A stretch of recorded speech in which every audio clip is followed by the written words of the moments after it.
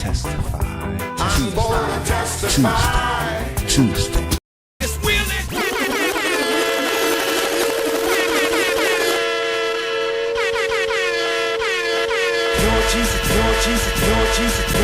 I Listening said to Testify.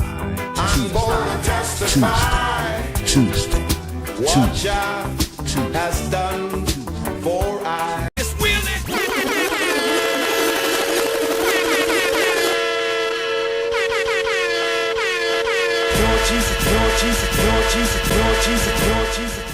I said Listening to Testify. I'm gonna testify. Tuesday. What Jah has done for I.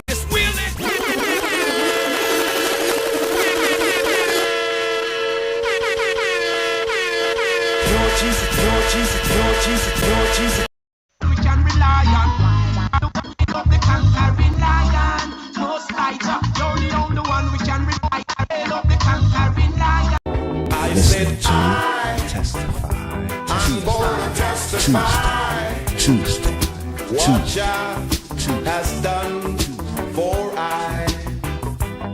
I said Listening to Testify. I'm gonna testify. Tuesday. What Jah has done for I. I gotta testify. Listening to Testify. Testify.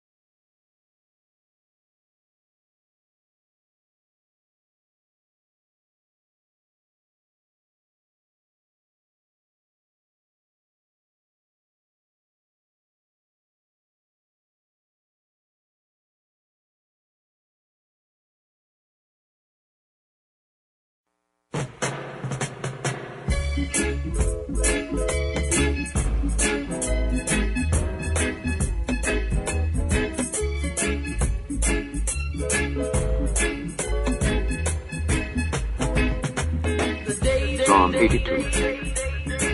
מזמור פבט, מזמור לעשור.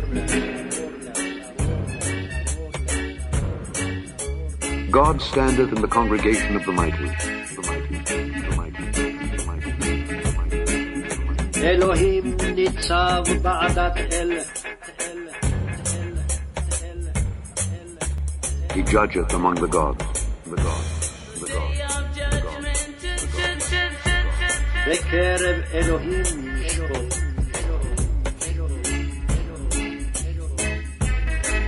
How long will ye judge unjustly and accept the persons of the wicked? Selah. Defend the poor and fatherless. Do justice to the afflicted and needy. Deliver the poor and needy. Rid them out of the hand of the wicked. They know not, neither will they understand. They walk on in darkness. All the foundations of the earth are out of course. I have said, ye are gods, and all of you are children of the Most High. But ye shall die like men, and fall like one of the princes. Arise, O God, judge the earth, for thou shalt inherit all nations.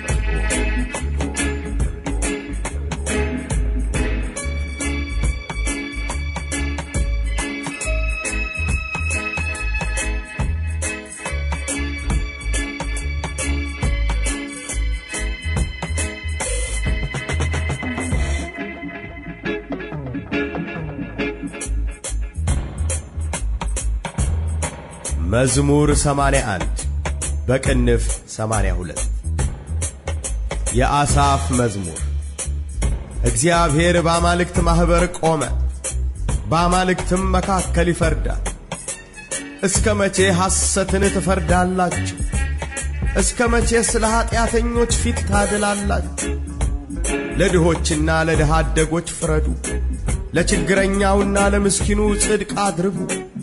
ብቸኛውንና ችግረኛውን አድኑ፣ ከኃጢአተኞችም እጅ አስጥሏቸው። አያውቁም፣ አያስተውሉም፣ በጨለማ ውስጥ ይመላለሳሉ። የምድር መሠረቶች ሁሉ ተናወጡ። እኔ ግን አማልክት ናችሁ፣ ሁላችሁም የልዑል ልጆች ናችሁ።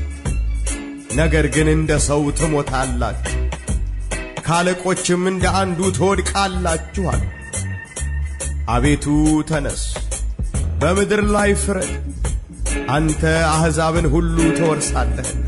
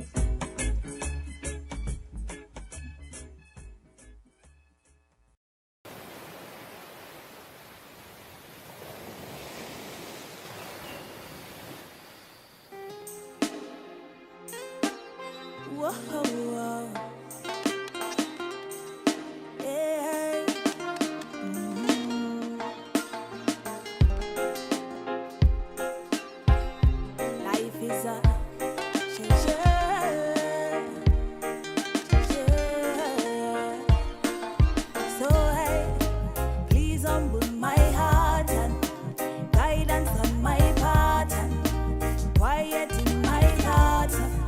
Oh, oh, oh.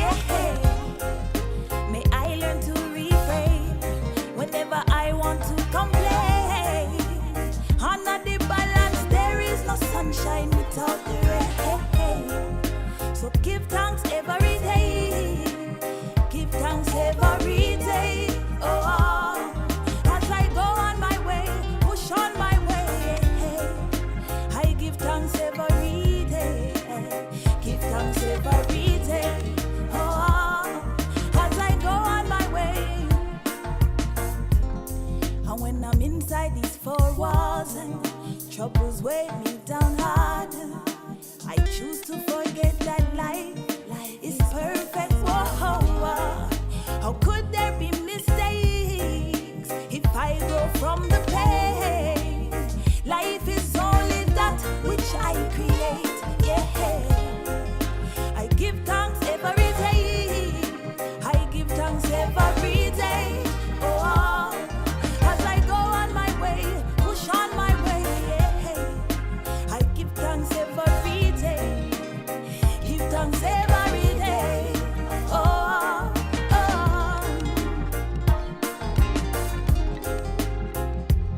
whoa, yeah.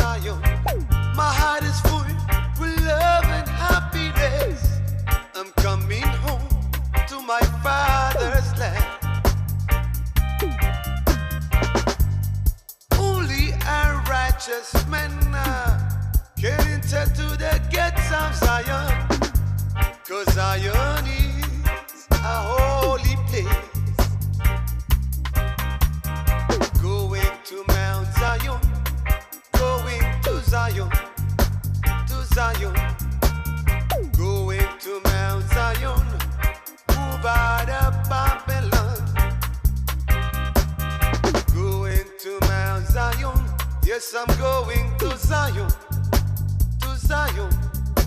I'm going to Mount Zion.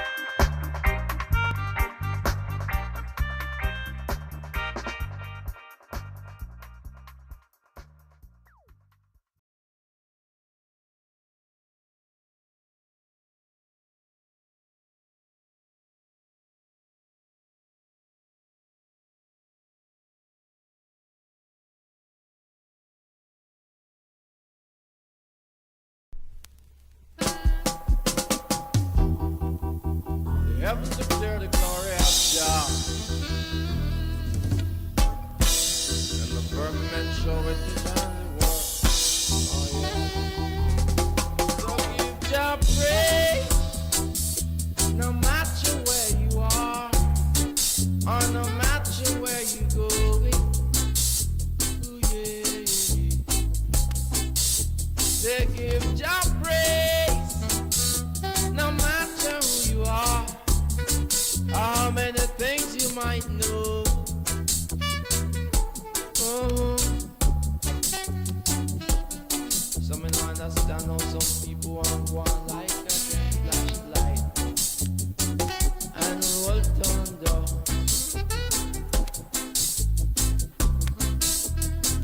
Every day them get up just us against them one another.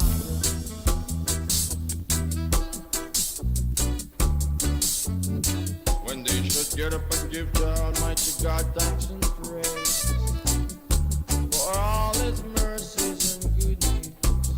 Yeah. Cause your life was given as a gift. You didn't do anything to get it.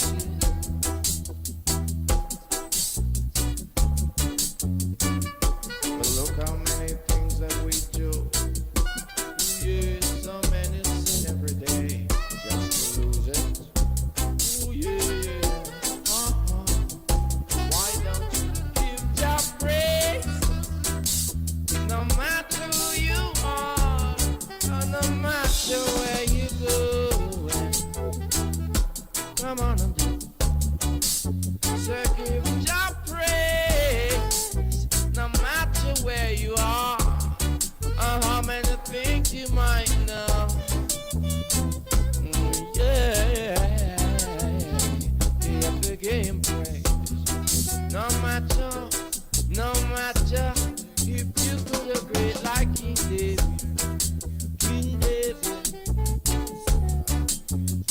You could have wise like Solomon, brother Solomon. Could have heavy like brother Moses.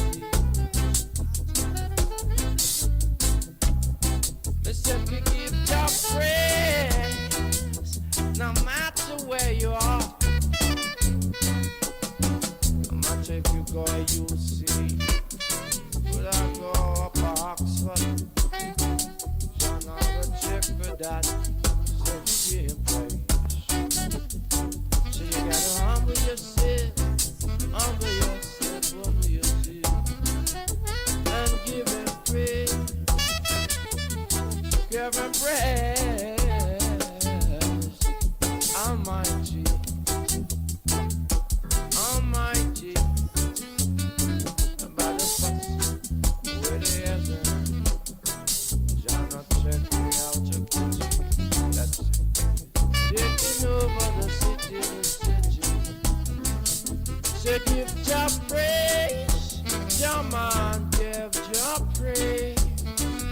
No matter where you are, you're going. It's what you know, give Him praise. So give Him praise.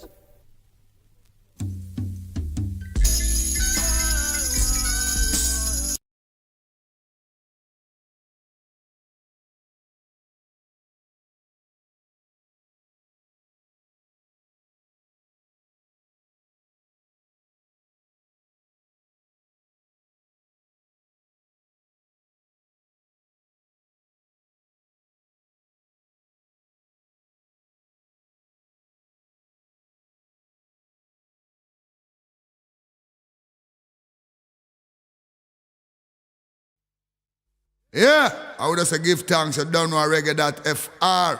You know, the something go for the blessing, for the defending of the reggae music since 25 years. You don't know reggae 24/7, the best music, enough respect, Sasha and the whole crew. You know the thing of the King of Fire. Reggae.fr. What am I chat about? King of Fire. Heard him up. Equal rights and justice for all. Rise and never fall. Boom. So what they gonna do? Well, not for them not true. Them this reggae FR and get slew, yeah. Who do you think you are? We're living in a small world. Small world. As wicked as you think you are, we're living in a small world. Small world. But as you think you are, we're living in a small world. Small world. Tough as you think you are, we're living in a reggae that they far high.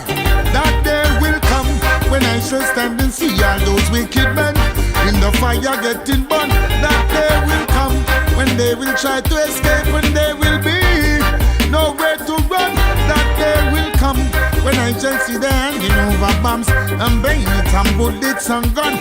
That day will come when Emperor Selassie shall rise the whole of the reggae FIU them from the slum, yeah. And that day I would love to see their face for all those who related to the human race and try to take things out of place, run away to space, through them in a ace. Wow. If you want a judgment, you want to get a taste. When them find out say that them can't escape, sadness they send and the people them chase.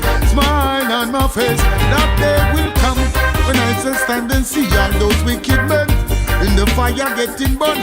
That day will come when they will try to escape and they will be nowhere to run. That day will come when I shall see they handing over bombs and bayonets and bullets and guns.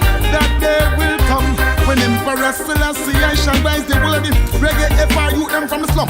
Can't escape today, can't escape tomorrow. Make sure you pay back anytime you borrow. Make sure you don't live no life in a sorrow. Make sure you're lean and straight like arrow. Make sure your brains don't push out in a barrow. Make sure you don't make them walk out and borrow. Yeah, make sure your meditation is narrow. Reggae that FR. Alright then, take it up. I will remain the same.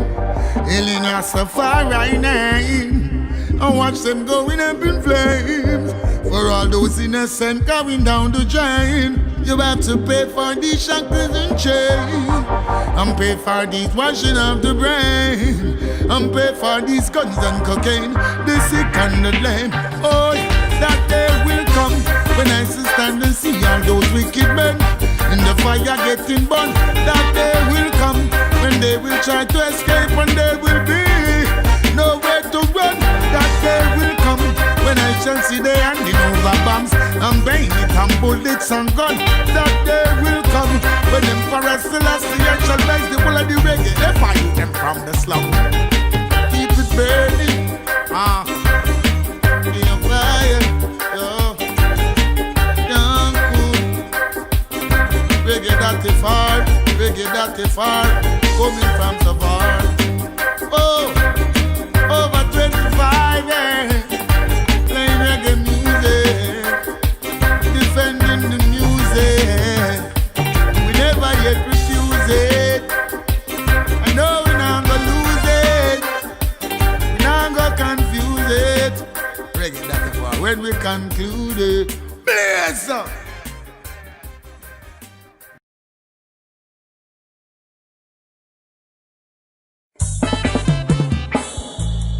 Lion of Judah shall break every chain.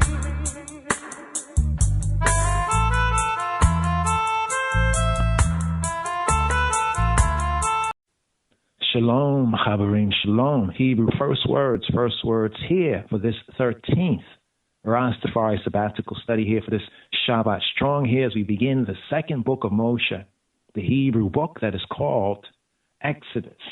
Second book of Moses called Exodus here for the Hebrew first words for this 13th Rastafari sabbatical, this Torah portion, this reading and feeding the manna. Who? What is it? What is he? What's in this Torah portion right here? Here. Shema Yisrael Gevir here for the Hebrew first words right here as we pick up with the first chapter of the first verse, chapter 1, verse 1, second book of Moses, Hebrew book called Exodus, Hebrew first words for Shemot. We'el Shemot, Bnei Yisrael, Habaim, Mitzrayim, Et Yaakov, Isha, Uveto, Bau. Israel, Israel in Egypt, in Mitzrayim. Now these with Ele. Now these with Ele. Now these, the names, with Ele, Shemot.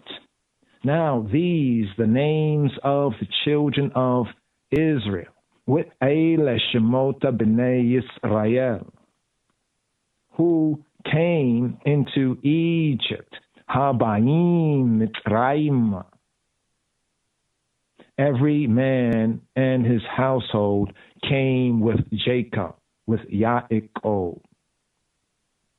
Eita Yaakov ish veto ba'u.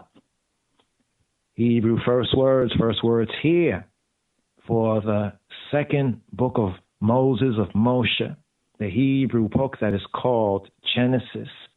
Shemot, Hebrew first words here with Ele Shemot.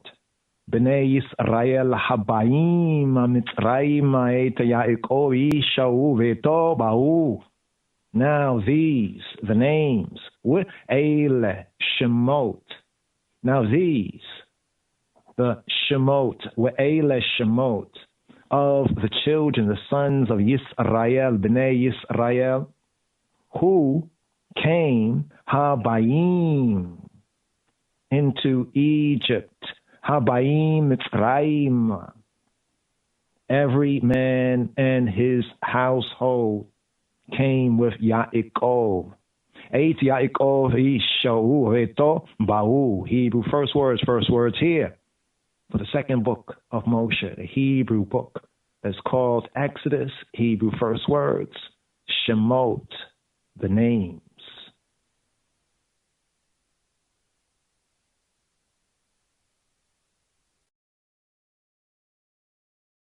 Having some real difficulties in the mic connection. So give us a couple of moments, try to rectify it. First time this sort of a situation occurred, but this is one of the reasons why we're kind of like extending behind here, trying to figure out what's going on, with the connection. So give thanks, just to give you a FYI, what's going on right now. Might have to kind of cancel the broadcast because it's just kind of all over the place until we can resolve this kind of situation. But we're going to push through all the same, right here, as we try to weed it out.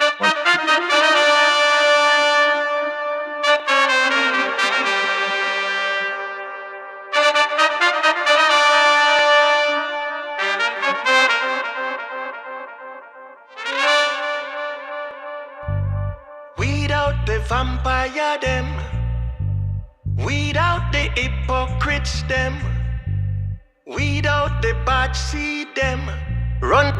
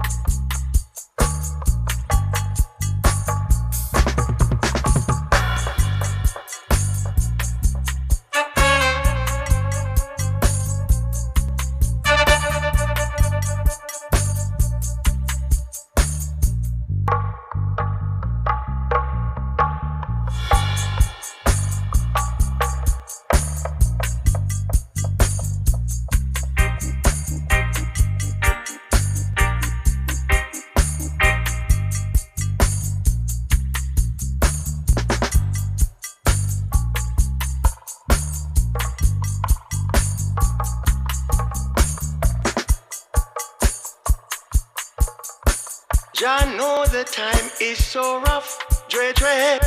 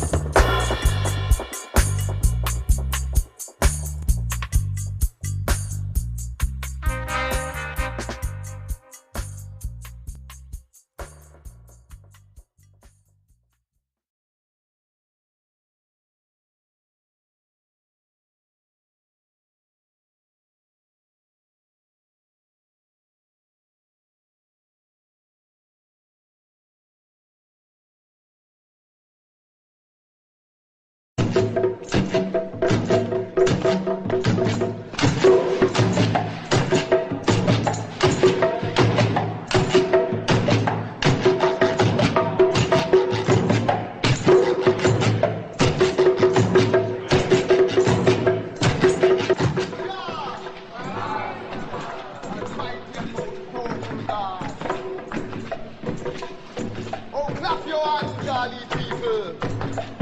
Shout unto Jah with the voice of triumph. For the Lord Most High is terrible. He's a great king over all the earth.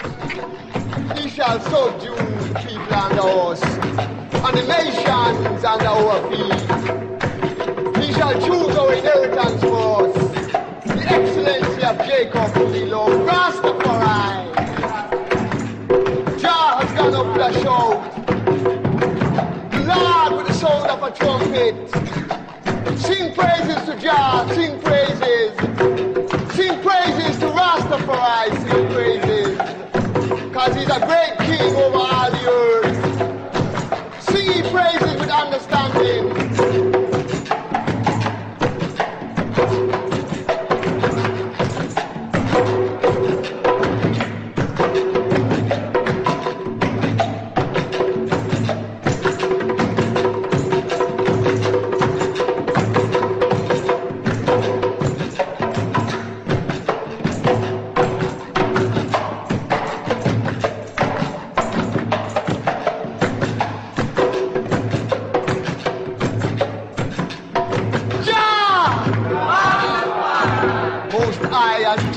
God, Lord of Lords, King of Kings, conquering Lion of the tribe of Judah, elect of himself, Most High God, light of this world, Rastafari, most powerful and terrible God. Hail, beloved, peace be unto the eye. Welcome to this gathering of the Most High, Jah Rastafari. But the eye look as if all the troubles of this world are upon his shoulders.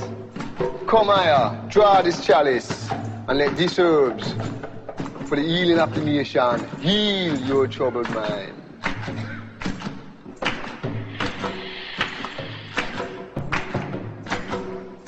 To the east, Africa. To the west, Jamaica, first Babylon.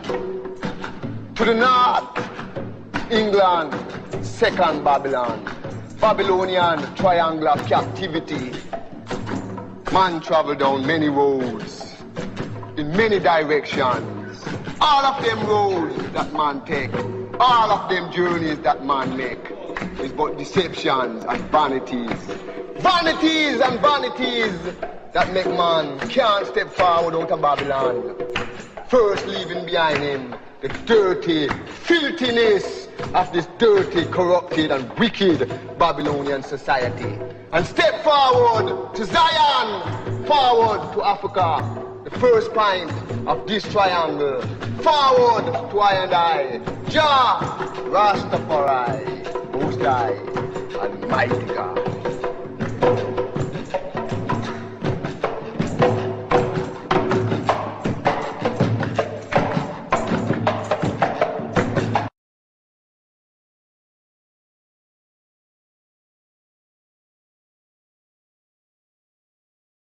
And here, Shema Yisrael, here, give ear for the Shalishi, here for the third Aliyah, third up offering, third reading here for this Shabbat Shemot, here picking up the second book of Moshe, Hebrew book called Exodus. Here, Exodus chapter 2, here at verse 11, Moses identifies himself with Yisrael, with Israel, with the Hebrews. Here, Shema Yisrael. Here, give ear for the Shalishi, the third reading here. Exodus chapter 2, verse 11. Waihi ba yamim hahem. Wayigdala Moshe, Wayetzeya ella echayo. Wayare Siva lotam, Wayare Isha Mitri, Make, Isha Ibria, Meya Echayo. And it came to pass in those days when Moses was grown that he went out to his brethren and looked on their burdens, and he spied an Egyptian smiting in Hebrew one of his brethren. Wayahi, and it came to pass. Wayahi, by Yamim Hahem, in those days. Wayigdala Moshe, when Moshe was grown. Wayetzeya el Chayo, that he went out to his brethren. Wayari'e be'asivolotam, and looked on their burdens. Wayari'e isha mitzriya makeh isha ibriya me echayo, and he spied an Egyptian. Wayari'e ish mitzri, smiting an Hebrew. Wayari'e isha mitzriya makeh ish ibri me echayo, and Hebrew, one of his brethren, ish ibri me echayo, and he looked this way and that way. And when he saw that there was no man, he slew the Mitzri, the Egyptian, and hid him in the sand. And when he went out the second day, behold, two men of the Hebrews strove together. And he said to him that did the wrong, wherefore? Why smitest thou thy fellow? And he said, who made thee a prince and a judge over us, over I and I? Intendest thou to kill me as thou killest the Egyptian? And Moshe feared and said, surely this thing is known. Now when Pharaoh heard this thing, he sought to slay Moshe. But Moses fled from the face of Pharaoh and dwelt in the land of Midian, and he sat down by a well. Now the priests of Midian had 7 daughters, and they came and drew water and filled the troughs to water their father's flocks. And the shepherds came and drove them away, but Moshe stood up and helped them and watered their flock. And when they came to Reuel, their father, he said, how is it that y'all are come so soon today? And they said, an Egyptian delivered us. An Egyptian delivered I and I out of the hand of his shepherds, and also drew water enough for us, for I and I, and watered the flock. And he said to his daughters, where he? And where is he? Why? Y'all have left the man. Call him that he may eat bread. Moshe, rejected by his brethren, takes a Gentile bride, takes a bride from another nation. Verse 21, and Moses was content to dwell with the man, and he gave Moshe Zipporah, his daughter, and she bare a son, and he called his name Gershom, for he said, I have been a stranger in a strange land. And it came to pass in process of time that the Melech of Mitzrayim, the king of Egypt, died, and the Bnei Yisrael sighed by reason of the bondage. And they cried, and their cry came up to Elohim, the true good, the true God, by reason of the bondage. And Elohim, the true good, the true God, heard their groaning. And Elohim, the true good, the true God, remembered his covenant with Abraham, with Yitzhak, and with Yaakov. And Elohim, the true good, the true God, looked upon the Bnei Yisrael, looked upon the children, the sons of Yisrael, and Elohim had respect.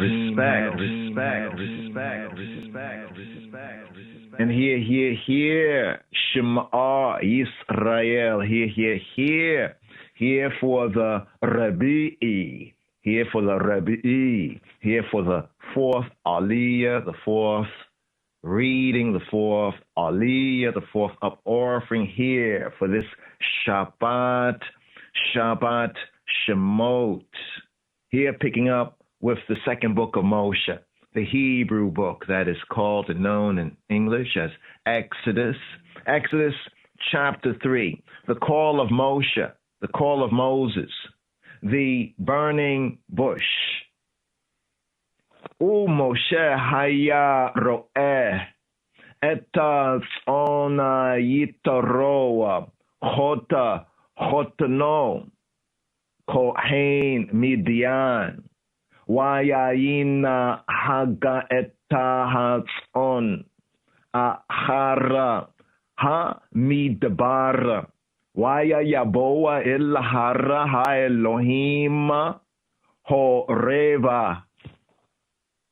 Now, Moshe, kept the flock of Jethro, his father-in-law, the priest of Midian, and he led the flock to the backside of the desert and came to the mountain of Elohim, the true good, the true God, to Horeb. Moshe haya ro'eh etal tzona yitaroa chotanoa kohena Midian. Now Moshe was keeping the flock of Jethro, his father-in-law, the priest of Midian. Moshe haya ro'eh etas on yitaroa chotanoa kohena Midian. And he led the flock to the farthest end of the wilderness. Wayayin hagaeta hatzona achara hamidbar, to the farthest end of the midbar. Wayaboa il hara Elohim horeva, and came to the mountain of Ha-Elohim, Wayavo, Il-Hara Ha-Elohim, Horeva, to Horeb. And the angel, the Melech of Yod-Heh, Yahweh, of Yahweh, appeared to him in a flame of fire out of the midst of a bush. And he looked, and behold, the bush burnt with fire, and the bush not consumed. Wayayera malaki Yahuwah Elayoah Bir lavata esha miyatoka ha hasene, and the angel of Yod-Heh Yahweh Wayayera malaki Yahuwah Elayo appeared to him Bi'lavata Eish, in a flame of fire. Bi'lavat Eish mitoka hasaneh, in a flame of fire out of the midst of a bush. Mitok hasaneh. Waya yare with hine hasaneh. Bo'era ba'esha, where hasane einenu ukal. And he looked, and behold, wayar wihine, behold, the bush burnt with fire. Hasane bo'era ba'esh. and the bush was not consumed. وحسنه عینین ukal. Einenu ukal was not consumed, was not eaten up. And Moshe said, I will now turn aside and see this great sight. Why the bush is not burnt? Why Yomer Moshe Asurana. And Moses said, I will turn aside now. Why Yomer Moshe Asurana. Ve'er'eta hamar'e hagadol hazeh. Madua lo yiv'ara hasneh. And Moshe said, I will turn aside now and see this great sight. Ve'er'eh eta hamar'eh hagadol hazeh. Why the bush is not burnt? Madua lo yiv'ara hasneh. And when Yod-Heh Yahweh saw that, he turned aside to see. Elohim called to him out of the midst of the bush and said, Moses. And he said, Here I am.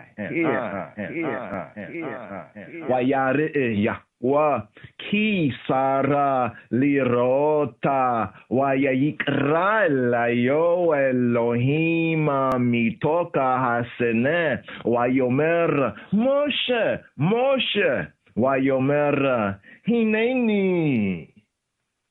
And he said, draw not nigh near hither here. Put off thy shoes from off thy feet, for the place whereon thou standest, holy, set apart ground. Vayomer ala tikrava helom shalane aleka me ala ragaleka ki hamakom asher ata o meda alayo adamata kodeshu. Moreover, he said, I, the Elohim of thy father, the Elohim of Abraham, the Elohim of Isaac, the Elohim of Jacob. And Moshe hid his face, for he was afraid to look upon Elohim. Vayomer Anoki Elohei Avika, Elohei Avraham, Elohei Yitzhak, Elohei Yaakov.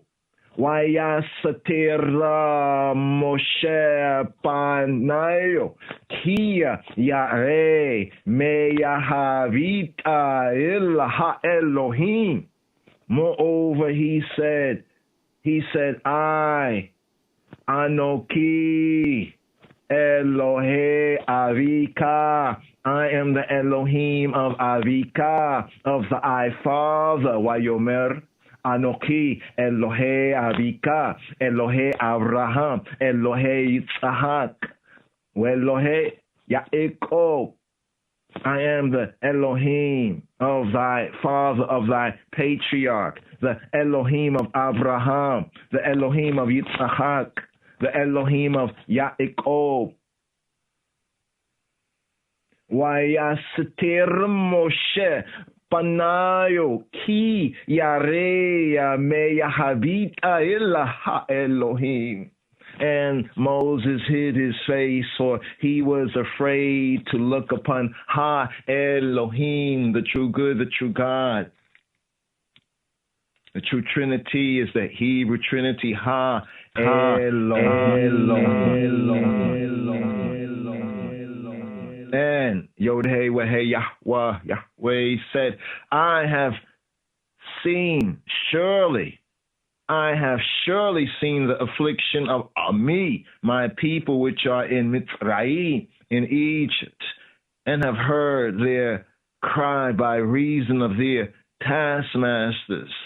For I know their sorrows, and I am come down to deliver them out of the hand of the Mitzrayim, the Egyptians, and to bring them up out of that land to a good land, and a large, to a land flowing with milk and honey, to the place of the Canaanites and the Hittites and the Amorites and the Perizzites and the Hivites and the Jebusites. Now, therefore, behold, the cry of the Bnei Yisrael, of the children of the sons of Yisrael, is come to me, is come to I. And I have also seen the downpression wherewith the Mitzrayim, the Egyptians, downpress them. Come now, therefore, that I will send thee I to Pharaoh, that thou mayest bring me, my people, the Bnei Yisrael, the children, the sons of Yisrael, mi Mitzrayim, out of Mitzrayim. And Moshe said to Elohim, who I, that I should go to Pharaoh, the great house, and that I should bring forth the Bnei Yisrael, the children, the sons of Yisrael, mi Mitzrayim, out of Mitzrayim, out of Egypt. And he said, certainly I will be with thee, the I. And this shall be a token to the I, that I have sent thee I, when thou hast brought forth the people, mi Mitzrayim, out of Egypt. Ye all shall serve Elohim, Elohim, the true good, the true God, upon this mountain. The revelation of the name, Yahweh, Jehovah, the revelation of the Hashem, the revelation of the name, Yod-Heh, Weh-Heh. Verse 13, and Moshe and Moses said to Elohim, Moses said to Ha-Elohim, Vayomer Moshe il Ha-Elohim, behold, when I come to the Bnei Yisrael, to the sons, the children of Yisrael, and say to them, the Elohim of your fathers, of your patriarchs have sent I to you. And they shall say to me, what Shemo, what is his name? What shall I say to them? Vayomer Moshe el ha-Elohim, hine anoki ba il bnei Yisrael, Amarti lahem Elohei abotekem shelachini eleikem amru li ma shmo ma omara eleihem. And Moses said to Ha-Elohim, the true good, the true God, the true Trinity is the Hebrew Trinity. Vayomer Moshe il Ha-Elohim, hine, behold, Anoki ba il bnei Yisrael, behold, when I am come to the children of Yisrael, hine, Anoki ba il bnei Yisrael, with Amartia lahem Elohei evotekem shelachni elechem. The Elohim of your fathers, your patriarchs, have sent I to you, and they shall say to me, with Amru li, ma shemo. What is shemo? What is his name? Ma Shemo. Ma Omar Lehem. What shall I say to them? To them? To them? To them? And Elohim said to Moshe, I am that I am. And he said, thus, like this shalt thou say to the Bnei Yisrael, to the sons, the children of Yisrael, I am, sent me, you. Vayomer Elohim il Moshe, Ehyeh Hasher Ehyeh. And Elohim said to Moses, Vayomer Elohim il Moshe, Ehyeh Hasher Ehyeh. Vayomer Koh Tomar Livnei Yisrael, Ehyeh Shelachani Elekem. Ehyeh Asher Ehyeh. And he said like this, Koh Tomar, thus shalt thou say, Koh Tomar Livnei Yisrael, to the sons of Yisrael, Ehyeh Shelachani, Ehyeh has sent me, Elekem, to you all, to y'all.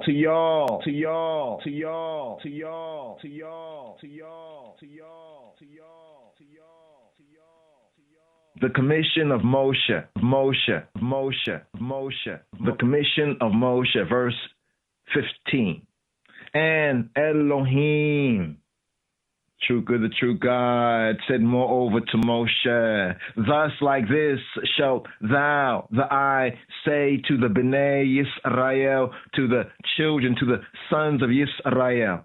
Yod Hey Wehei Yahweh, the Elohim of your fathers, your patriarchs, the Elohim of Abraham, the Elohim of Yitzhak, the Elohim of Yaakov, have sent me, have sent I to you, to y'all. This is my name forever, and this is my memorial to all generations.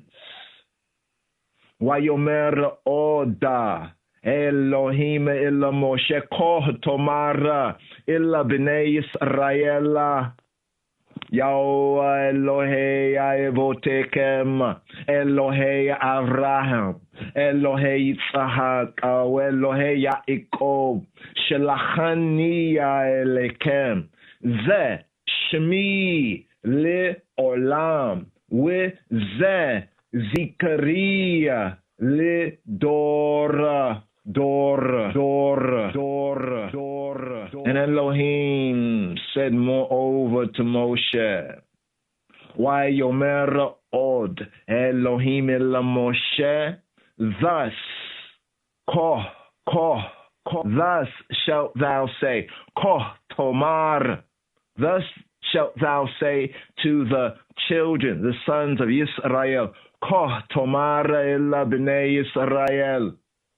Yahweh, Yod Hey Wehei Yahweh, Elohei Avotekem.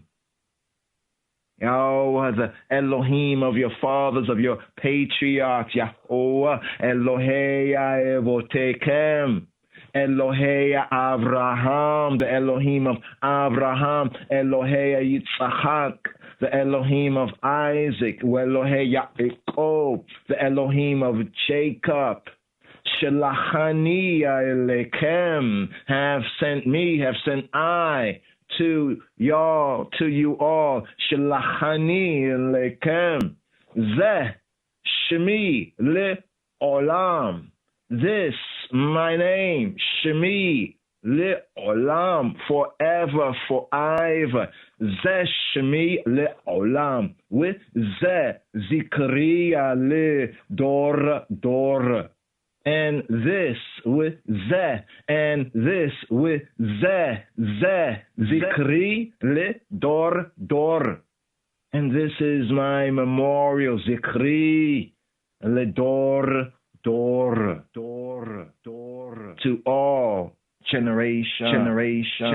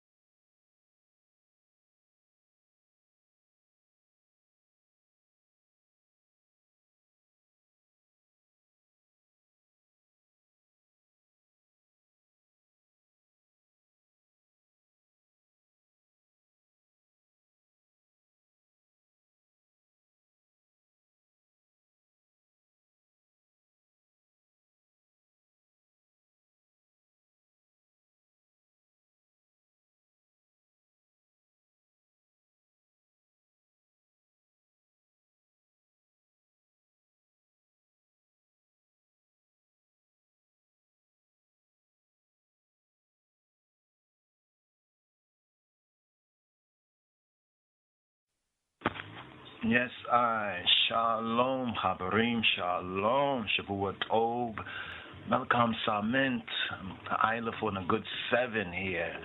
Do we say Happy New Year again? Well, season's greetings, brothers and sisters, here at the top of this Western Gentile year. Let's just begin right here at the top of this Western Gentile year.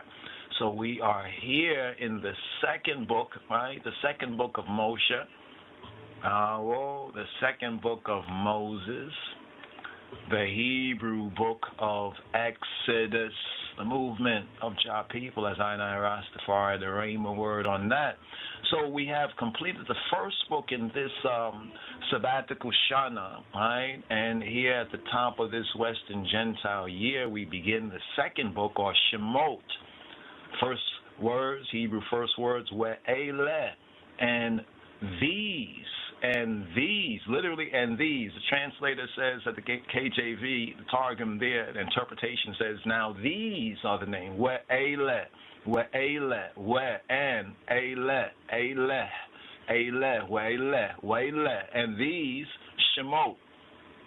Now, Shemot is interesting. The Shemot, if some of the Habarim are using some of the Bible, like the software there with the Strong's Concordance, and you go over that, the Shemot, you go over the words right there. Let me show you right while I'm talking about right here. It's a little easier to show you, right, than to maybe just tell you about it. But when you go to for example, we're using the word software. You see Shemot right there. I just want to note this just at the top. Hopefully we'll get to, get into that a little bit more. But the Peshat, just getting an overview, just an overview right here.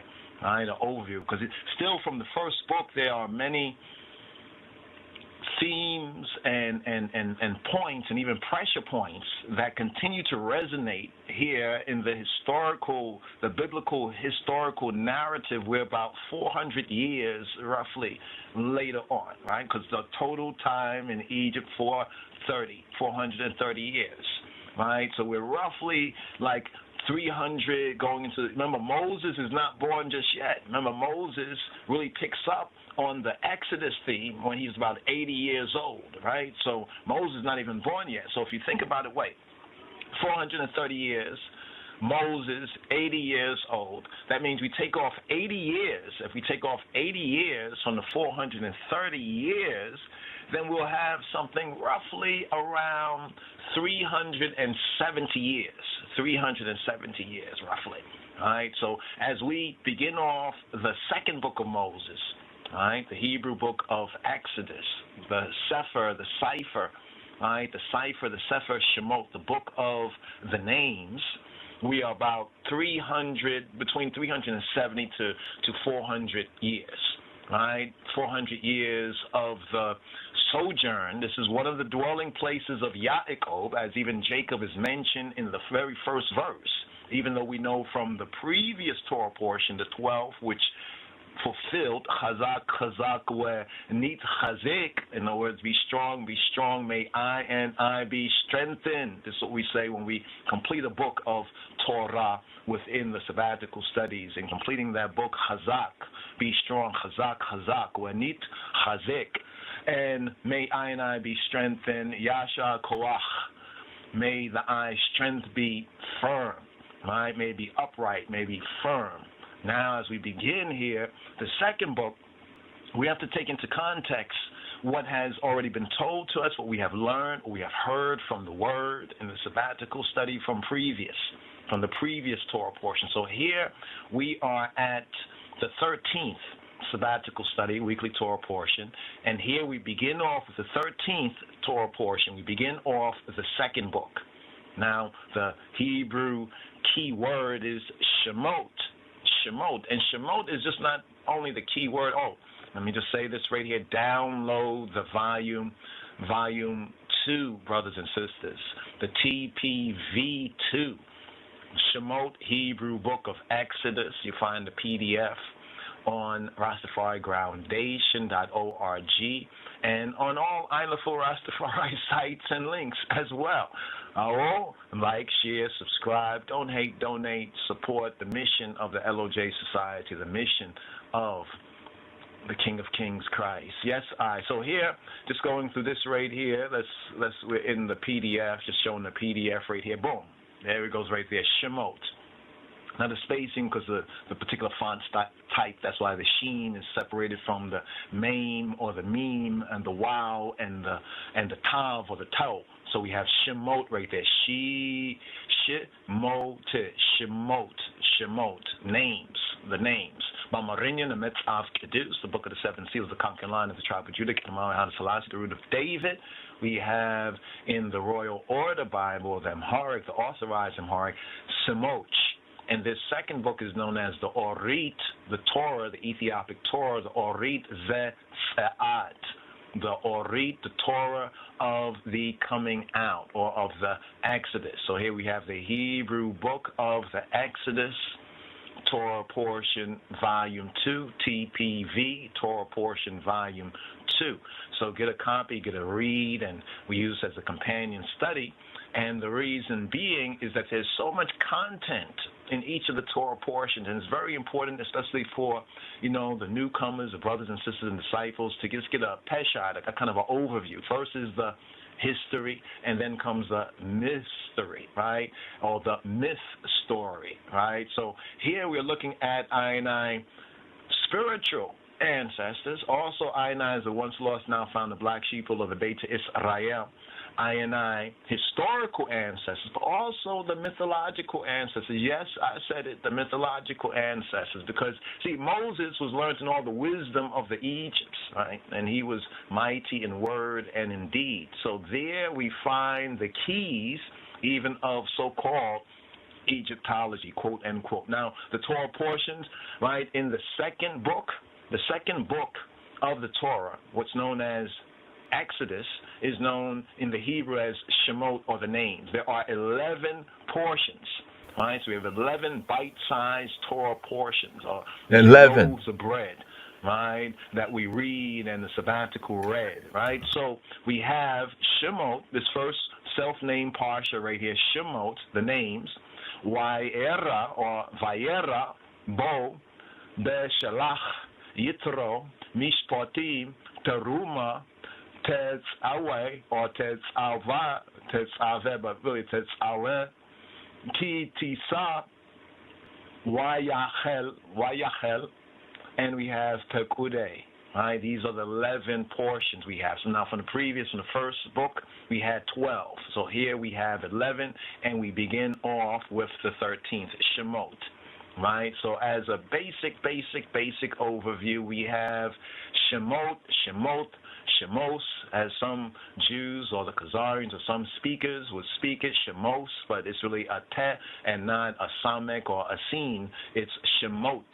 Shem means name, the name, and Shemot means the names. Bamarinya, we have Semoch. So we see a very clear reflection, right, of the children, the testament of the children of the Ethiopians and the children of Israel, another fulfillment of the Amos 9 and 7 word right there. So we have names. It's the second word and the first distinctive word of the Parsha, of this Torah portion. Now, this is the 13th weekly Torah portion, as the Item should know, and I annual line of the tribe of Judah, we the black Jews, I Rastafari sabbatical Torah portion reading and feedings, and it's the first in the book of Exodus, and it constitutes Exodus chapter 1, verse 1 to 6 and 1, and we as black Jews in this Western dispersion, diaspora, in all the countries, we read and feed upon this in the 13th Sabbath after the joy of Jalor, the Simchat Torah, generally in late December, or here we're at the first of the year, January. Amen. So this is part of the PDF right here, but we're going to this section right here. This first section, summary, the summary of the contents. Right? What is a summary? What is the summary of the contents that we have here? Let's do this right here and return to some of this Torah portion, some of the eye candy, the visuals, right? The visuals that we are using to help to teach and bring out, so that ones can know the truth for themselves. So we have right here, Shemot. Let's paste this over here. And this is a summary of some of the contents that we have. We have, firstly, the affliction, beginning off with the affliction in Mitzrayim. So it's first mentioned as, I know we say Mitzrayim. People say, well, is it Mitzrayim or is it Mitzrayim? It's Mitzrayim and Mitzrayim. Right now, Mitzrayim is more of a singular sense, and Mitzrayim is a plural sense. We'll touch on that, make a note of that, Chabarim, to get into what is the difference between these two that we find in the Masoretic or in the Hebrew glyphs, the hieroglyphs, the Masoretic script. So we have, firstly, the affliction in Egypt, or in Kemet, if you please, in Egypt, right? Second, we have the birth of the deliverer, right? The liberator of the baby Muse, the baby Moshe, the baby Moses, right? The third item is Moses in Midian, Moses in the land of Midian. What and where is Midian, and what's the relationship of Midian with the Ethiopians? Because Moses, he married, Jethro, he's a priest of Midian, and then we have the Ethiopian wife. Well, look at that link right there. But Moses in Midian, which is actually, just to put this out there, is actually Midian is in Saudi Arabia. Let's just point that out right there. So what's known today as Saudi Arabia is ancient Midian, the land of the Midianites. Okay, the fourth item, we have 7 items right here. The fourth item we have is the call. So long, right? Rastafari, call you. Call. Many are called, few are chosen. We have the calling of Moshe. The calling of Muse, the calling of Moses. The fifth item is the circumcision on the way. While on that way to fulfill the call, the circumcision on the way, or in the way, right, as it were. But the circumcision on the way to deliver the Hebrews and the Benai, the children of Israel. The sixth item is the meeting of the elders. The meeting of the elders of Israel. Then we have the 7th item in this 13th Torah portion here, beginning off the 2nd book, the Hebrew book of Exodus. We have Moses, Moshe, before Lifnei Paro, before Pharaoh, before the ancient, commit to you, the ancient Mitzrayim federal government, Pharaoh, the federal government of the ancient land that we know Hebraically speaking as Mitzrayim. So we have these 7 items right here: the affliction in Egypt, the baby Moses, Moses in Midian. Now, each one of these items right here, is just a beautiful meditation and a reasoning, because, one's saying, well, who taught you the Bible? I would say the spirit of truth is teaching iron. We're learning, we're growing, we are iron sharpening iron, growing in grace and the knowledge of Adonai Yeshua HaMashiach, and Black Lord and Savior Jesus Christ. So we have the affliction in Egypt, baby Moses, Moses in Midian, the calling of Moses, circumcision on the way, the meeting of the elders, and Moses before Pharaoh. Now, under each of these main summary items, right, these main summary items, we can say this is almost like in this part of the series right here, these are like the scenes and kind of episodes. They are like, other sub-scenes and sub-episodes. So there might be some point here or there that ones and ones I and I might go into, zoom in. This is just getting an overview, an overview right here of what is in this Torah portion. Amen. So let's get with the first reasonment, a little bit on the first reasonments right here, based on the first words, as we have just given a brief summary of what is contained in this 13th, generally speaking. Just an overview of what is contained within this Torah portion and what's baked in this bread, right? This Torah portion, sabbatical, read and read.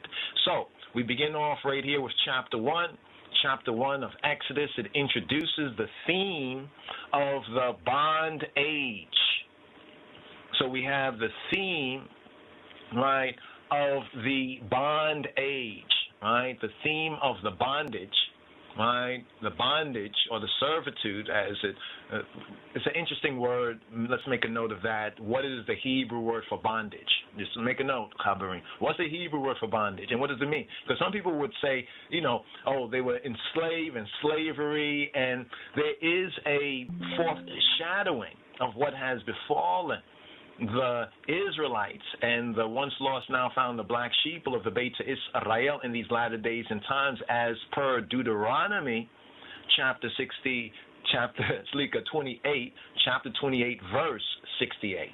Deuteronomy chapter 28, verse 68, what would befall Israel, the curses for disobedience. And this is a key area of scripture that both identifies who we be, right? We, the black Jews of the line of the tribe of Judah here in this North Country and in the Caribbean and throughout all the countries that I and I have been scattered. But mainly the epicenter of prophecy is this North Country, right, where we have Judahites and the tribe of Judah, right? So weep not, behold, the line of the tribe of Judah shall break every chain. So this Torah portion begins with the theme of bondage in Mitzrayim or Mitzrayim.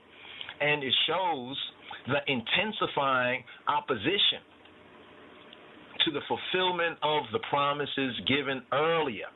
Right? There were promises given earlier to the Hebrew patriarchs, to the patriarchs of the Hebrews and of the children of Israel.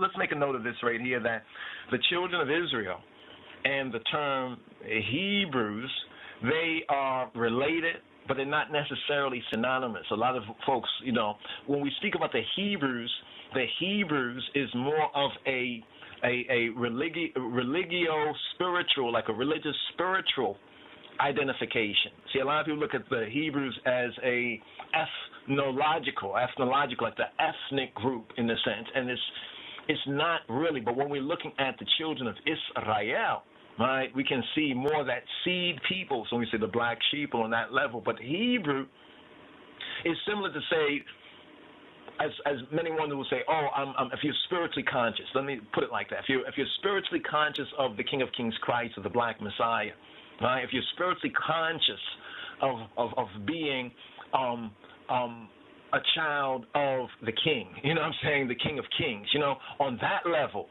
that is how the terminology, whether you are Jew, right, black or brown, black sheep, or Gentile, whether black, white, or Asian, or, whatever the other nations you might be, because there's a call there. We also have that foreshadowed in the blessing, the baraka of the patriarch, Abinu Yaakov Bahar, right, to Yawasaf, or Yosef, to Joseph, right, in the link with Ephraim and being a company, a multitude of nations, right, of the Goyim, right, of the nation. So we can see that what is fulfilled in the Brit Chadash, the renewed covenant, or called the New Testament, the groundation is already found here in HaTorah, right, in the first, and as we continue here in the second book. But there's opposition, there's downpression, there's opposition, there are haters and enemies, right, to that fulfillment of the yea and the amen. The yea and the amen, or some of you will say amen, but really amen. Amen and amen is a little bit different there, but let's go forward right here. So this opposition, right, to the promises, right, that were previously given, earlier given, right, to the Hebrew patriarchs. So we have Abraham, Yitzhak, and Yaakov, or the Hebrew Trinity, right?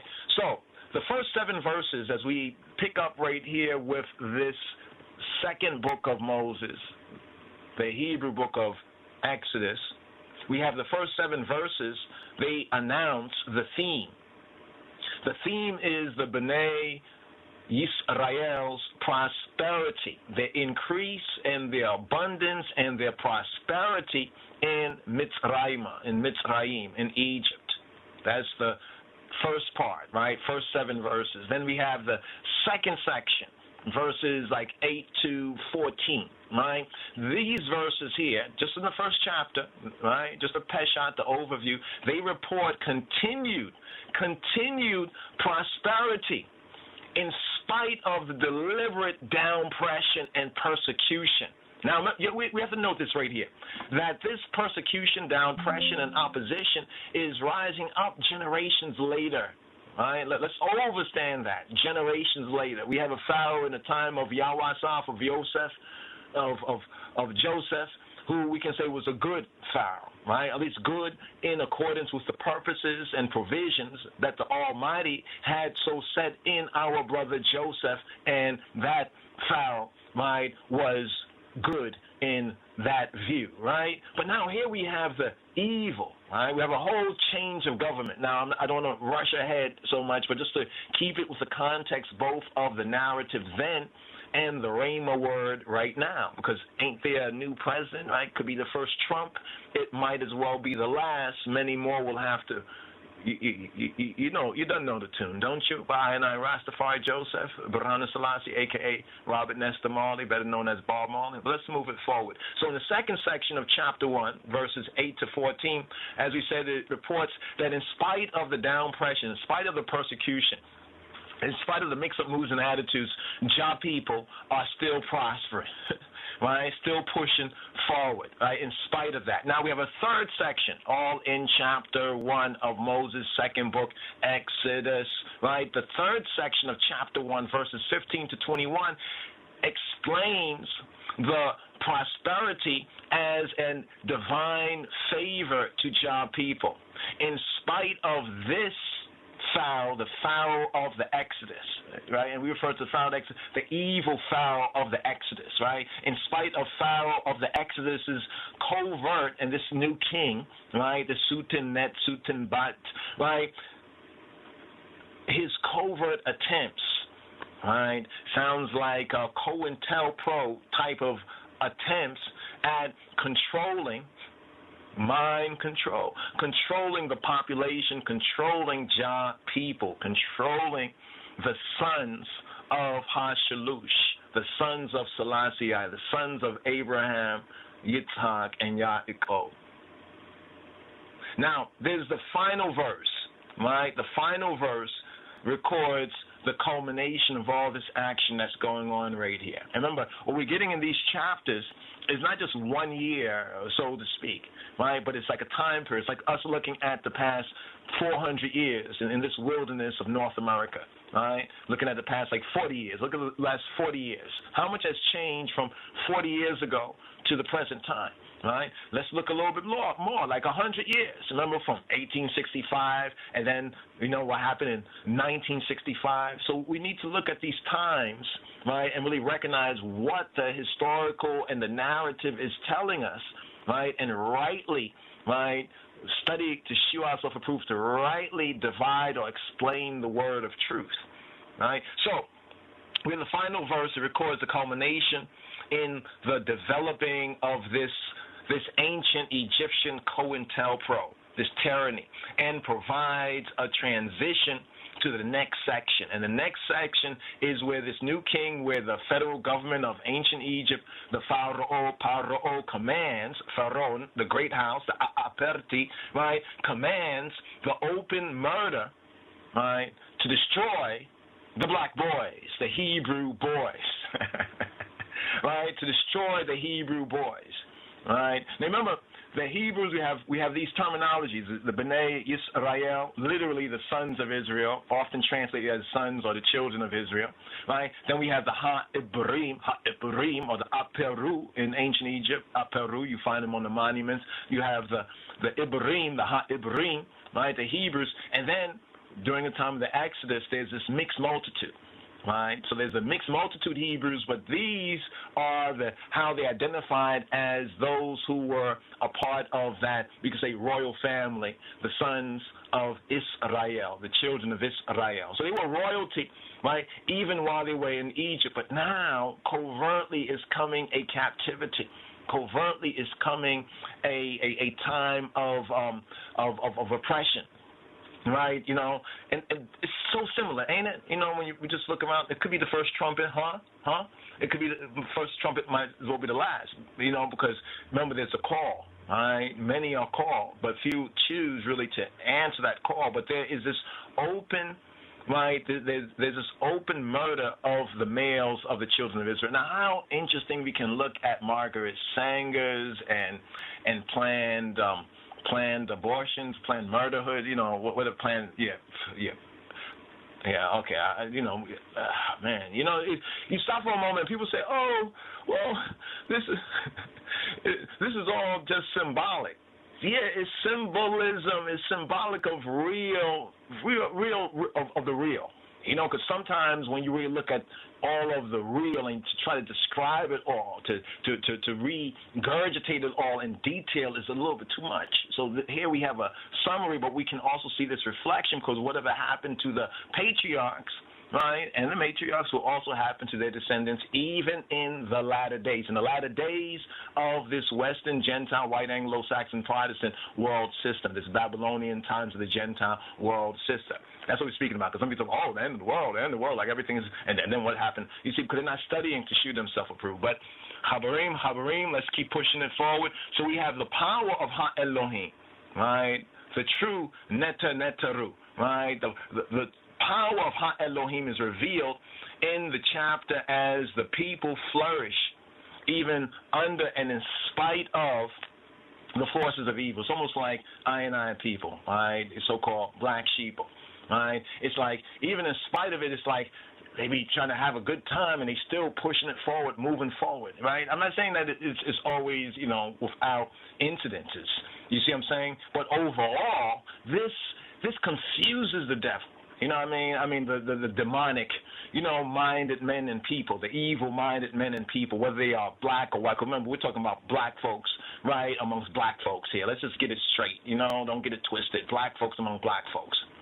You see? And that right there provides, I think, a good context to it, so that we can mature and that we can grow. However, by the turn of affairs at the end of the chapter, the reader, the reader and the hearer may be left with a question. There might be a question. Any questions about this? There might be a question when you come to the end of the chapter about the power of Ha-Elohim. What can Elohim do? What can he do? Right? The true Elohim, the Elohim of the Trinity, right? The true power of the Trinity, even the first power of the Trinity.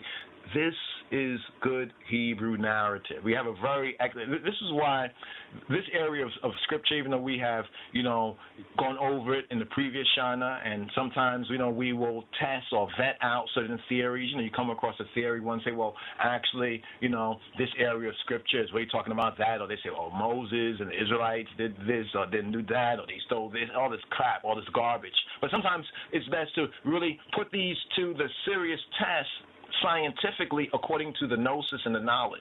So we have to study it, right? So we have a good Hebrew narrative that with ones who have an ear to hear what the Spirit, the Ruach, the Irid is saying to I, the members of the body of the King of Kings Christ, the true church. He is I, Rosh, Ras, right? It should move I through the tension after tension. It's like situation after situation, after one situation, something else, tension after tension, to reveal the sovereign power and the majesty, right, of Adonai Jah, Rastafari, the majesty, right? But also there's a call for faith, the true emuna, right, the true imnet, that true, the true subjective aspect of our objective faith. And in the language, you say the objective faith, we call in the Hebrew the Amen, right? The Amen, right? Subjective faith is the Imnet, right? So we have in the Hebrew Amen, and the subjective faith is the Emunah, right? So there's a call for that growing of our faith every step, right, of Yahweh. So we do have to watch I step. When I say the steps in our studies, how we are growing, like meditating on the word, right? Reasoning, iron sharpen iron. Now, there's some areas of the Hebrew here that hopefully we'll follow up on this first verse, right? And just break down some of the elementals. Now these, right? Now these are the names. Why is this significant? Why does Moshe start out, seeing where we have left off or where we concluded and fulfilled with the first book, the Hebrew book of Genesis? Why begin off with this language?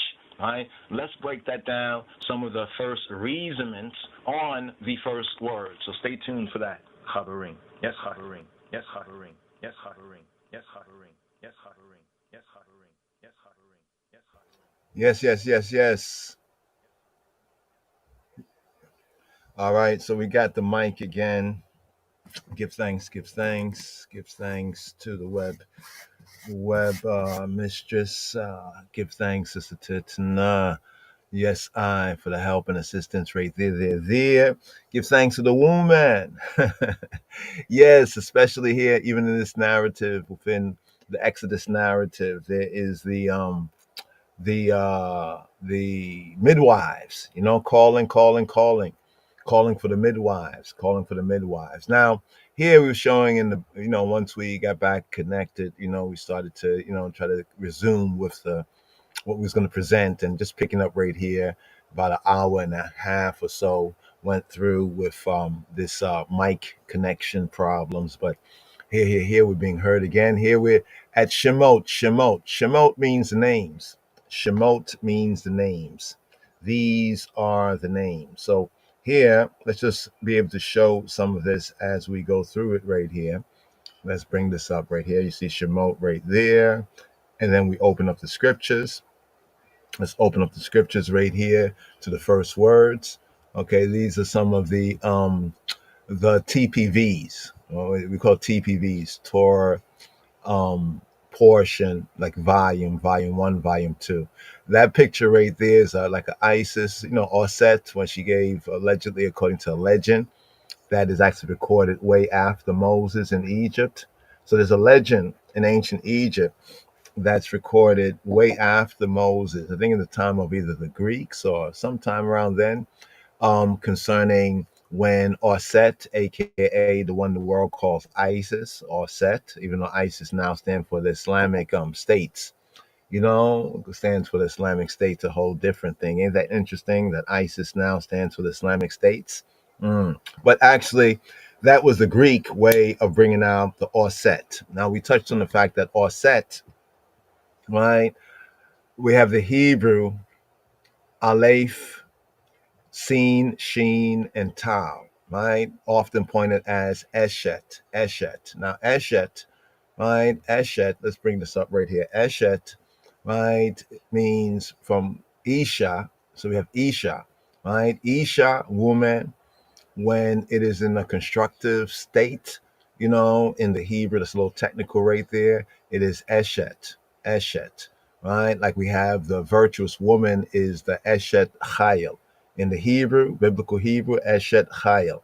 If we repoint that, the Eshet, the Aleph, the A, the S/SH, it could be a S sound, or it could be syllabated, it could be Se or She, speaking about the Hebrew Sin and Sheen, right? The letter Sin, right? Also point at Sheen. In the later Asherit Hebrew, often it's a pointing, it's a dot that distinguishes the two, whether it is a Sin, right, or whether it's a Sheen. For example, today, one might say Selassie, but in ancient times it would have been Shalassie, right? Shalassie. In Hebrew, we have Shalash, Shalish, Shalosh, for 3, right? Just to bring out that particular point right there. But the legend later on was recorded. We'll touch on that as well and point to reference to that. So we found it interesting that the famous story of Isis or Set, right? Eshet, right? Giving birth to the Cheru in Ethiopic means chosen one, right? Cheru, right? Often spelled as Heruy or Herui within English, right? Now in Hebrew we have the Bachir. It's interesting because Moshe is called Bachiri. So we have the Ethiopic, right? Cheru, and Cherui, and we have the Hebrew Bachir, and Moshe being called the Bachiri, right? It says Moses, the chosen. Let me see right here if we can just show that right here. Let's just do this right here. Moses.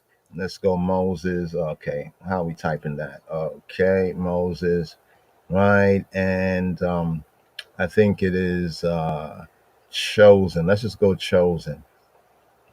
There we go, right there. You see right there in Psalm 105:26, he sent Moshe, Abdo, his servant, Abdo, and Aaron here, who he had chosen, right?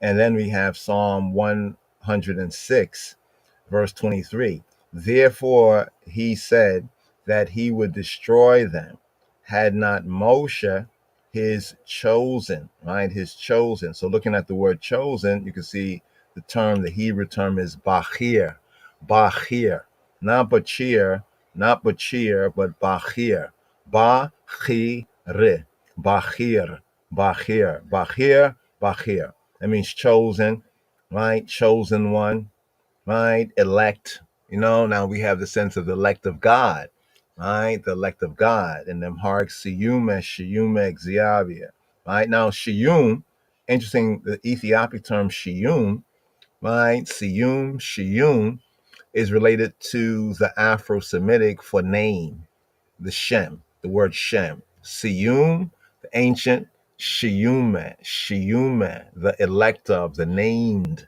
to say like the named of, Exia, the named of God. So here, just to prove that point right here, in these two verses. So over here, it refers to Aharon, right, as the Bahar, the one who is Bahar, right, the one who was chosen. So here, Bahar is the verb, Bahar, to choose. He was chosen, he was elect, he was decided for, he was selected, right? To select, Bahar, right? You see the verb right there. Over here in 106:23, right? It says, had not Moshe, right, his chosen, and now here it has the noun. Let me scroll down here. You see the noun? This is the noun. The noun is from the verb, right? So the noun, let's go over here. The noun, Bahir, right, is from Bahar. So just to make that correspondence, isn't that interesting that there's these close connection, right, which would not have been lost on the ancients, right? Since in speaking these languages, they, like we see similarities in words, right? Even across certain different languages, we could say, wow, that's interesting. Over there, they say this. Over there, they say that. Could it be, way back when they all had one tongue, and one set of words that, it was actually one, but later on dialects, developed, so forth and so on. All right, so right here, just to bring this out a little further, right, just a little further right here. Let's just go to the verse so we can hear the fuller verse. So here it says, Shalach Moshe Abdo Ahiron Asher Bahar Ba'u. So here it says in the Hebrew, it says Shalach, he sent, Shalach, Shalach, Shalach. He sent Moshe Abdo. He sent Moses Abdo, his servant, Aharon, Aaron, Asher, the one who, Bahar, he chose, Ba'u, in it, the one he chose in it, right? Or in him, right? Bahar, Ba'u, right? So this is the phrase here concerning Aaron being the one that was Bahar in it. And then we go over here to the second verse. There's only two verses where we have Moses connected with the idea of chosen, right? And here, let's go over here. Let's go back one more time. Okay, let's do this. Here we go, right here. View more. Here we go. Compare. Let's go to the Hebrew. Let's go to the Hebrew, right? Here it says, Wayomer le hashmidam. Wayomer, and he said, Wa and Yomer, he said, Wayomer, and he said, Le Hashmidam, and he said, to destroy them, to Hashmid to destroy them, Le Hashmidam, right? Lule, except, unless, Lule, except Moshe, Lule Moshe Bechiro. So here he is called Bechiro. Interesting, Bechiro sounds like the English hero, right? And hero sounds like Heru, right? Bechiro. Lule Moshe Bechiro Ahmad, right? Unless Moses, his chosen, right? His elect, Bechiro, Ahmad stood, right? Ba Peretz, right? Like, except that he stood like in the breach. Now, notice over here, yeah, they got breach right here, the breach, the Peretz, right here, the gap, the breach, right? So Moses stood in the breach, right? Lifanayo, before his face, before his presence, to say before him. Li Hashib, le Hashib, to shub, to turn, right? Le Hashib, Hamato. Interesting word, Hamato. So we know that Noah had three sons, right? Shem, Ham, and Japhet. So the word Hamato, the word that's highlighted right there, let's bring this down. Hamato corresponds to his wrath, his Hama, his Chema, Hama. Now this comes from the word Ham, right? Ham, which means to be hot, right? Right? Ham, also relative and related to the name of the son known as Ham. They say Ham or Ham, which means hot, right? Contextually, it can mean rage, hot displeasure, but the basic meaning of it is heat. It's heat, right? But the Hama is like burning heat, right? Figuratively, rage, right? Hama. See, from the root Yaham. Yaham is the verb. It means to be hot, right? To be hot is a couple of different senses. It can mean to be hot sexually. It can mean to be in heat, right? But it's just a basic word to be hot. And also it can have a sense of to conceive. You know, like when they say animals are in heat, so to speak, right? But the basic meaning of Yaham, right, to be Ham, is to be hot. In the figurative sense, it can mean to conceive. So even there, we can see even a link with the name of Ham. But it says, unless he had what? Lule Moshe Bechiro Amadaba Peretz Lifanayo Lehashib Hamato. Lehashib, to turn, Hamato, to turn his heat, because Yahweh was about to go ham. He's about to go, we say he's about to go ham. He's about to go ham. We say in English ham, right? But in Hebrew, this sense will be ham. He's about to go ham. And his going ham is called Hamato. His Hama, right, is called Hamato. Hash, may hashchit, right? To turn his wrath, may from hashchit, right? From hashchit come from shahat, from destroying and ruining them. So here, just to show these kind of two parts here with Moses, just to see some of the correspondence that in studying the Hebrew, and from the little bit of ancient Egypt that is more known, you know, their language, their linguistics, since it, according to the narrative, the Israelites, right, and the Hebrews were in Mitzrayim. So it's interesting as we study both the Hebrew, right, and then study some of the ancient Egyptian or the ancient Mitzrayim, the Ren, you know, the language, linguistics, we can see this kind of correspondence there. But here, right, let's go to this first word right here. So here in Exodus, here's where we begin, right, the second book, where it says, now these are the names. Here's the verse right here. Now these are the names. Yeah, big up, Shifra and Puah. Call for the midwives. Now these are the names. You see the word names as a singular, right? When you look up in the dictionary, it'll bring out the basic, the root, the singular form, whether as a verb or as a noun. Here we have the root, right, of this second book, right? Here's the word Shem. So Shem Some people say Sem, Shem, like the Semites, the Shemites. This is Shem, so forth and so on. But here's the thing I want to share with the brothers and sisters. Nowadays, we'll say, okay, this one was Ham, this one was Shem, this one was Japheth. When we say the biblical narratives, they don't really follow that idiocy. Yes, they know who they are, but they break down into nations and peoples and groups, right?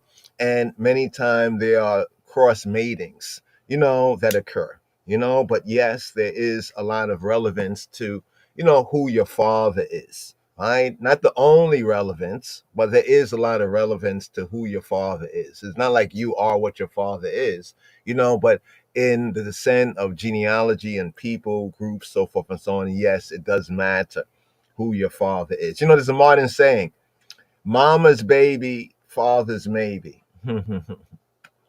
Right? We'll touch on that, right? So the Shem right here, the Shem means name, right? The Shem means name, right? The Shem is a basic word that means name. See, when we just touched on the verses concerning Aaron, who was chosen, and Moshe, who is called the chosen, Bachiro, right? Remember, Aaron was chosen in it. He was chosen in it. He was chosen for it. Bahar Ba'u, right? That was in the Psalms that we just touched on. And in Psalm 106, we have Moshe, right? Bachiro, right? His Bachir, his chosen. And then we touched on the word Hamat, speaking of the anger, the wrath, or the heat, right? The heat of Yahweh, right? The root of that relates to the second, some call it the second son of Noach, right? Some call him the middle son, Ham, right? Ham. So Ham means heat. Ham means heat, and Shem means name. So as we study the Hebrew, we'll come across this word many times, these words many times in addition to the particular characters, right, that we have, like in Genesis, in Genesis concerning Noah and his sons, right? That means from a Hebrew perspective, we're not limited to just seeing, when we say Shem and Ham, every time we see Shem and Ham, it has to speak about Shem, the man Shem. Every time we see the name Ham, it's speaking about the man called Ham, or in other vernacular called Kam, like in Kam Kemet, right? Check. So this book here that's called Exodus is the English, right, from the Greek, right? So we get the name Exodus to the second book from the Greek, right, in the English, but coming from the Greek, right? Because the word for Exodus in Hebrew is Yetziah, to come out, right? But the name of the book from a Hebrew perspective, the second book is known as Shemot. As the name of the first book called Genesis is known as Bereshith, and we pointed to the link of Reshith and wisdom, right, from a Hebrew perspective. So that means that studying the English, we won't see these correspondences, right? We only see what the translator has given us, right? But as we start to study the source text, or we start to go beyond the web page of it, the web page, when we say like the web page and getting to the source code, is getting to what the Hebrew words really are, right? So the Hebrew name for the second book, the Sefer Shemot, is known as the Book of the Names, as the first book is known as In Wisdom, properly translated. Most don't translate it like this now, but hopefully ones and ones studying it, will see that we are right and accurate. Hallelujah, right? That Bereshith means in wisdom, in Chokmah, right? Chokmah is known as wisdom. In this Hebrew divine feminine principle, Chokmah, wisdom, right? As it says, the reverence of Yahweh, the respect of Yahweh, called the fear of Yahweh, is the beginning of wisdom, is the beginning of Chokmah, right? But that's not our point right now. We can touch more on Reshith and Bereshith. We fulfilled that particular book here in the season. Here's where we're at right here of Exodus, right? So the English, book of Exodus. The Hebrew, the book of the names, right? So let's just make a note of that. In Hebrew, this book is known as the book of the names. This changes the perspective of it, doesn't it? The book of the names, right? These are the names, right? These are the names of the children of Israel, or more correctly, these are the names of the sons of Israel. So usually the phrase children of Israel is directly translated, come from the root in the Hebrew, is the sons of Israel. So these are the children of Israel. Correctly, is these are the B'nai, sons of Yisrael, who came into Mitzrayim. We've touched on this as well. Some like to say Kemet, but Kemet does not refer to all of the land. It does not refer to the whole land. It only refers to the agricultural ground.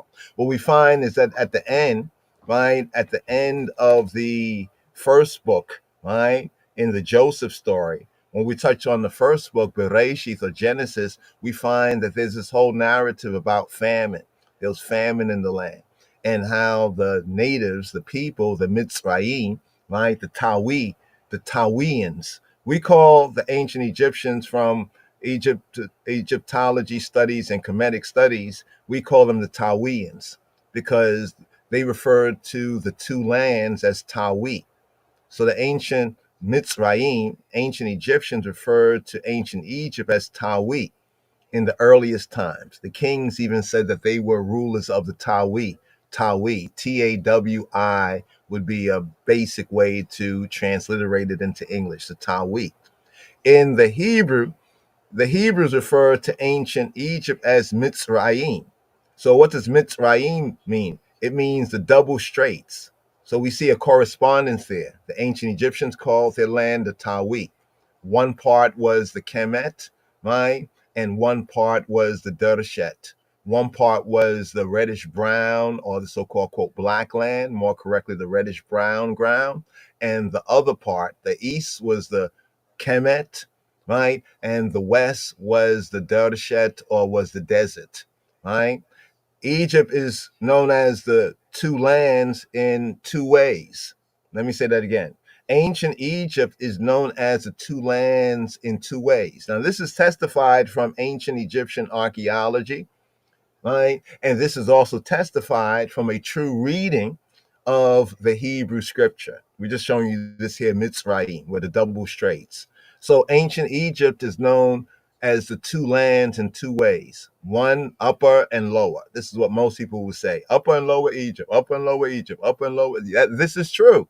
But it's also the second way that ancient Egypt is known as the two lands, right? The left and the right, or the east and the west, right? The east side was known as the Kemet, or the agricultural rich ground, right? And the west side was known as the desert. The east side, more farming went on the east side because they received the nutrient rich soil that came down, from the highlands of Kush, the highlands of Ethiopia, that came down during the inundation times, and it flowed into the valley. And they collected this and they did different things, the ancient Egyptians, because they regularly expected that rich topsoil, that rich earth, the rich, we could say the Kemet. So actually, Kemet literally came from Kush. Kemet literally came from what we call Ethiopia. This is the ground that they use every year, the renewal of that, how can you say, farmers, what do they do when they have to they get the soil, like people who farm, they get the soil in order, so but the Egyptians were able to receive this as it flowed down every July 23rd. So roughly, when did this inundation, this flooding happen? For that renewal of the Kemet, that renewal of the agricultural ground, that reddish brown ground. Well, that occurred July 23rd, right? Roughly July 23rd, what they say, the rising of the dog star. Some say Sirius, right? That was an indication that these floods would come. And almost all the time, except for sometimes it did not always happen the way they expected it, but most of the time it happened as they expected it, right? So that basically all this is to say that as we study the Hebrew more diligently, right, we begin to see the accuracy, which only gives us the evidence that there's a lot of truth to the ancient Hebrew narrative when we get beyond the translation. Because as long as we argue about Egypt as a word, the ancients did not refer to as Egypt. The term Egypt comes later on with the Greeks. The Greeks are the one who introduced this term called Egypt, right? But the Hebrews are accurate with the ancient Egyptians, so quote unquote, right, when they refer to it as the two lands, right? This is why I'm spending some time on this right here, because when we look at the last part of Genesis, there's a whole bunch that is talking about the ground and the land, the ground and the land, the ground and the land. Now, that right there in modern understanding is the Kemet, right? From the modern understanding of ancient Egypt, that's the Kemet. So if you look at a map of ancient Egypt and you see the river goes through the land. The river kind of divides and goes through the land. When you look on the right-hand side, which is the east side of the map, that is the ground that was the grounds over there were referred to as the Kemet, right? In ancient Egypt, right? And by the Hebrews, it's known as the Adamah. So there's a whole story that we have in the first book concerning the Kemet. So Joseph's influence over the Kemet. That's another area of reasonment right there, right? And it appears that the ancient Hebrews and the children of Israel, they had investment in the Kemet too. In other words, they had ownership of the Adamah. So from the Hebrew perspective, Kemet equals Adamah. So from a Hebrew perspective, the Kemet, what's known as the Kemet, it equals the Adamah. Now we've touched on this before, and we can touch on this again, but let's move forward right here with this first verse, because it's important for us to make these continuity points, because as we move forward, they will explain and clarify certain imagined contradictions. There are contradictions, but these contradictions, we call them imagined. They're imagined because one is imagining that the English translation is the way that the ancients understood the narrative. It is in a general sense, right? But they say that what? Right? Well, they say what they say. We say that the divinity is in the details. Others say the devil's in the details. We say the divinity is in the detail. I guess it's what you're looking for, right? Now, these, the names of the sons of Israel that came into Mitzrayim, into the two lands, right? Every man and his household came with Yaakov. And then notice what happens next. Next, it names, right, the sons of Israel. This is why we say that the correct, right, understanding of the phrase children of Israel is literally and directly the sons of Israel. This proves it right here, right? Because the children of Israel, Israel had the daughter, Israel had his grandchildren with his children. There was a whole bunch. I mean, if we went through, if it was really just the children, right, it would be a whole bunch of children, right? But here is speaking of the sons of Israel, to whom more is given, more is required. As they say, man up, right? Second verse, it says, Reuben, Shimon, Levi, Yehuda, Yisasakar, Zebulun, Naphtali, Gad, and Asher, right? It says, all the souls. Notice the language here. All the nafshot, all the souls, the soul people have souls. All the souls that came out of the loins of Yaakov were 70 souls. The word for loins right here, the yarek, use the term yarek, right? Thigh, right? Now, thigh within the Hebrew, as many words in the Hebrew have like a dual or twofold reference, right? The literal, right? And the figurative, right? In the literal sense, the loins is the thigh, right? But we're not really speaking of the thigh, right there in the literal sense concerning this verse here. We're speaking of the loins, right? Now, the loins is different than the groin. Let me say it once again. The loins is not the groin. Some people think that the loins is the groins. The loins is a small of the back, right? The loins is a small of the back. Check, right? This, what they call the sacred coccyx or something like that. Yeah, the smaller the back. So here it says they were 70 souls. Now, some would argue on behalf of the Septuagint that has a different number. I think 75. It has a different number. Now, that right there is a later Greek commentary that got inserted in their translation of that Hebrew scripture. Right. So it's a commentary. Yes, it includes Joseph's sons, so forth and so on, but it is back written. It's not the way it was forward written. So some people would argue about that and they'll say, well, the Septuagint is better. The Septuagint does have some facts that seem to have not been made clear in translations from the Hebrew, right? But the number here is 70, right? From the Hebrew perspective. For Joseph, you see what it says? For Joseph was in Mitzrayim. He was like already there, though the word already is not there. So you see what it says, loins from the thigh? They came from the thigh.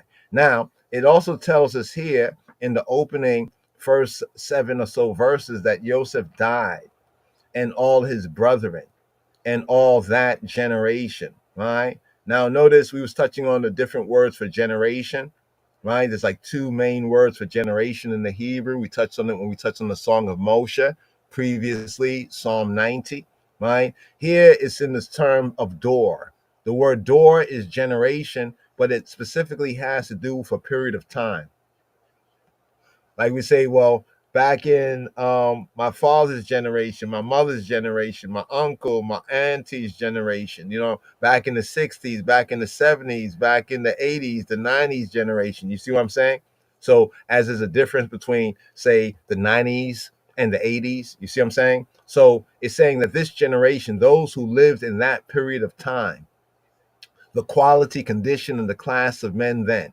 Like we say, wow, there's a big difference between the older generation, say, for example, of black people, right? Then say this generation, right? So it's a revolution of time. So here by saying all that generation, let's scroll down here once again, properly a revolution of time, right? To say generation, they could have said, and all that age, you know what I mean? That time period. The other word for generation has to do with the begetting and begotten, right? Who begot who as far as generation, all the begots. See, when you go through all the begots, you're going through many different doors. Doors, the word door meaning periods of time, right? Periods of time, right? So the children, the sons of Israel, notice what it says, the sons of Israel were fruitful and increased abundantly and multiplied. We get the same language after Joseph and that Pharaoh, did that work of reorganizing the system of ancient Mitzrayim, the system of the ancient Tawi, the system of the ancient two lands called ancient Egypt. And it says that they waxed exceedingly mighty, right? They had power, they were mighty, right? But the word mighty here needs to be brought out. The word mighty here is atzam, atzam. This word atzam is related to another word that's interesting. It's related to the word etzem, etzem. Etzem means the bone, right? Etzem means the bone, rasta to the bone, right? So let's scroll down here, right? They were powerful. They were numerous. But you see, the root meaning of the word atzam means to bind, to close, like to close the eyes or to bind, right? That means that they were powerful, right? Not just in strength, but as a community knit together, right? They were powerful as a community knit together, right? Can also mean to crunch the bones, right? You crunch their numbers, and their numbers was great. You crunch their influence for being a relatively small people compared to all the other people, right? They had a strong influence. And it says this right here. It says the land was filled with them. Now here it uses the word land, and here's the word eretz. Eretz. In Genesis, in the Joseph story, it uses two words that are both translated as land. One is eretz, meaning the general land, the country, the land. And then the second word is Adamah. Adamah is that agricultural ground. For example, people who own agricultural ground and provide food, right, for a country, they would be very mighty, powerful, and influential. This is what makes people wonder, like, hey, what's up with Bill Gates? And these ones who have these weird ideas and they want to do weird things. You know what I'm saying? And they own and they produce food, right? So I want to point that out as well, because this links with the sons of Israel, the generational strength, the generational wealth. So after the time of Joseph, and all of his brethren, that patriarchal generation, the patriarchs of Israel, they had great wealth. Great wealth was transferred over to them. But then it says this in verse 8. It says, now there arose up a new king over Mitzrayim. Notice that the Hebrew perspective says a new king, and it doesn't say specifically here a new pharaoh, but a new king over Mitzrayim, who knew not Joseph, right? Who knew not Joseph. So when people say, well, if the Israelites were in Egypt, then the Egyptians should have been talking all about them. They should have been like writing the same things on their walls that the Hebrews have wrote in their scrolls. Are you mad? I mean, does the people ever, you see, today we complain about how come all the things that Black people have done in America, to kind of build the country and labor and created things and all types of inventions. How come they don't talk about it on their walls? How come they don't write about it in their books? Right? Ain't nothing new under the sun, right?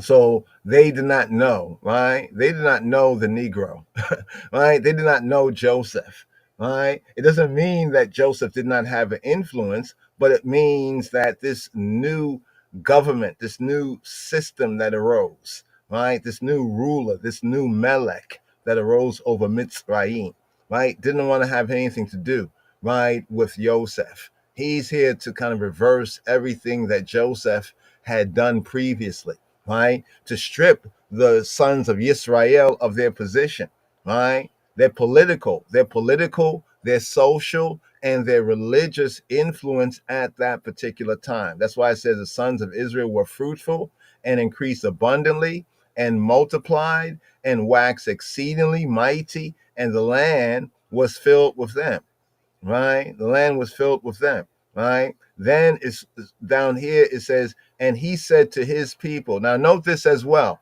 that this new Melech, this new king, right? This new Nisut is one of the phrases, one of the words used for a king in Egypt, Nisut, like Nesut, right? Nisut, like new suit, jacket, and tie. When we recorded that audible earlier, we talked about could be the first Trump, might as well be the last. In that audible, that overview that we shared a little bit earlier while we was working out things in the background with the sound and the technical stuff. We recorded that when Trump was coming in the first time. And it's so ironic that now we play it and share it again, and Trump is coming in here the second time. That's why we said it could be the first Trump, might as well be the last. When we said that then, we was not trying to predict or prophesy, but we thought about the fact that this guy is going to come again. Something, just a vibe. There was a vibe. Now we know that vibe was predictably and prophetically correct and true. We have a new suit, jacket, and tie, right, over this White House, over this great house, right, over this spiritual Sodom in Egypt, question mark. And he said to his people, right? Remember when Trump first came in? He said to his people too. Remember, he said to his people too. He said he came to bring the country back to those who the country really belongs to. Remember when he said that the first time? You know, those others who are great supporters of Trump, right? And he said to his people, right? And we're not saying this politically, like we're on this side or that side. We're just observing, what's going on in light of the scriptures, in light of the truth. And he said to his people, behold, notice the language here. Notice the language in verse 9. He said, behold, look and see, right? He said, the people of the children of Israel are mightier than we. Notice he didn't say that the children of Israel are mightier than we, but he said the people of the sons of Israel are mightier than we, right? The people produced from that patriarchal generation. He goes on and say, come on, right? Remember, who is he speaking to? He's speaking to his people. Notice it doesn't say that, and he said to the Egyptians. It didn't say, he didn't say to the Egyptians. No, he said to his people. Just like we find out about secret meetings where they made plans and they decided certain things at these secret meetings with the people who support them, with their people, right? He said, come on, let us deal wisely with them. Note the language. He said, come on, let us not deal with them, but notice the word hakam. Hakam in the Hebrew is to be wise, right? Let us be like wise as serpents, right? And in this case, harmful too, right? Harmful too, right? He said, let us deal wisely with them, least they multiply. Now, hear the language. Least they multiply the who? The people of the sons of Israel. Least the people of the children of Israel, the sons of Israel, multiply, and it come to pass when there falleth out any war. So this means that at this particular time, there was a possibility, right, that there could be a war. There could be a war. You know what I mean? Look at nowadays. I'm just seeing just a irony, of it. Wars and rumors of war, but they was concerned that there might happen a war. There might fall out. There might kara, right? In this form, kara means to encounter, to befall, to happen, right? Even accidentally. This is the word like for accident. Accident, where it says an encounter, whether accidentally, or in a hostile manner, whether, like it just happens, they didn't plan for it, you know what I mean? Or, they decided, yeah, let's do this. So they're concerned that there might happen, right, by whatever means, a war, right? Some sort of milchama, the Hebrew word milchama, some sort of battle, a war. There might be fighting. So what he's saying is, let's keep this secretly, right? Let us keep this secretly, right? Because there might be a situation that might happen, right? And what does he say further? They join, right? They, speaking of the people of the sons of Israel, they join also with our enemies. So this new king, right? This new king that comes in, and his people, they have enemies. The question is, who is this new king, right? And who are the enemies, right? They join also to our enemies and fight against us and get them up out of the land, right? And get them up out of the land, right? It's kind of interesting because according to verse 10, sounds like they want to get the people of the children of Israel out of the land. But then as we read on, it seems to imply that they don't want to get them out of the land, right, so to speak, unless they want to get the lands that they occupy. So there might be a whole gentrification thing. You think there's a gentrification thing going on? These are things that are going on today. Gentrification, even the California fires, besides the so-called some of the rich people and influential people, there's a lot of very, very poor people, right? Poor people of the land, right? Who don't have fire insurance and their homes have been burnt up and they're not really able to rebuild, and the houses and homes that they own, you know what I'm saying? The houses and homes that they own were passed on to them from previous generations, so they had something, but now with the fires and no insurance, they have nothing, right? So maybe that's a part of it. Get them out of the land because maybe they occupy certain areas. We see this here in New York and in other places where certain populations that have been there natively from generation to generations are being moved out by all sort of wise plans that are very wise, if you get my point right there. So notice what happens. The implication is that maybe they want to kick them out the country, right? Maybe they want to kick them out the country, right? But as we read on, it's not that they want to kick them out the country, is they want to shift their social position. They want to redistribute their wealth, right? They want to take them from being masters and make them servants. Verse 11, therefore they set over them taskmasters, right? They set over them taskmasters, right? right? To afflict them with their burdens, to afflict them with their burdens. Listen to the language. To afflict them with burdens? No, to afflict them with their burdens. It almost sounds like, well, they want to shift the work from themselves to the people of the children of Israel, right? Rob them of their wealth, the wealth that no doubt came in with the time of Joseph and the patriarchs. If you want to see when that wealth came in, the Torah actually explains that in the latter part of Genesis. And they built for Paro treasure cities of Pithom and Ramesses. Now, some people have believed that because it says Ramesses right here, or in the Hebrew it says Ra-emeses, Ra-emeses, Ra-emeses, Ra-emeses, right?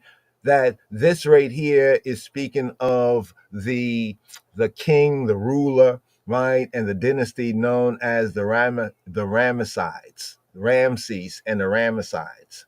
But that is not the time, right, of the Exodus. This word Ramesses is found even before the time of Ramesses, right? It's a part of ancient Egyptian language and conceptual ideas.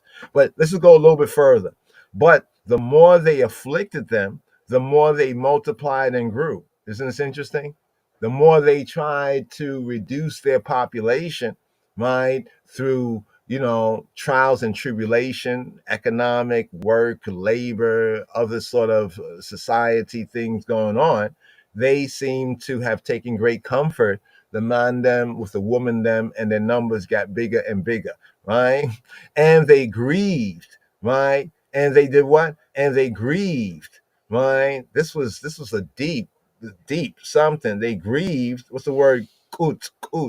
They loathed. The sense of grieving, we need to point out the sense of grieving because English can mean something that the Hebrew does not quite mean. Here, the word grieving, kuts, means to loathe, to abhor, to feel a loathing, abhorrence, or a sickening dread, right? A sickening dread, right? The idea of severing oneself, right? They wanted to sever themselves. They were disgusted, anxiously disgusted, right, at the children of Israel, right? And as they multiply, as they afflicted them, so they multiplied, right? And then it says that the Mitzrayim made the Bnei Yisrael, the sons of Israel, to serve with rigor. This is a key word here. This word perek. Perek, also ferek. The word, the modern term Africa from the Afro-Shemitic languages is related to this word here, perek, ferek, right? It's found in most of the Afro-Semitic language, the African Shemitic languages, right? Perek, right? Or ferek. Ferek, in a causative sense, aferek, afereka, aferek, perek, aprika, Africa, right? Harshness, severity, cruelty. From the Hebrew perspective, it has a sense to break or to fracture. How do we say this word here links with the modern term naming of Africa? Look what they did when they named it Africa. What did they do? They divided it. They divided it. They divide it up into a whole bunch of countries, and they divided the ancient boundaries, the borders, creating even more problems for the inhabitants thereof. So it can mean to break apart. Isn't this what they did with the continent? Right? Once they named it Africa, right? Look at the maps when they name it Africa. Then now we get all the artificial borders, right? So this is a important term right here, right? Perek, or the rigor, right? And they made their lives bitter with hard bondage. We need to understand this bondage, this word bondage here, right? We might say bond age, a time of slavery or of servitude, but the Hebrew sense of bondage is aboda, the aboda, right? In modern Hebrew, they would enunciate it as avoda. Modern speakers might say avoda, avoda. The ancient pointing is aboda, aboda. What is the aboda? Aboda is basic word that means labor, service, labor, work. It's a general word. It's not just used here, but it's used elsewhere. The translator says bondage, right? But when you read in the Hebrew, you find the word abodah, right? And as you read more and more of the biblical Hebrew, you find this word is used in positive ways, and in certain cases, like here, it's used in a negative way. So the word in the Hebrew is not necessarily a bad word, but the context here is because this word hard. The word hard is kasha, kasha. Kasha means, like, let's go down here. Kasha means to be severe, to be severe, right? To be cruel, right? Kasha, to be hard, the verb here. Kasha, severe, fierce. Kasha, to treat like ill treat, to be hard pressed, to make something difficult, to make something burdensome, right? To make something burdensome, stubbornness. You see that? Dense, severe. So the more better translation of this would be from a Hebrew, reading from the Hebrew, and they made their lives bitter with hard service, with cruel service, with cruel labor, right? With cruel and hard work. So the word work is not bad. The word labor is not bad, but one has to ask what kind of labor, right? What kind of, like some people have a job and they might think that job is maybe harsh and cruel. The boss is hard, and they call that, oh, man, I'm going back to the plantation. You see how we say that, right? But from the Hebrew perspective, it was hard bondage, labor. But let me get this right here. You notice this word. This word can mean a regular servant, and it can also mean, you see what it says, captives and or subjects. But notice the D. The D entry means service of God.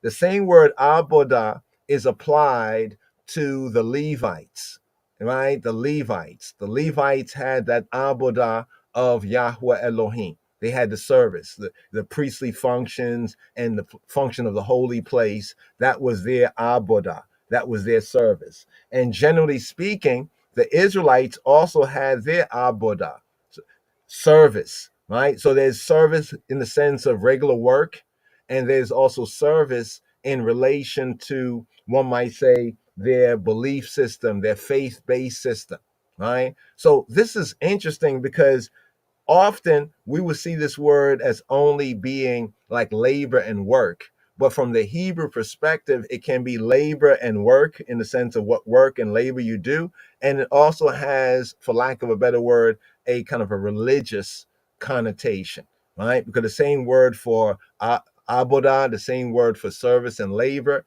is used for service and labor of God, or it can be used for service and labor of the gods. So not only were they serving men and people and making brick, right, but they were also forced, right, to acknowledge other people's religion, other people's spirituality. So there was also that religious bias, that religious aspect to it. This is why Yahweh says that I brought you out from being servants, abadim, the abadim, to being servants of Paro, of Pharaoh, to be my servants. But Yahweh's service is not harsh. It's not hard. It's not with rigor. You see what I'm saying? Right? Just to make that point about the hard part is the part there. And the word bondage is somewhat dubious because elsewhere the same word will be translated as service, or the same word will be translated as labor, right? And sometimes that word service has to do with, one might say, spiritual or religious matters, right? And in all manner of service. Notice what the word service here. So there can be abodah, avodah in the field, right? And all their service, their avodah, all their service wherein they made them to serve, right? Here's the verb abad, to work, to serve, was with rigor. Notice that word perek comes in again. That word perek, that has the Africa connection in the ancient etymology. And here's where we get to the midwives, right? And the king of Mitzrayim, the Melech, the king, and from the Hebrew perspective is the Melech, ancient Egypt, the Nasut, Sutanbiti, right? The Nasut, right? Or the Melech, we call him the Molech, right? We call him, he's a Molech. When the Hebrews, we would say Molech, it's It's a twisted way of saying Melech, right? A twisted way of saying Melech in Hebrew, say Molech, right? Applying to like a false king, right? A false king or an evil king, right? And the king, the Melech of Mitzrayim, he spake to the Hebrew. Notice was now we get an introduction. The first time we get any introduction here, right, of Hebrew in the second book. The first place is here, right? Spake to the Hebrew midwives of that the name of the one, the what? The Shem. Remember, this is the book of names. This is the book of names, Shemot, right? Shemot. And the Shem of the one was Shifra, right? And the Shem, the name, the Shem, right? The book of names. And the name of the other was Pua, right? So here it goes on, and he said, when you do the office of the midwife, to the Hebrew woman. Now notice, it first speaks about the children of Israel, the names of the children of Israel. Then the new king comes in, and he's talking about the people of the children of Israel. And then here he's speaking to the Hebrew midwives. So we need to qualify these terminologies. Children of Israel, people, who are the quote people of the children of Israel, and then also the qualification, the Hebrew terminology. See, the Hebrew terminology, many think that the Hebrew terminology has to do with flesh and blood. But properly, the Hebrew terminology has to do with spirituality. See, when you understand that, you begin to understand another layer of the story. That if you don't understand it, then you're just going to keep down the same round and round rabbit hole, right? From the English perspective. And a lot of questions, imagined contradictions come up, right? But he spoke here because the office of the midwife and giving, giving birth and maintaining that is life. It's about life. You have to understand that even in ancient Egypt and different cultures, these roles were not just looked at to be secular. They were not secular roles. The role of a midwife was not a secular role. The role of a midwife was, for lack of a better word, a spiritual or religious. It had to do with like religious or spiritual qualifications, right? He says to them, see, right, upon the stools. And many of these women, they worked for lack of a better word, ancient religious or spiritual, institutions, right? And it says that, and when you see them upon the stools, right, and it's known that in the ancient time, this was the giving birth. You can even see some archaeology, and carvings and other examples of the birthing stool, right? If it be a son, then y'all shall kill him, right? Y'all shall kill him. The literal sense of this will be y'all shall dead on him. The word mut means to dead on, right? Y'all shall dead on him, right? And if it be a daughter, then she shall live. Note this. So here they're seeking to kill, right? The conspiracy, right? To kill and to destroy the Hebrew boys, right? And the children of Israel boys, right? Have we ever seen that before in history? But the midwives, right? Notice what it says, furthering my point. When it didn't say that the children of Israel or the Israelite midwives. Notice it didn't say the Israelite midwives. It says the Hebrew midwives. And also note that the service of the midwife in ancient times, because it had to do with life, it was seen to be a spiritual or a quote religious, right, order. Right? And we can actually study ancient Egypt and see how many of the midwives did work for different temples, so forth and so on. Check. But the midwives here, it says, feared Elohim, right? To speak about the Elohim of Yisrael, the true God, the nature of natures, the true nature, the nature, so to speak, of Yisrael, right? And did not as the Melech of Mitzrayim commanded them, but did what? Right? But saved, the word for saved here is chaya. Chaya means to live. But instead of deading on them, they caused to live.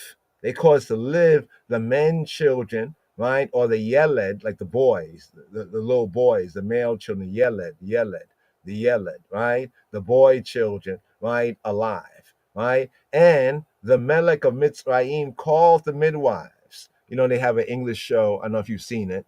It's interesting. I haven't watched it in a long time. It's called Call the Midwives. Want to do something on that, do some memes on that in connection with this. Called the midwives and said to them, why have y'all done this thing?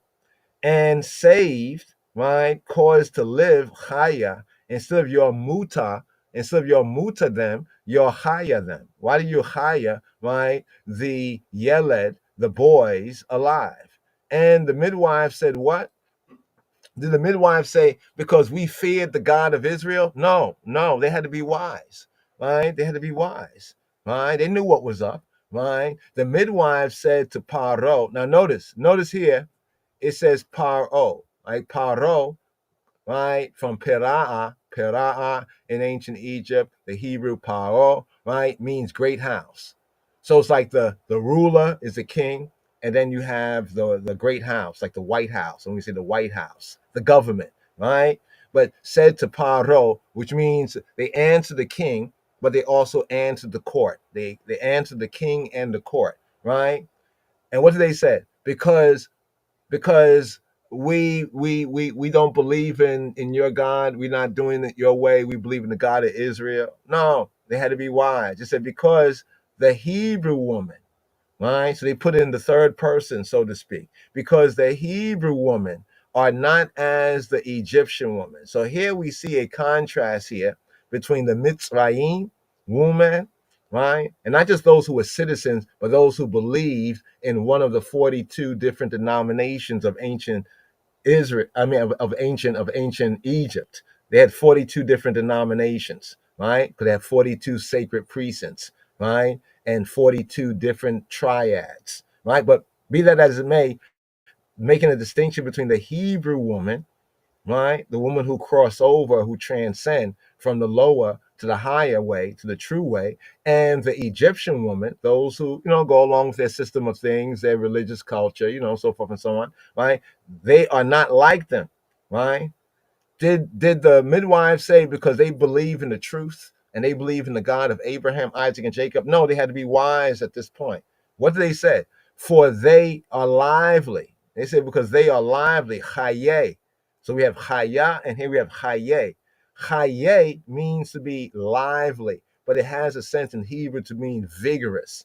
They're vigorous. They're full of life. They're not like, I'm in labor. Let me just sit back. Somebody help me. No, they're like, yo, I'm in labor. And they're actually performing the midwifeship even while they are giving birth, right? They are helping the process to come along and they are delivered. Ear. Ear is the word terem. Terem means before, bit terem. They are delivered, right? They are delivered, yalad. They give birth, right? Before the midwives come into them. So in a sense, they are kind of covering up their action, right? The role they play because they were still part of the system of things. Remember the children of Israel, they had gotten big within that country, that system, right? They were very invested in it. Joseph had kind of, Joseph's good position made it possible, right, for them to increase, to have great number, and also to be involved in different, parts of the society, so to speak, right? But notice what it says here. Therefore, Ha Elohim, Elohe Yisrael, right? The God of Abraham, Isaac, and Jacob, the true good, the true God, right? The nature of natures. We can say the nature of Yisrael, right? Dealt what? Dealt well with the midwives, right? Dealt well with the midwives. And the people multiplied and waxed very mighty. So even Eloheinu was pleased with their exercise of wisdom, right? Because they already knew that this one is against them and against them because know that they are Israelites and Hebrews and they don't believe, but for the most part, they were, looking like they went along. Like today, we're all involved in different things. You can't tell if somebody working in the government actually knows they're Hebrew or Israelite unless they say so. You know what I'm saying? But when something come against the Hebrews or Israelites, they can always, do something, that is good for the Hebrews or Israelites. Check.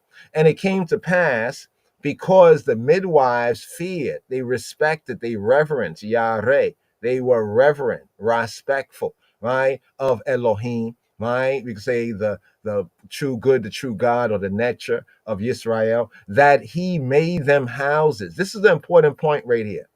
It's not like they were homeless, but the word bait here refers to temples, right? In other words, they now had their own midwifing, birthing establishment, right? Before they're working for, they're working, like they're working in the system, they're working in like the local, federal, whatever government system. You know what I mean? Now they can branch off on their own, right? This is the term bite. It's house in a simple sense, but we know in the Hebrew sense that this can also apply and usually applies to holy place or a temple, and a place of giving birth is a holy place. I mean, what can be more holy than life, right? And sacred and consecrated to the true God, the true God. You know what I'm saying? So Pharaoh now, the great house now, right? The king and his court, right? And his people, they charge, what it says, charge all his people, saying, every son that is born, right? So at first, the king and the Pharaoh kept this between him. He tried to influence the midwives. He tried to influence the Hebrew and the Israelite people to do his bidding. When he found out that they would not do his bidding, right? Now he charges everybody, right? Every son that is born, right? Y'all shall cast into the river. Now, we're talking about ancient Egypt, right? Right? Talking about ancient Mitzrayim, the Yeor. Yeor is the word for river. Yor, right, is specifically in the Hebrew, can be a river, a stream, a channel, but in this context is referring to the river, right? Speaking of the Nile, right? The Yor, right? The Yor. Some say the Yor is of Egyptian origin. We'll check that out, right? Yor, right? It's a channel, right? Specifically, you see what it says specifically, it's the Nile, right? Right? And it also includes all the collateral trenches. That means all the different, junctures, where the Nile is. So and at these different junctures, we know they had religious establishments in ancient Egypt, right? So here it says, cast every son, right, that is born, dead on every son, but cast him into the economy.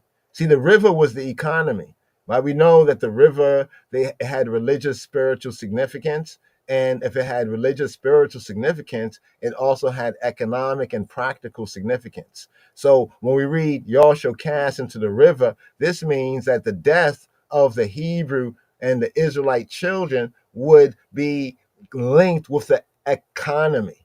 It's almost like when we talk about abortion and certain things today, don't think there's not a great economic benefit. There is an economic benefit. There's also a medical benefit, right, that is accrued from this, right? So ain't nothing new under the sun. Cast into the river. Cast into the river was their economy, right? Go look it up. The river was important to the Egyptians economically.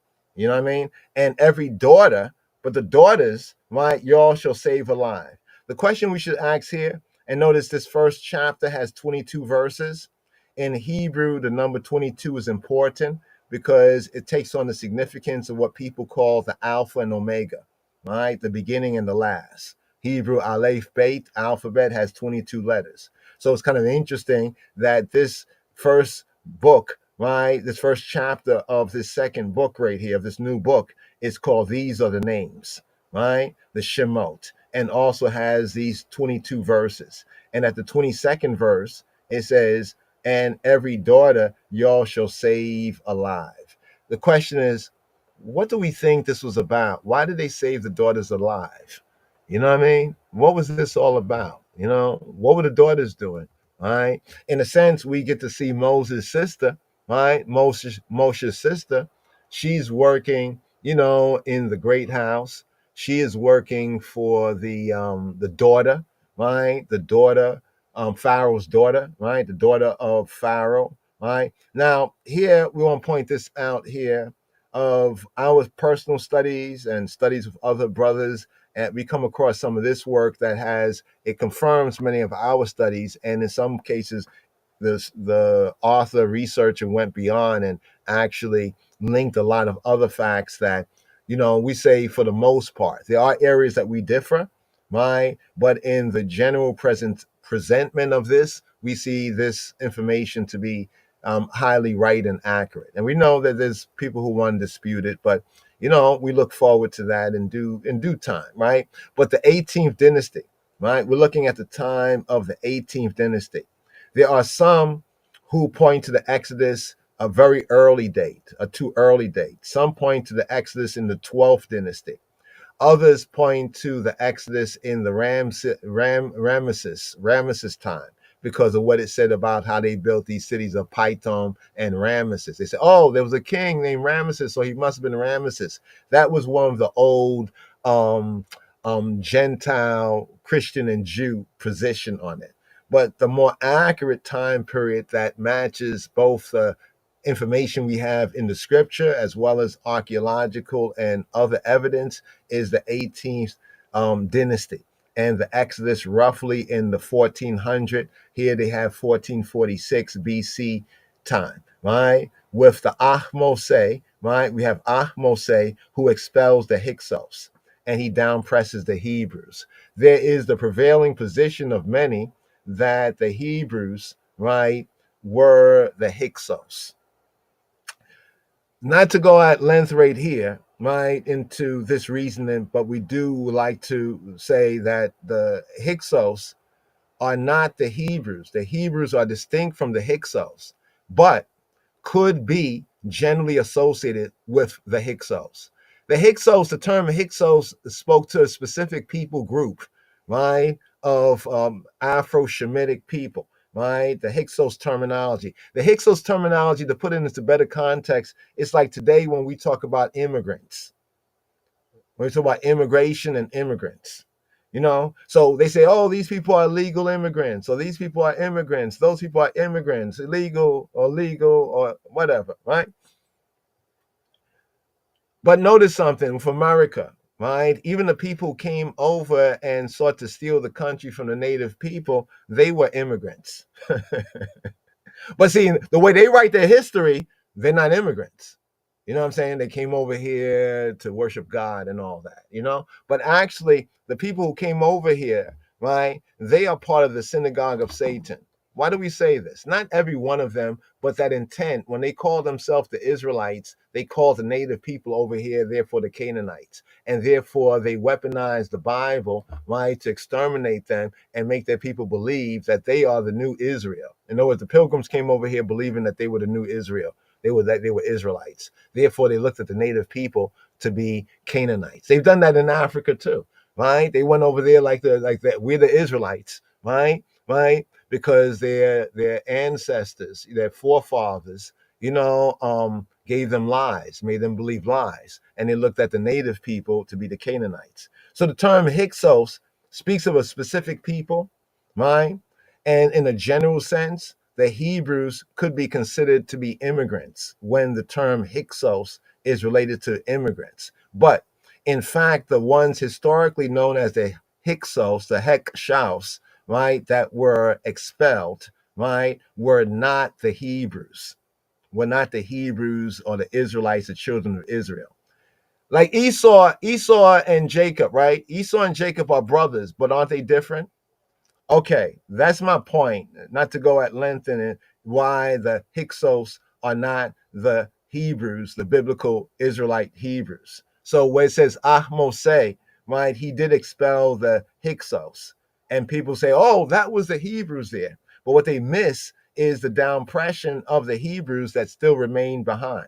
That then explains what we went over when he said that there might be a war and they might join with our enemies. Their enemies were the Hyksos. But why would the Hebrews join with the enemies? From their perspective, they might join with their enemies because they understood that Jacob and Esau were brothers, right? They didn't understand the deeper family matters, but they understood enough generally that these our brothers, that they're not us, right? And we just kicked out the Hyksos, and many of them are linked with the Edomites. And therefore, right, by kicking them out, right, it might be that these Hebrews left behind, right, the children of Israel might join if we have to continue to do battle with these Hyksos. That explains that sort of cryptic part right there. Because otherwise, you have to explain, well, who were the enemies,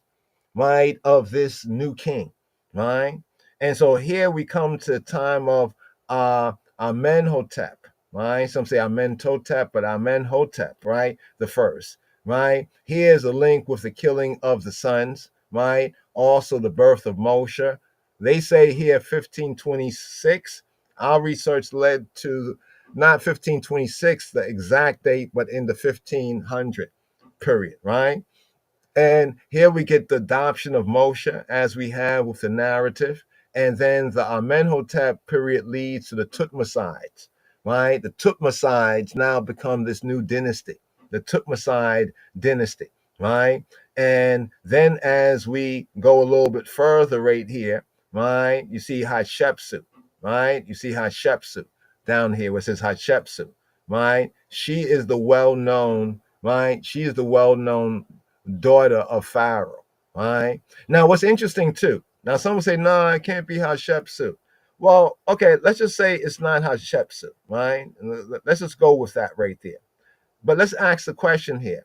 Why would the Pharaoh, right, of the Exodus, Tutmos III, when he finally comes to power, right, why would he erase, right, and damage, deface, and destroy, right, all of Hatshepsut's, the majority, not all, but the majority of her monuments? Somebody explain that. What would provoke him to do this to his she was like a stepmother to him, right? Because she was ruling things while he was still small, but when he came to power, you know what I mean, she already old and she passed away. You know, we don't know whether she was killed or whatever else, but why would he go about to erase, right, to erase? And there's a whole bunch of things from Hatshepsut's time, right, that even the archaeologists and the Kemeticists, well, at least the Egyptologists that really study these things, they bring forth the evidence that this was done by Tutmos III. Why? Right? Why would somebody do that? Have you ever heard that in ancient Egypt where one pharaoh, right, or one ruler is erasing their predecessors, somebody who was in their own dynasty, who's part of their own? You can understand that for somebody, I bring in a new dynasty, so I try to erase the other dynasty guys thing, but I'm going to erase somebody from my own dynasty. I'm going to mar their thing. In fact, a lot of Hatshepsut's things could not even be found, right? A lot of Hatshepsut's things could not even be found because they found that Tutmos III, what he did was take her blocks and temple, items like, these big blocks and everything. He took them and he turned them around. In fact, they found it out because there's some damage or something to something, and they had to move some giant blocks. And when he moved these blocks that had Tutmos III's inscription and his writings, his blah, blah, blah on it, when they moved it around, they saw on the opposite side was some of Hatshepsut's things. Why would he do this? We have to ask those serious questions right there. You know what I mean? So based on that, and even additional, we see this link of this daughter of Pharaoh, right? Like in the ancient world, she was very well known, because she was kind of a rarity at that particular time, where you had this woman ruling, right? And even in some ways ruling, right, as a man, where she would kind of like, it's a very interesting something, right, that's going on right there. But be that as it may, so it wasn't Ramses, right, the Pharaoh of the Exodus. That's too late a date, right? And it wasn't the 12th dynasty. The 12th dynasty was more the time of the patriarchs and Joseph, right? The 12th dynasty. You know what I mean? Okay, so right here, we'll touch on a little bit more of this,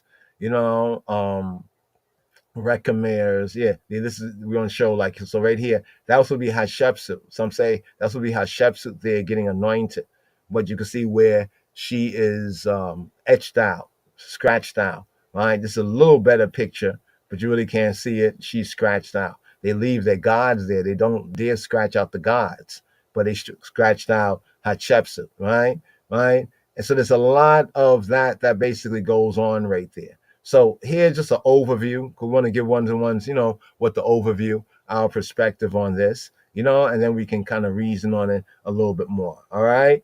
Okay. So right here, you know, getting into some of the details. So we thank, forgot the guy's name right now, but the Bible.ca, you know, and there's others that also point into the same time, but the research that Bible.ca has done has been more exhaustive and has brought together other facts, you know, that give a kind of a positive and evidentiary, has given more of an evidentiary basis, right? And this is not to say that, you know, others, the Cometics, they're going to go wild over this. They're going to deny it. You know what I mean? But that means they're going to have to understand what the Hebrew scripture is really saying. Like we also have to be able to have a little better knowledge, you know, on certain things in ancient Mitzrayim in order to be able to prove or disprove whatever particular point of view that we're seeking to bring forward. But be that as it may, right there, we kind of went into just a kind of a free kind of a read on that. You know, the Habiru are now attempting to take Jerusalem. All right, that was at the time of Akhenaten. So Akhenaten cannot be, Akhenaten is not Moses. That's another thing. Akhenaten is not Moses. In fact, Akhenaten was trying to figure out Joseph's greatness, right? He was trying to be more like Joseph, actually. He was trying to figure out Joseph's greatness. But we'll get into that as well. So here, you know, we did have a psalm. We did have a psalm right here. We shared it a little bit earlier, right? Let's just share this again. And we'll touch just briefly on it because we're already pushing the time right here. Give thanks, brothers and sisters. This podcast was a little bit choppy in the beginning due to some technical matters, but be that as it may, let's share.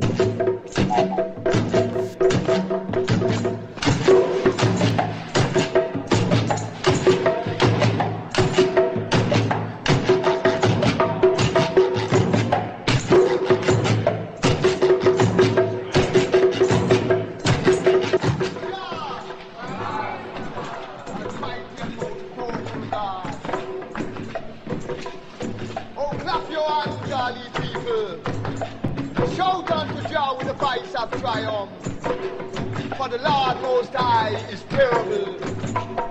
He's a great king over all the earth.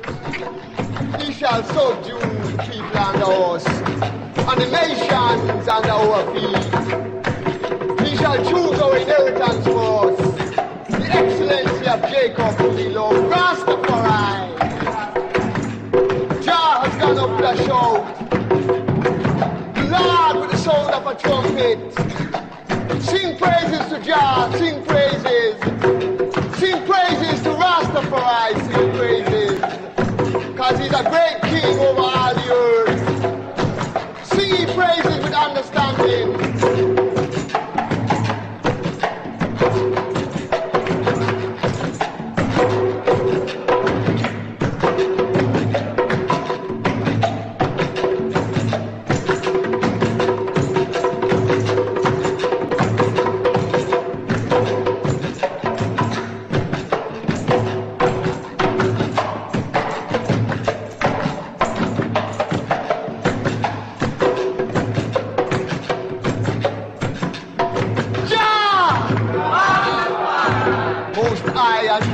God, Lord of Lords, King of Kings, conquering Lion of the tribe of Judah, elect of himself, Most High God, light of this world, Rastafari, most powerful and terrible God.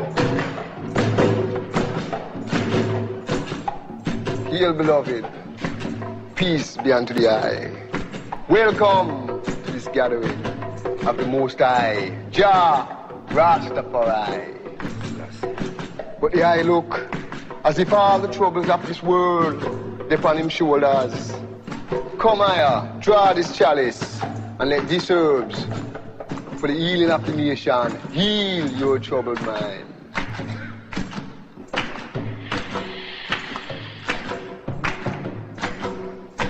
To the east, Africa. To the west, Jamaica, first Babylon. To the north, England, second Babylon. Babylonian triangle of captivity. Man traveled down many roads, in many directions. All of them roads that man take, all of them journeys that man make, is but deceptions and vanities. Vanities and vanities that make man can't step forward out of Babylon. First leaving behind him the dirty filthiness of this dirty, corrupted and wicked Babylonian society. And step forward to Zion, forward to Africa, the first point of this triangle. Forward to I and I, Jah, Rastafari, Most High, Almighty God.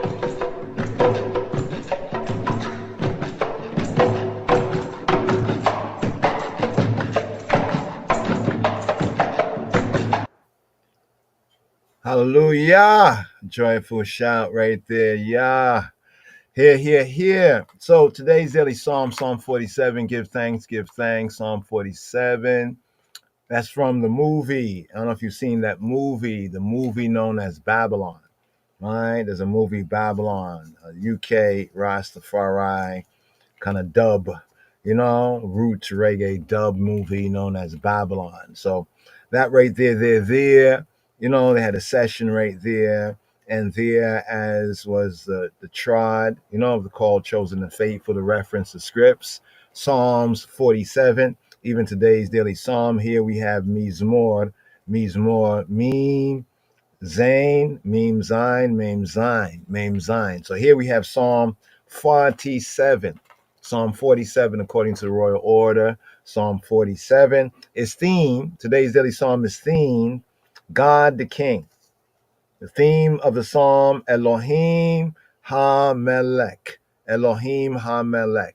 There's an important verse as well, a Rastafari verse, a verse amongst the Rastafari, and that is verse 7.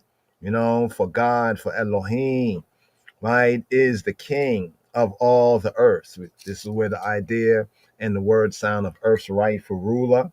More to the context of the Hebrew, for he's king of all the earth, but in the context of the Davidic times and the times thereafter, the king of all the land, right? All the land that is Israel's land. He's the king of all the land, right? But by extension, of course, we look at all the earth in that sense today. But the same term, earth and land, is the context that matters, right? But the second part where it says to sing praises, right? Give Isis, sing praises with understanding, and the Rastaman I would say with overstanding. So today's daily psalm is themed Elohim, right? Elohim the King, right? Elohim the King. And today's daily psalm is an Elohim psalm, right? It does have the Hashem, right? It does have the covenant name Yahweh within it, but it begins with the creator, the judge, right? Aspect of Yahweh, of he who be, right? Elohim as the creator from the Hebrew perspective, and as the judge from the Hebrew perspective. So Elohim is not the name, but it's the title, right? The title of the creator, right? Even in Bereshith, and also the title of the judge. So understanding the name, the Hashem, as we have here in the Exodus, right? In this first of the Torah readings and feedings here in this second book of Moshe, right? The book of Shemot, we get the revelation of the Hashem, the revelation of the name, right? And we also need to understand the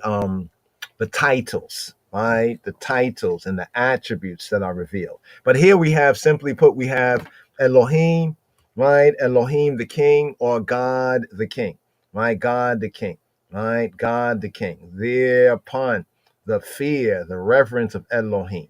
Now there's a link with Chronicles that helps to put the psalm into a historical context based on comparing scripture with scripture, right? Second Chronicles 20:29, the narrative of the defeat of the Confederates, right? The Confederates. right? So the fear, the reverence, the respect, the fear, right? One might even say the dread, but the fear came upon all kingdoms. All what? All kingdoms of the countries, right? All kingdoms of the countries, right? Like of the other lands, when they heard that Yahweh had fought against the enemies of Yisrael. So here, right? Artists out, right? Artists out right there. Here's from the KJV, just to get the full right here. This point of reference to put today's daily psalm context.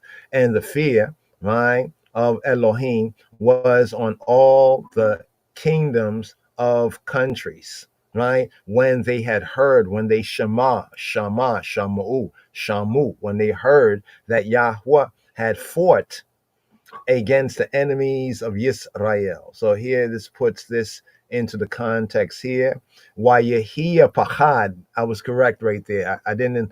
I was looking at the English. So fear sometimes is a yare, but here we have fear as the pachad, the fachad, fachad and pachad.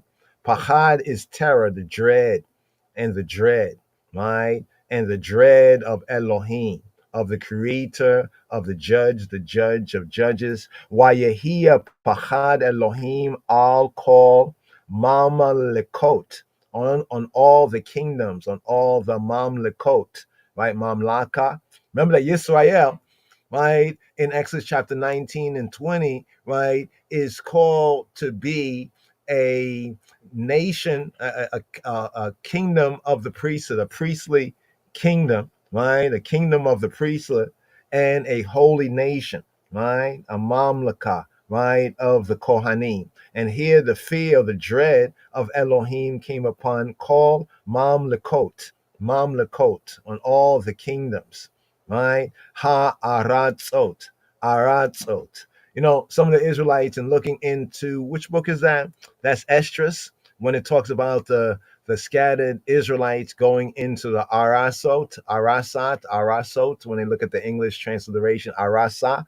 Well, here use the word Ha-aratzot, which is to say, like, on all the lands, literally on all the lands, right? Ha-aratzot, to say like the other countries, the other lands. That's why Elohim, right, is king, right, of all the land of his people. And he went to fight on behalf, and they heard this in other lands, right? Ha-aratzot. That's this word right here that we just highlight for you right there. Take a screenshot of that, ha'aratzot, and verify it for yourself. So here, once again, Wayehia pachad Elohim al kol mamlekot ha'aratzot be mash'am, be shama'am, slicha, right? My dyslexia. Be shama'am, right? Shama'am, and when they heard ki, right, ki, that, right, nilcham, right, to fight Yahweh, that Yahweh fought, nilcham, Yahweh aim with, they fought with oive, the enemies of oive, the haters of oive, Yisrael, the enemies of Yisrael. So this here puts this psalm into also a kind of a historical kind of a context right here, right? Not to get into all the notes right here, but simply put, Elohim HaMelech, theme of today's daily psalm, means more meme, Zain, Hebrew Aleph numerics, meme have a numerical value of 40, and Zain, right?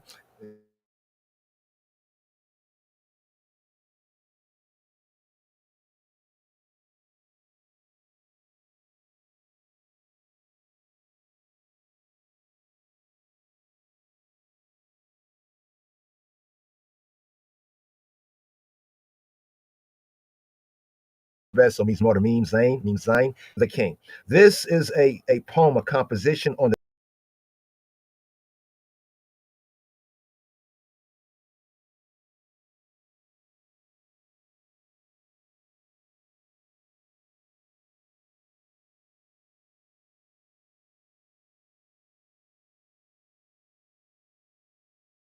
Okay.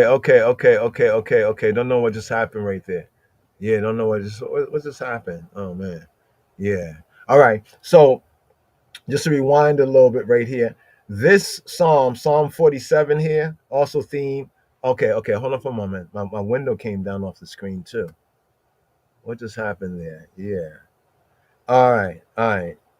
Yeah. All right. So today's daily psalm. No, sorry about that, brothers and sisters. I was just trying to figure out like just some weird things been happening. May Father find out all the weirdos. You know what I mean, and restrain them for His servant's sake. Amen. Bashem Yeshua HaMashiach. So here. Mizmor Mim Zain. Psalm 47. The theme Elohim HaMelech. So the theme, right? This poem, this composition, Psalm 47, is based on the theme of Psalm 46, verse 11, right? In Psalm 46, verse 11. So let's come out of this for a moment so we can both have it on the screen at the same time. Psalm 46, verse 11 is the last, actually, verse 11 would be verse 10 in the KJV. So in the Hebrew, the numbering thing, in the Hebrew, it's this verse here, verse 10, 46 and 10. In the Hebrew scriptures, then that would be, in the Hebrew scriptures, verse 11 will be verse 12, just that numbering thing. So today's daily Psalm 46 is on this theme: be still and know that I am Elohim. I will be exalted among the heathen. I will be exalted in the earth. So Psalm 47 is based on the theme, I will be exalted in the earth. You see, the historical context of Psalm 47, to chief musician, a psalm of the sons of Korah, is based on Assyria's defeat. Assyria was defeated, right? And Assyria's defeat, it proclaimed, right, Elohim, right, Elohei Yisrael, the Elohim of Israel, as Melech, as sovereign, as king, to whom all peoples, not just Yisrael, but also the other Aratzot, the other countries, right, and the kingdoms of Mamlekot, the kingdoms of the Aratzot, of the other countries, right, must pay allegiance to and are summoned to pay allegiance to, right? Acclaim the Elohim of Yisrael, to whom all peoples are summoned to pay allegiance. The Psalm, the Mizmor, right, is Psalm 47 is often recited in the synagogues and in the ancient Yehudi churches, gatherings, before the sounding of the shofar. Before the sounding of the shofar, the ram's horn, on the day of trumpets, Yom Teruah, also called in later day times as Rosh Hashanah, New Year's. Before the sounding of the shofar, it is Psalm 47, that is chanted. This is the day when the liturgy, speaking about the day of trumpets called Rosh Hashanah, right? The fifth of the seven appointments of Yahweh Eloheinu, covenantally speaking. This is the day when the liturgy, the day of trumpets, Yom Teruah, the day of trumpets that's called Rosh Hashanah.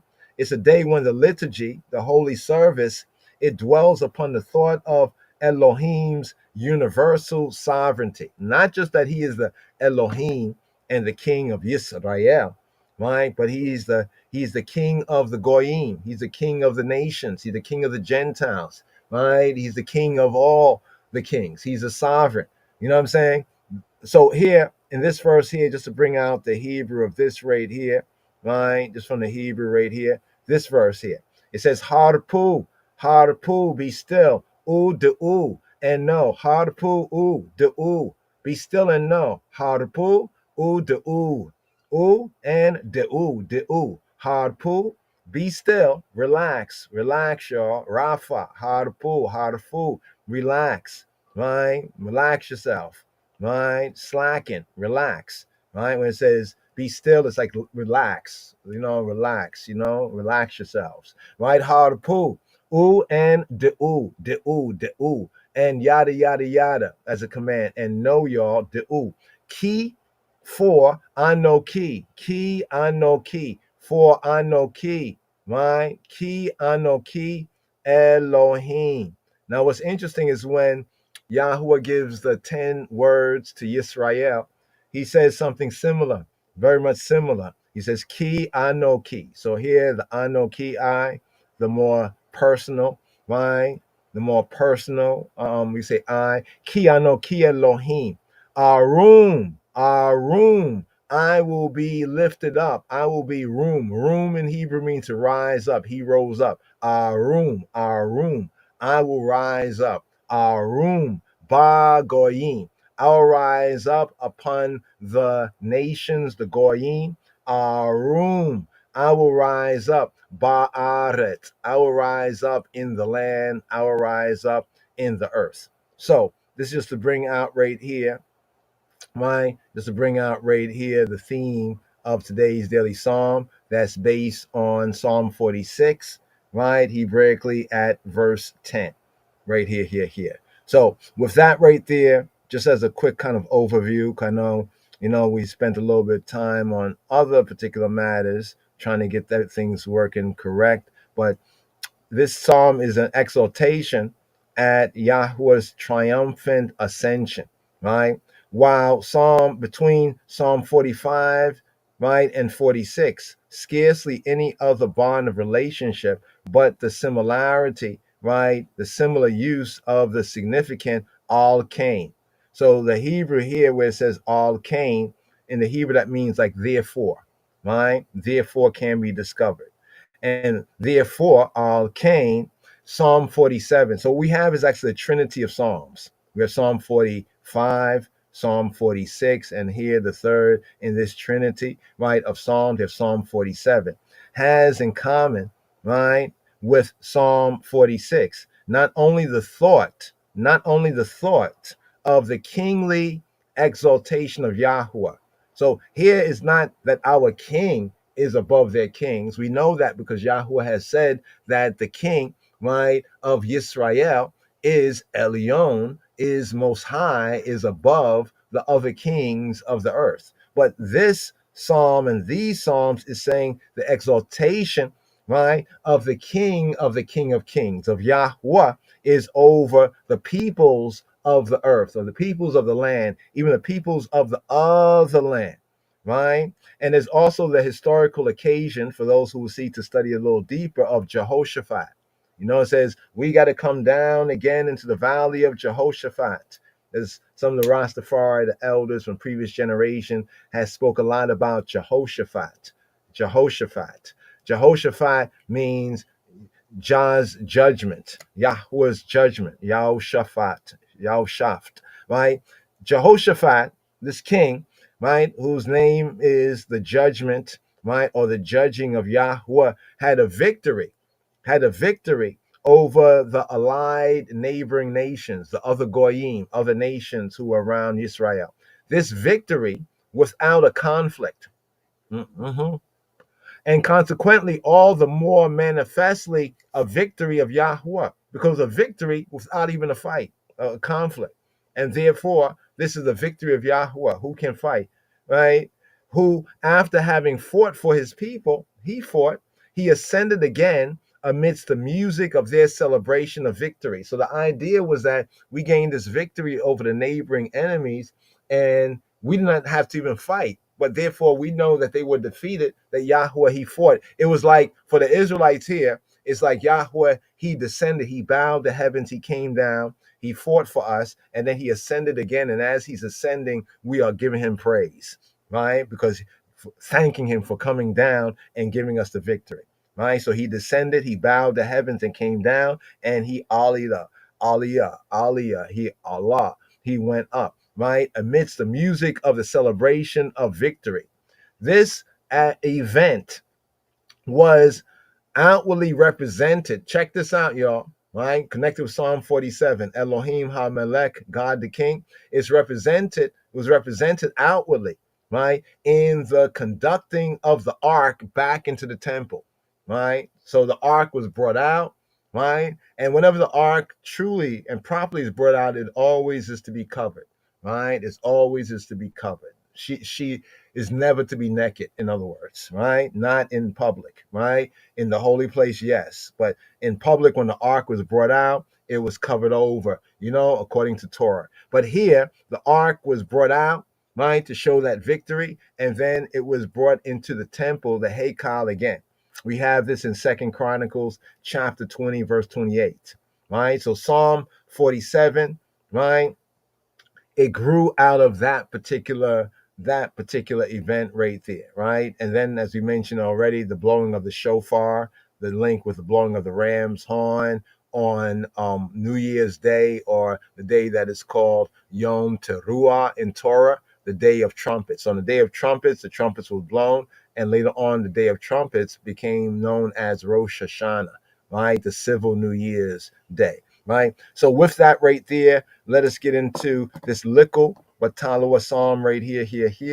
So it's Psalm 47, right? Psalm 47. Likkle. It's a Likkle Psalm, not very big, but it's Talawa, or it's very Tinishkin, Tilik, no, right? Katon, Aval, Gadol, right? It's Katon, it's small, but it's Gadol, but it's big. So let's big this up right here. To the chief musician, here. Let's go through today's daily psalm. To the chief musician, right? To chief musician. Let's go to the Aleph first, right? The Aleph, the first verse right here, right? To chief musician, a psalm for the sons of Korah.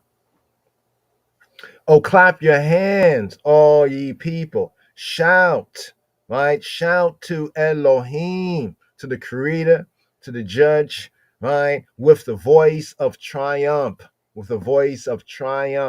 right? Here. Today's daily psalm right here.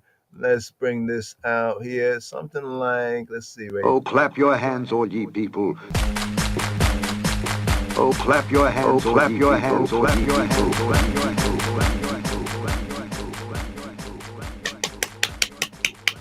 clap your hands. Clap your hands, clap your hands, clap your hands, clap your hands. Oh, clap your hands, all ye people. Oh, clap your hands, all ye people. Oh, clap your hands, all ye people. Psalm 47. Oh, clap your hands, all ye people. Shout unto God with the voice of triumph.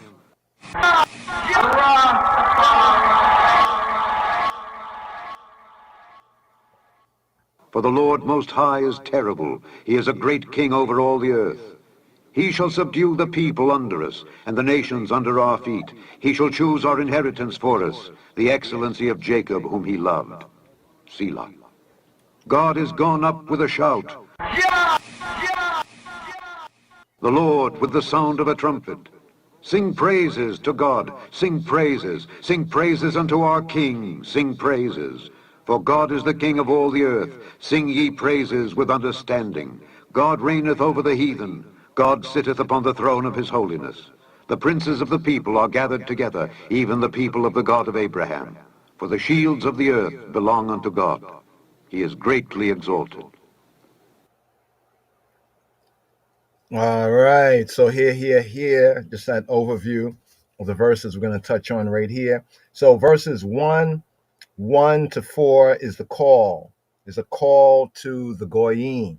Right. So in verses 1 to 4, from the KJV perspective of the numbering, verses 1 to 4 is a call to Ha Goyim, a call to the nations. Verses 5 to 6 is the praise, like praise the king, right? The theme is praise, Isis, Ha Melech, even in the goose and the gas. And then in verses 7 to 8, right? 7 to 8, we have the theme that Elohim, Ha Elohim, the true good, the true God, the creator, the judge, Elohei Yisrael, the Elohim of Israel, is enthroned. And then in verse 9, KJV wise, his kingship. So it's not speaking of the kingship of our king. Yes, the kingship of our king, right? Our anointed, duly anointed king should be respected. But here is speaking about the king of kings, right? The supreme king of kings, Yahweh Eloheinu. So right here to the first verse, the Aleph verse, including the superscription. Laminatziyah, Libnei Korach, Mizmor. Here, first verse, right? Second verse from the Hebrew perspective is the KJV first verse. Call ha-amim. Tika'u kaf. Tika-oo, clap, kaf, clap, hand. Tika-oo, kaf, clap like the palms of the hand, the kaf, right? Call all, ha-amim, all the peoples, to say like all ye peoples, call ha-amim. Tika-oo, kaf, clap your kaf, clap your hands. Tika-oo, kaf. Hari'u, Hari'u, Hari'u. Shout, Hari'u, Lelohim, to Elohim, to the Creator, to the Judge of Judges. Big all, in the voice, Rina, in a ringing voice, in a shrill, in a ringing, a joyous ringing tone. Big all, Rina. So the full here. La Menatziyach Libnei Korach Mizmor, to the chief musician Libnei, to the sons of Korach, the sons of Korah, Mizmor, a chant, praise, Isis. Call ha'amim tika'u kaf, hari'u lelohim korina. Here. What do we have here? We have the clap your hands, tika'u, kaf.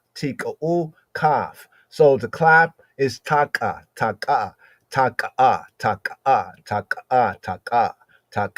right? Means like he blew, he clapped, he struck, he sounded, he thrust, he gave a blow, a blast. So now this word here, taka, is often used with the shofar, like with the ram's horn, like the different melodies of the ram horn. Like when you hear the ram horn, there's a certain order of blast, like the blast of the ram's horn, right? But it can also mean, right, to blast the horn. But in regard to what we have here, is to clap the hand, right? It's almost like somehow the clap and the blow through the horn, the ram's horn, is synonymous within the Hebrew, the taka. So here's a plural sense, tika'u, to clatter, to slap, like slap. You see what it says, to slap the hands together, right? And the clang of the instrument, right? The clang of the instrument, right? Tika'u kaf. So here for hands is not the yad. Often the word hand in Hebrew is a yad. The yad is like the hand, to say like the back of the hand and the fist, the hand, right? The kaf is like the open hand. The kaf is like the open hand, where it shows right there the palm. So like clap your palms together. It didn't say tika'u yad. Tika'u yad is like, bumping your fists together. No, it's tika'u kaf, like clapping your hands together. And then it says here where it says shout, hari'u. The command in the verse is hari'u. Hari'u comes from ru'ah, hari'u, to shout, to raise a sound, to cry aloud, like a war cry, right? Like a war cry. Ura, Haru, Ura, like Ura. Like when they say Ura, even in military today, it kind of comes from this ancient Hebraic sense here. But the Ruah is like to give a shout of a war cry, a battle cry, right? A sound, like a signal, right? The trumpets, right? Also the sense of Hari'u, right? Ura is like a triumph over enemies, to shout in applause, to shout also religiously, spiritually, the really just aspect of it, to shout for joy, to shout for triumph. But ruah comes from the sense of to mar. That means to make the shout like so loud, it's almost like it's splitting the ears, right? And this is also used of the teruah. So the fifth of the seven appointments, right, is called the Day of Trumpets, the Yom Teruah, the Yom of the Teruah. Here we have the word ruah, right, of the marring, the breaking, right, the sense of splitting the ears, that is to shout or to blow the trumpet, right, blow the ram's horns. So there are two, you could say, two commands right here. One is to clap your hands, tika kaf, and the other one is Hariu, Hariu, Hariu, Hariu, Hariu, to Ura, Ura, Ura. What do we have here? This was the demonstrations. These were the demonstrations that greeted the king, right? In the ancient and the Hebrew context, the tak'ah, right, of the kaf, right, tika'u kaf, the clapping of the hands, and the ruah, right, the ura, the ruah. Also, these were the ways that a king, a melech, was greeted, right, when he ascended the throne. How do we know this? Right? We know this because in 1 Samuel, Shemuel, 1 Samuel chapter 10, verse 24. If you go to 1 Samuel chapter 10, verse 24, right, you see it there. 2 Kings chapter 11, verse 12, where we have the demonstrations that greeted the king was the clapping of the hand and the shouting aloud, right? This is called for here in this first verse, the Aleph verse. This is called for here from the peoples, the Amim, right? The other peoples, right? On the acknowledgement of Ha Elohim, Elohei Yisrael, the Elohim of Israel, as the supreme ruler, Rabino Shel HaOlamim, as we say in the Hebrew, Rabino Shel HaOlamim, the ruler of the universe, the universal ruler, right? So this is what we have right here, this call right here, first verse. Once again, first verse, La Menatziach Livnei Korach Mizmor, to the chief musician, the musical presenter, for or of the sons of Korah, Livnei Korach, Mizmor, a chant, psalm, to say like a psalm, Isis, Mizmor. Call ha'amim, tika'u kaf, hari'u le'elohim, bikol arena, right? And arena, here they have the voice of triumph. Let's bring out the Rena, right? Rena, right? A ringing cry, Rena, right? It's a entreaty, a supplication, Rena. It's a proclamation, a joy, a praise, Rena. And the sense of it is like a ringing sound, a joyous ringing sound, a ringing tone, like a creaking, a shrill sound. That is like, it can be a shout of joy. In some cases, it can be for grief, right? But in this case, it's a shout of triumph, of joy. Why? That will cause grief to those who had got defeat, right? So here, first verse, here to the second verse, the Beit verse, today's daily psalm, Mizmor, Mim, Zayin. Here at the Beit verse, it says, for Yahweh, for he who be. So here introduces the Hashem, right? The covenant name, Yahweh, right? Yahweh, right? For Yahweh Most High, Yahweh Elyon, Most High, Yahweh Elyon. Here we have Elyon, he who be, the highest, Elyon, right? The Most High. As you can see in the note right here, the term Elyon is also applied to the Davidic. The anointed Davidic kings are Elyon. The anointed Davidic kings are Most High. When it speaks about Yeshua in Revelation being the prince of the kings of the earth, in the Hebrew, that's also Elyon, right? Then it also speaks that Yisrael, in good covenant keeping, would be Elyon above all other nations, would be Most High. So the same term is actually used of the Davidic king. It's used of Yisrael. It's used of Moshiach, Yeshua, right? But it's all used of those because of Yahweh being Elyon. He is the Most High. He is the highest, and those who serve Him are higher than others who don't serve Him, right? So here it says, for Yahweh Elyon, terrible. Wow, terrible. All right.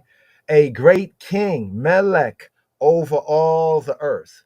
Now, this shows us how words have changed meanings over time, even in English, because if you say, man, how was that? Yo, it was terrible, right? Today, if we say something was terrible, it's like it was bad, right? It was awful. You're like, oh, it was terrible? Really? It was terrible? Right? No, I mean, it was terrible. Oh, you mean it was terribly good? Yeah, so the term terrible here, right, in the old English Bibles, like how can I say? If I say something was awesome today, if I say something was awesome, people will hear it like positive. Oh, yo, that was awesome. But if I say, yo, it was awful, people say, oh, was that bad? No, it was awful. It was bad. You saying it's bad? No, no, okay. It's awesome. Okay, okay, it's awesome. I get you. But see, in the ancient time, both, even in English, both terms meant the same thing. But now there's this difference. So you see what it says, for Yahuwah Elyon, terrible. Right? Yahuwah Elyon, terrible. Right? Terrible. Let's get the Hebrew here so we can clarify. Ki, Yahweh, Elyon, Norah. Now, Norah is an attribute of Yahweh. He who be, Yahweh. Who he be, Ha, Norah. He be the dreadful one, the awesome one, the terrible one. You know what I mean? The awful one, the one full of awe, right? Norah. The word is Norah. Kia Yahweh, Elyon, Norah. For he who be, the Most High, dread, right? Dreadful, right? Here's the word Norah. Just bring that out. Norah comes from Yare, right? And we were saying what sense? In the Nephil sense. So Yare, right? Yare, in the Hephil sense, build of it, it becomes with a noon at the beginning, Norah, right? To be fearful, right? To be right, to cause astonishment, right? He's awesome. He's to be held in awe. He's to inspire reverence. And as it says, godly fear or awe, right? So right there, right? He is reverent, but usually this word is translated as dread, right? Dread, it shall be dread or dread. Kia Yahuwah Elyon Norah. Melech Gadol, Melech, king. Gadol, big king, great king, important king. Melech Gadol, all call haaretz, above all the land. Literally, above all the land, all call haaretz. Full of full all together now. Ki Yahweh Elyon Norah, Melech Gadol, all call haaretz. Here. He is awe-inspiring, right? So that word terrible there. Let's just look over here just briefly. Let's see the NHEB, the NET says, for the sovereign Yahweh is awe-inspiring. He is the great king who rules the whole earth. Not quite a translation. It's kind of the word rules is not there, right? It says he is over all. The NHEB seems a little better, but it has that lordy thing. But anyway, it has the Gentile. The Gentile tetragrammaton is Lord. Stop using it. Anyway, for Yahweh Most High, Elyon is awesome, right? Norah, right? He is a great king, Melech Gadol, over all the earth. This is a good translation. Al Kol Haaretz, right? Lastly, but not leastly, down here, we have for Yahweh Most High is awesome. Good. He is a great king over all the earth. Okay. See, why we say this one was false right here, where it says he who rules. It didn't say Melech Gadol Malak. It didn't say Melech Gadol Malak. Malak is the rule, or Yimlok, or anything like that. It says Al Kol. He is above. See, in the word Elyon, right? This word Elyon, right, has as its root meaning, right? Allah to ascend, and Al mean above. So in a sense, it's saying that he is the one who is above, most high, right? To be respected, he is to be dread, right? He's a great king that is above, right? That's above all the land, all the earth, right? Or inspiring. Here to the Gimel verse, the third verse right here. He shall subdue the people under us and the nations under our feet. Right? Yadabir amim tachatenu ula leumim tachata ragleinu. Yadabir is interesting, right? Yadabir. If I was to point it as Yadabir, it would mean he will speak. But here it's pointed as Yadabir. Because see, the root here of subdue is dabar. Y'all know Dabar by now, right? Dabar, the H1696, right? It's a word that usually means to speak.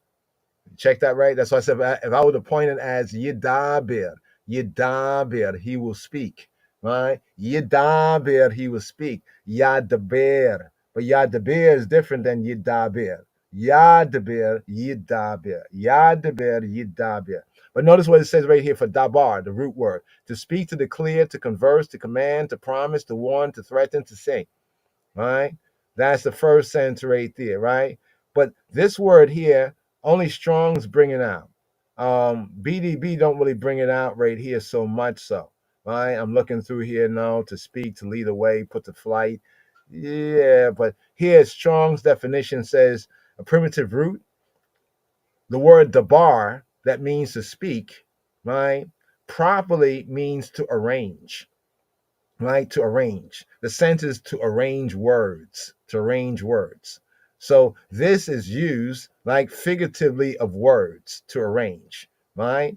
In the sense of to speak. It's the word dabar as a noun means word.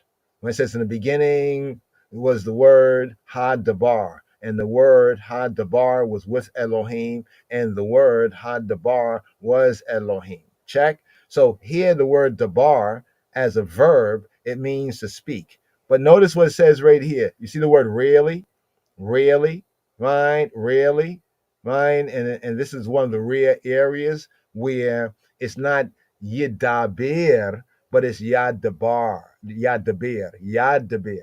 Because here is a sense where it means in a destructive sense, or in the alternative, the second of the two senses, to subdue, right? To subdue, right? To subdue, right? So this is where it gets a sense of he will subdue, right? It's a very rare, this is like a rare sense of the dabar being used as to subdue. But what it tells us is that the sense of to speak and to arrange words, right, is one sense, but word, sound, and power. Word, sound, and power can also be used to subdue, right? You can just use the bar to speak, but yidabir, yadabir means to subdue. So here it says yadabir, yadabir, right? So yadabir amin, right?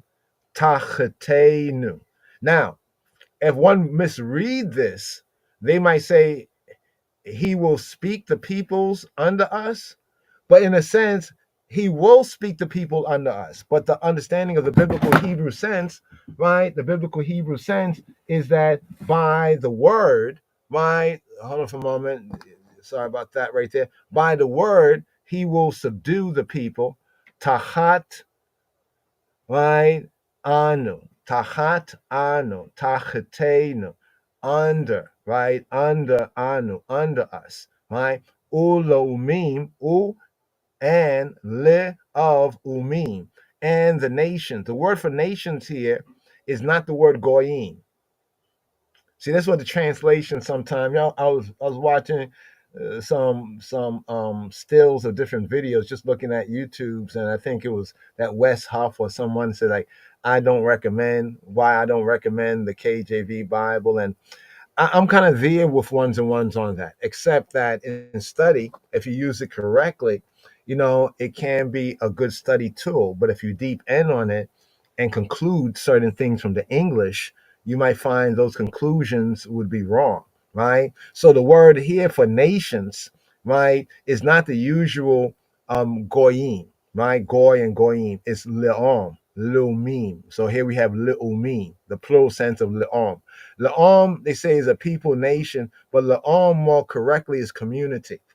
Le'om is a community, right? Like a gathering in the sense of a community. Not really a nation or people, right? But it seems that the translators had a word deficit.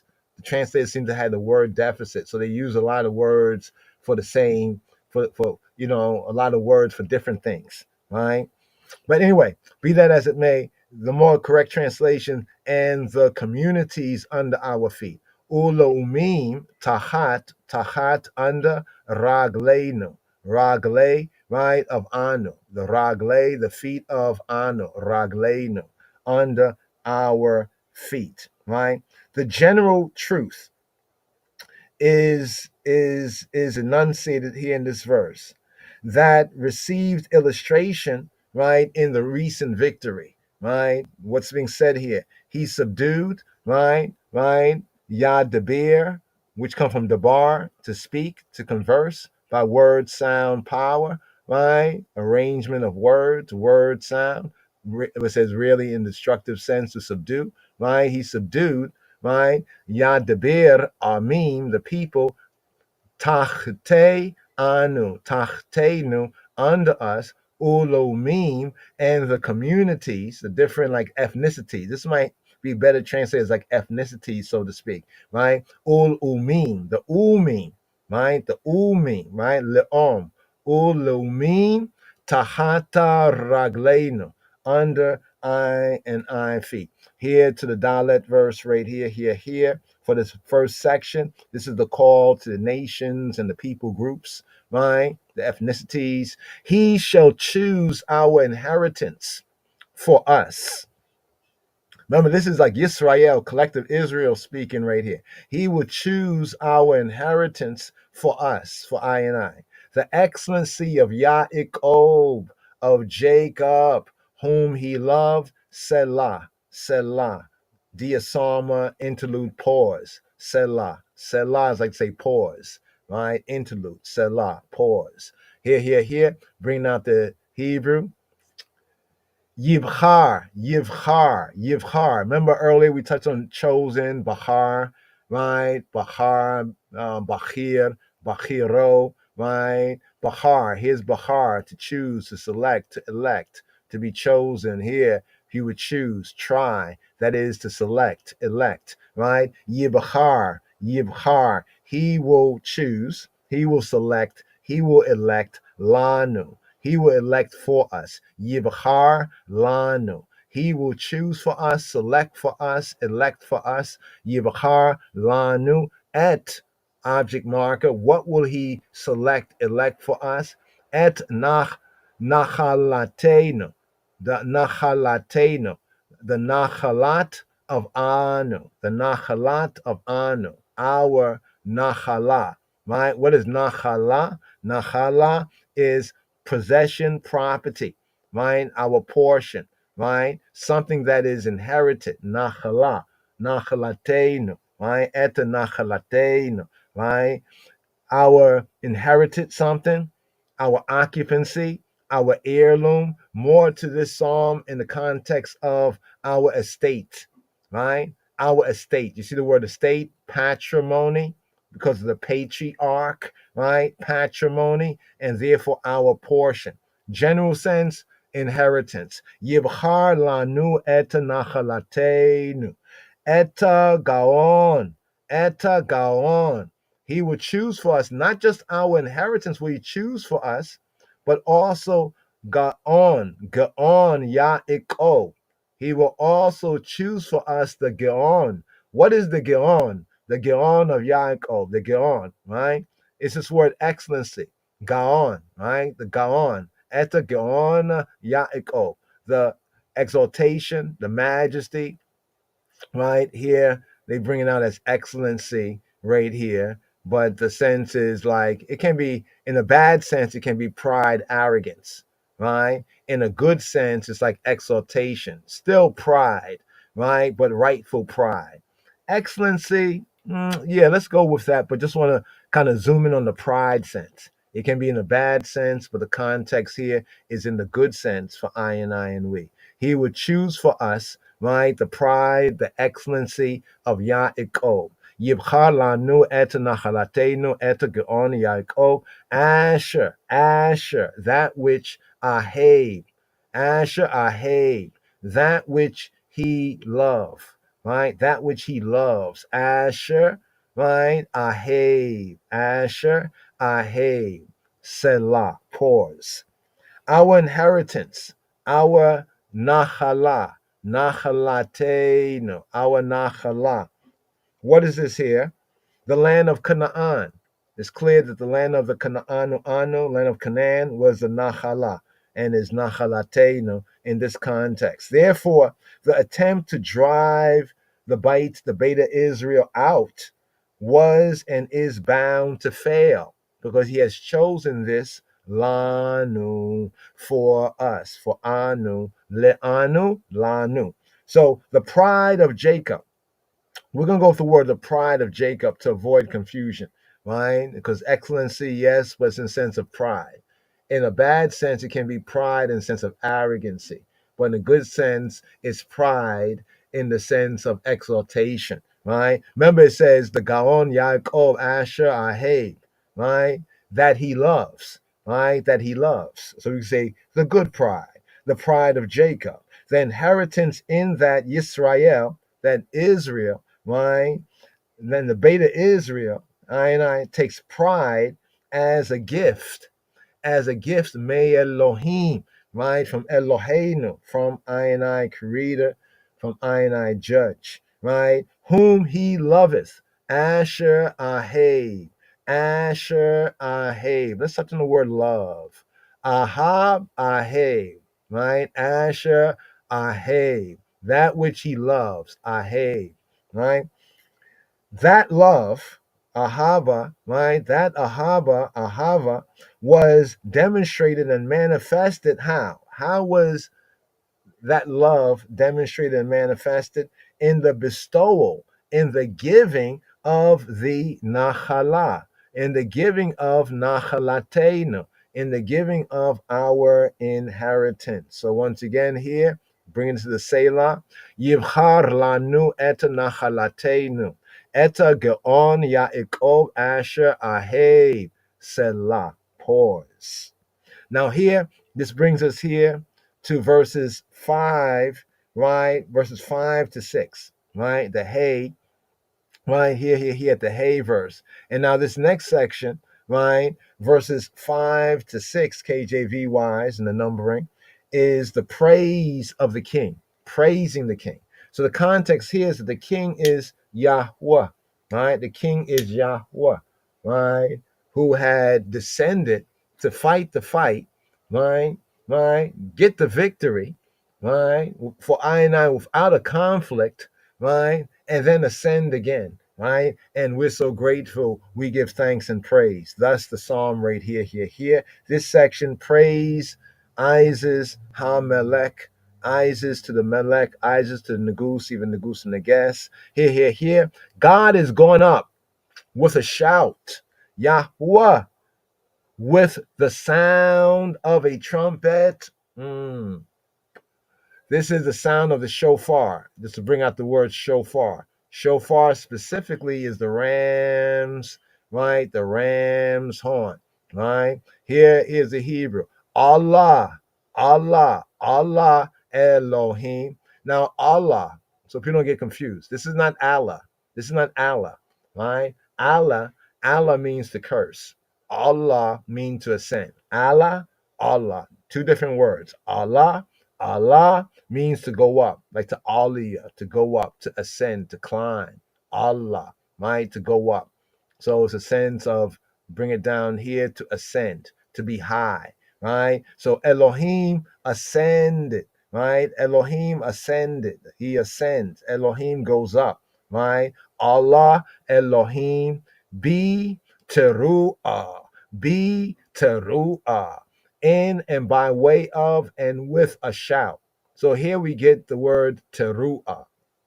Remember, we spoke about the fifth of the 7 feasts and appointments from Passover to Sukkot, right? And in the third season, the first feast and the third of the 3 times in the year is biblically, according to Torah, is called the Yom Teruah.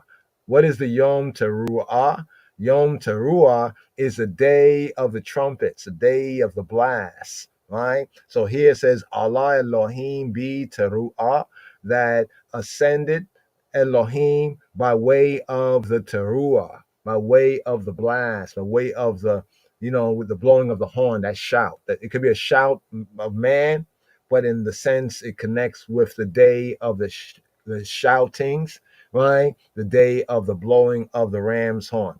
Yahweh, he who be who he be, Bikal, in the voice, by way of the voice, with the voice or the sound. Hear the word call. Go back. Hear the word call is voice, but the same word for voice can be the sound. So blowing the trumpet, blowing the shofar, it has the voice, right, of the horn, the sound of the horn. Yahuwah bikol shofar. So here specifically, it's saying that Elohim ascends with that shout, right? And he who he be, right, with the voice or on the voice of the shofar, goes up on the voice of the shofar. So here, God is going up, or Elohim, Allah. Now, another important thing about the word Allah here is that Allah, right, as we have it here, means to go up, ascend, to climb. But in the part of speech, it means he go up. He ascends.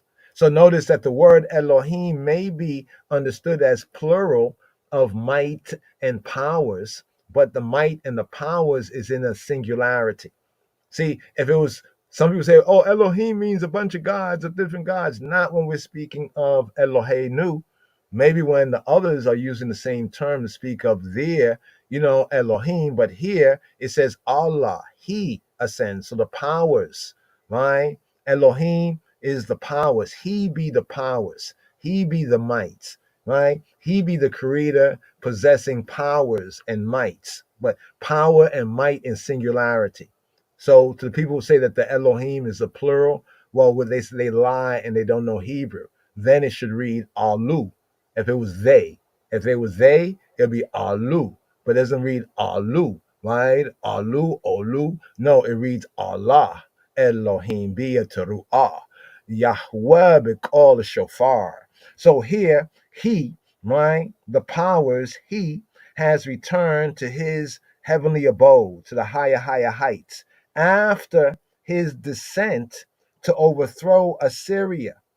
The idea here of his intervention in the earthly domain is often conveyed in scripture by the word descend. So in the Hebrew and in the scripture, there's two words often used, right? It says like Yahweh, he came down, he descend, he bowed the heavens and come down. That means it's like in the Hebrew sense, like he is going to interface in something here on this earthly plane. Because remember what the word says? The heaven of heavens are his, but the earth he's given to the children of men, right? So if he descends, he's descending, into our sphere, right, for a particular work, right? So use the term descend, right, to come into this sphere for a particular work, and then the Allah, he ascends to return, we say, to the higher throne, so to speak. Genesis chapter 11, for example, right, the Tower of Babel chapter, right, Genesis chapter 11 verses 5 and 7, it uses the term descend, right? So he descend, right, his intervention, his interposition, his intervention, and then Allah, his ascending, right? We have it elsewhere too, but let's go on right here. Amidst the sound of the ram's horn, right? So here it says, amid the sound of a trumpet, the word here is shofar. And shofar is not just any horn, it is the ram's horn, acclaiming, as it were, his triumph. So the blowing of the ram's horn, it signifies Yahweh Eloheinu's his triumph. So we can also kind of have a better context. We speak about like the trumpet, the shofar.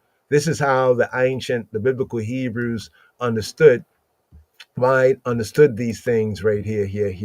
Hold on for a moment. I don't think I have the shofar right here. Shofar, so far, so long, Rastafari call you. Shofar. Let's just get the shofar right here. Where's our shofar? Anybody know where the shofar is? Where's the shofar? Right there. Let's bring up the shofar right here, brothers and sisters. Didn't have it on the board right here, but let us bring it into the exhibit since we're talking about the shofar to give a demonstration right here. So here, once again, the full of the verse, Allah, Elohim be teruah, Yahweh, Bikol shofar.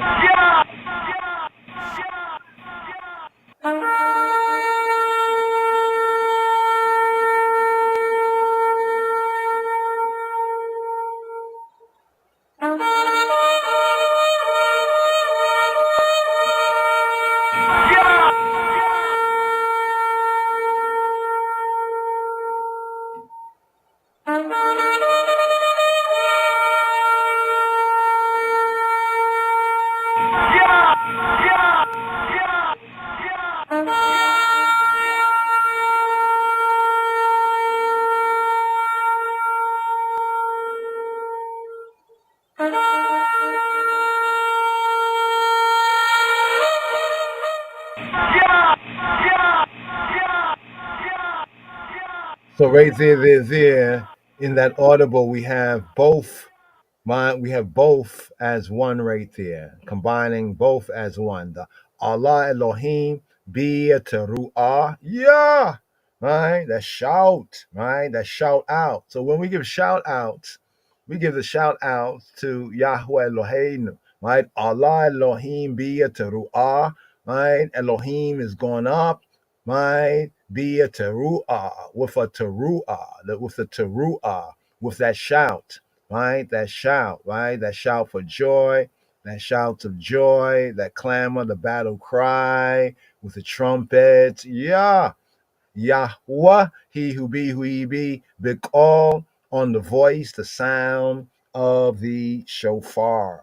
Now that brings us right here to the wow, the vav verse, right here, the sixth verse. Remember, we're still in the section right here, the praise of Hamelech and hear of Yahweh Eloheinu Hamelech, he who he be, Ainai Elohim, the King, even the King of the kings, the King of all kings, right? Even and especially even the Davidic King. Check.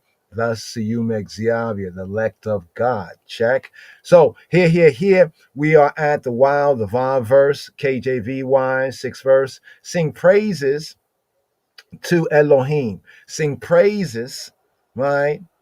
Sing praises to our King, Malkeinu, right? Sing praises, right? Now, one thing is interesting is that each of these sing praises is Zamar.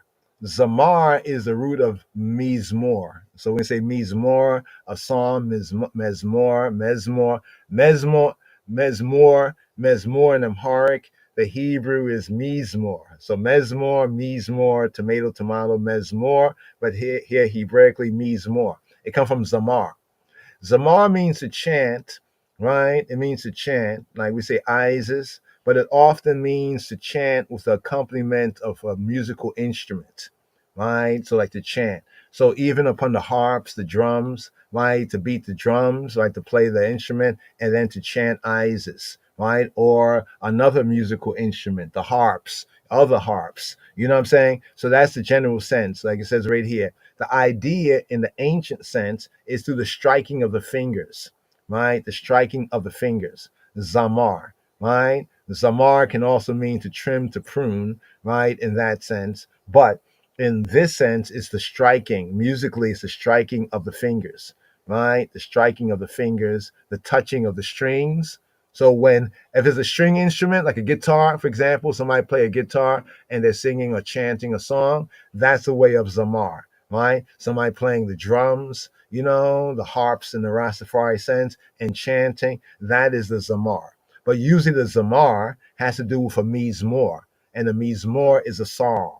Not just any song, anybody's song, but specifically for the Israelites, it's like the Sefer Tehillim. It's like the Psalms of David, for example, right? So it's a chant, right? It's a chant, right? And it's to play music simultaneously, right? This is accompaniment by the voice, right? So that music being played by the accompaniment of the voice. So here in the Hebrew, it says Zamru, Zamru Elohim, Zamru. So the Hebrew Zamru is a command.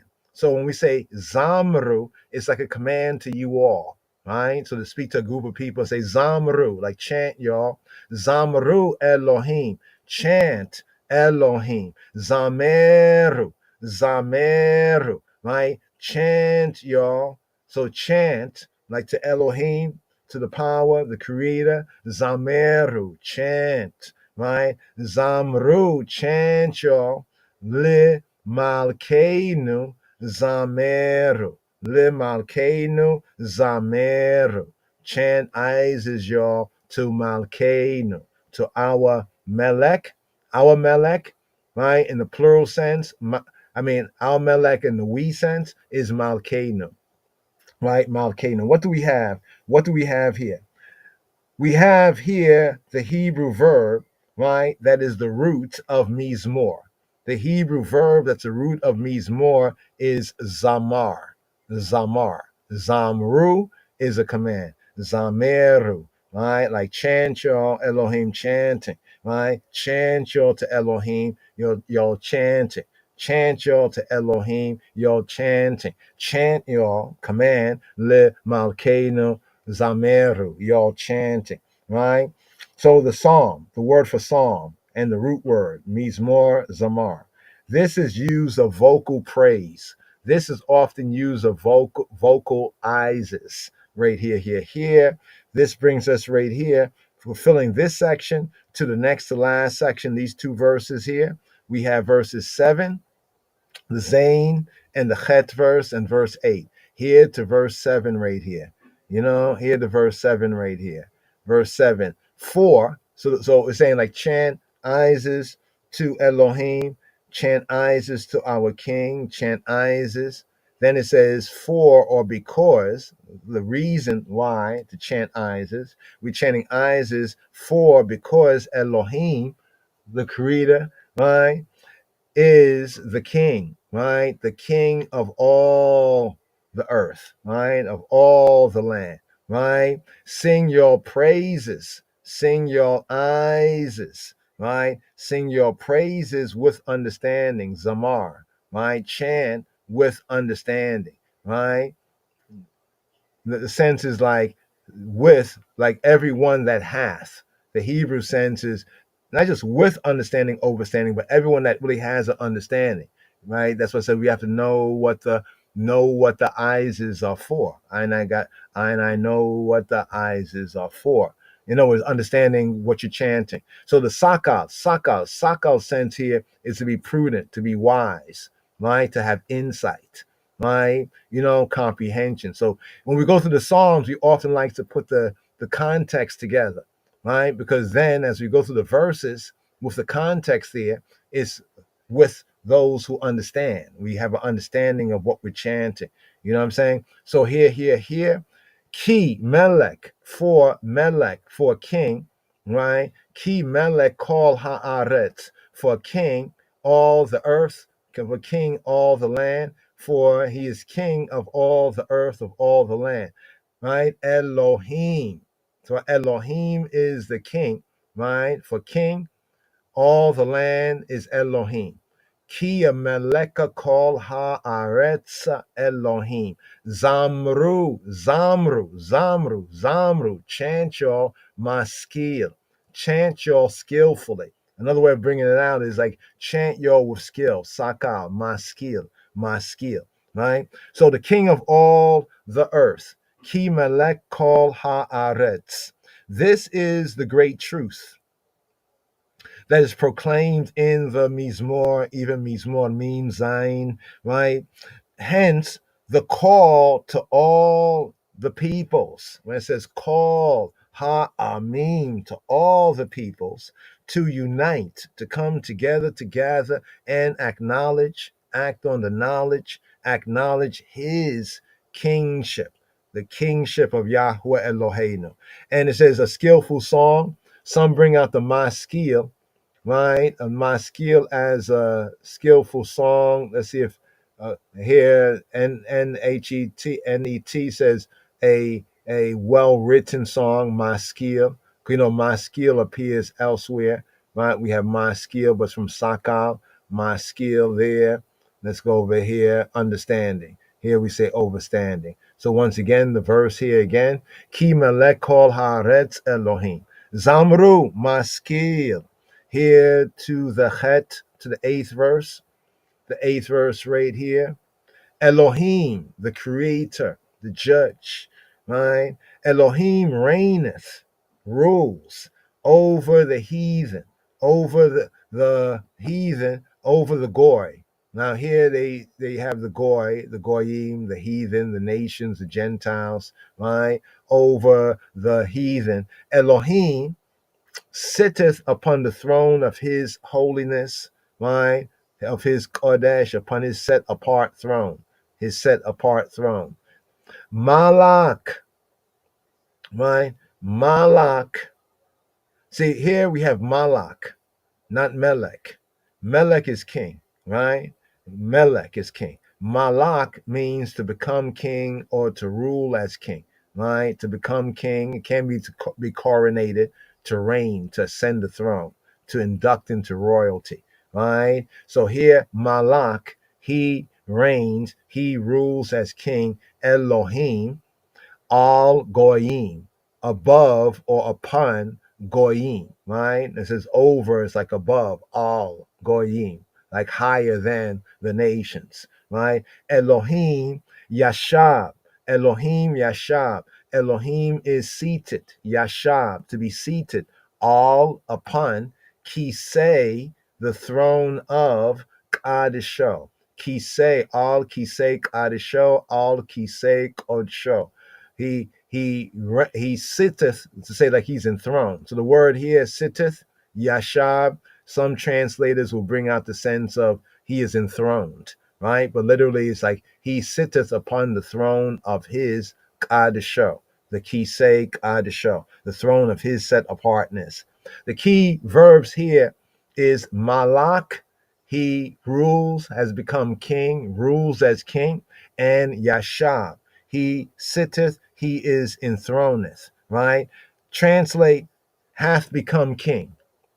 So the Hebrew translation of this contextually could mean and could be brought out better as he hath become king over all the heathen, based on that defeat of the Assyrians and other nations hearing and fearing this, right? Our chant is that now you'll recognize, or we already know, that Yahweh Eloheinu is king, but he had to give you a demonstration. So Malak, right, Elohim, right, hath become king, Elohim, and Yashab, Elohim Yashab, and Elohim hath taken his seat, right? He's taken his seat after the defeat of the enemies, the defeat of the Syrians. Now he has taken his seat, right? Al kisei kadisho. See, you have to remember that the psalm here, the action in the psalm, the action in the psalm that he ascends. So he had descended to get the victory, right? And give us the victory. And now he ascends, right? And amongst the shout, yeah, and the shofar, right? And now we get to this verse, right? He is once again king, right? He has become king in their eyes, in their estimation, because he's ruling now. They have gotten a demonstration, right? And because he has ascended, he has retaken his seat. Elohim Yashab al Kisei Kadisho, right? Has taken his seat, right? So the psalmist here, and I is describing the effect of the victory. This is what this verse is bringing out. What is the effect of the victory? So, like one verse is connected with the next verse. And as verse upon verse, line upon line, there's a certain sequence of action that is going on, right? Elohim had been the king of the earth before. He had been the king from the very beginning. He is king from even before the beginning. But at the very beginning, he is king. But his sovereignty, right? His sovereignty, right, was confirmed by what he had most recently done, did, and achieved. The sovereignty was compromised. You know, others were saying that their idols was king and that their idolatrous kings were kings, you know, and that we as Israelites, you know, don't know what we're talking about, and they could just treat us and defeat us any way they wanted to. But the victory, based on what he done did, right, it changed up the whole equation. They had to, take stock, and now we're calling them to worship. Right, we're calling them to worship. Accordingly, Elohim takes his seat upon his throne, having established his right to it based on the defeat that he done did, right? To administer the affairs of men and nations. But also for us as Yisrael,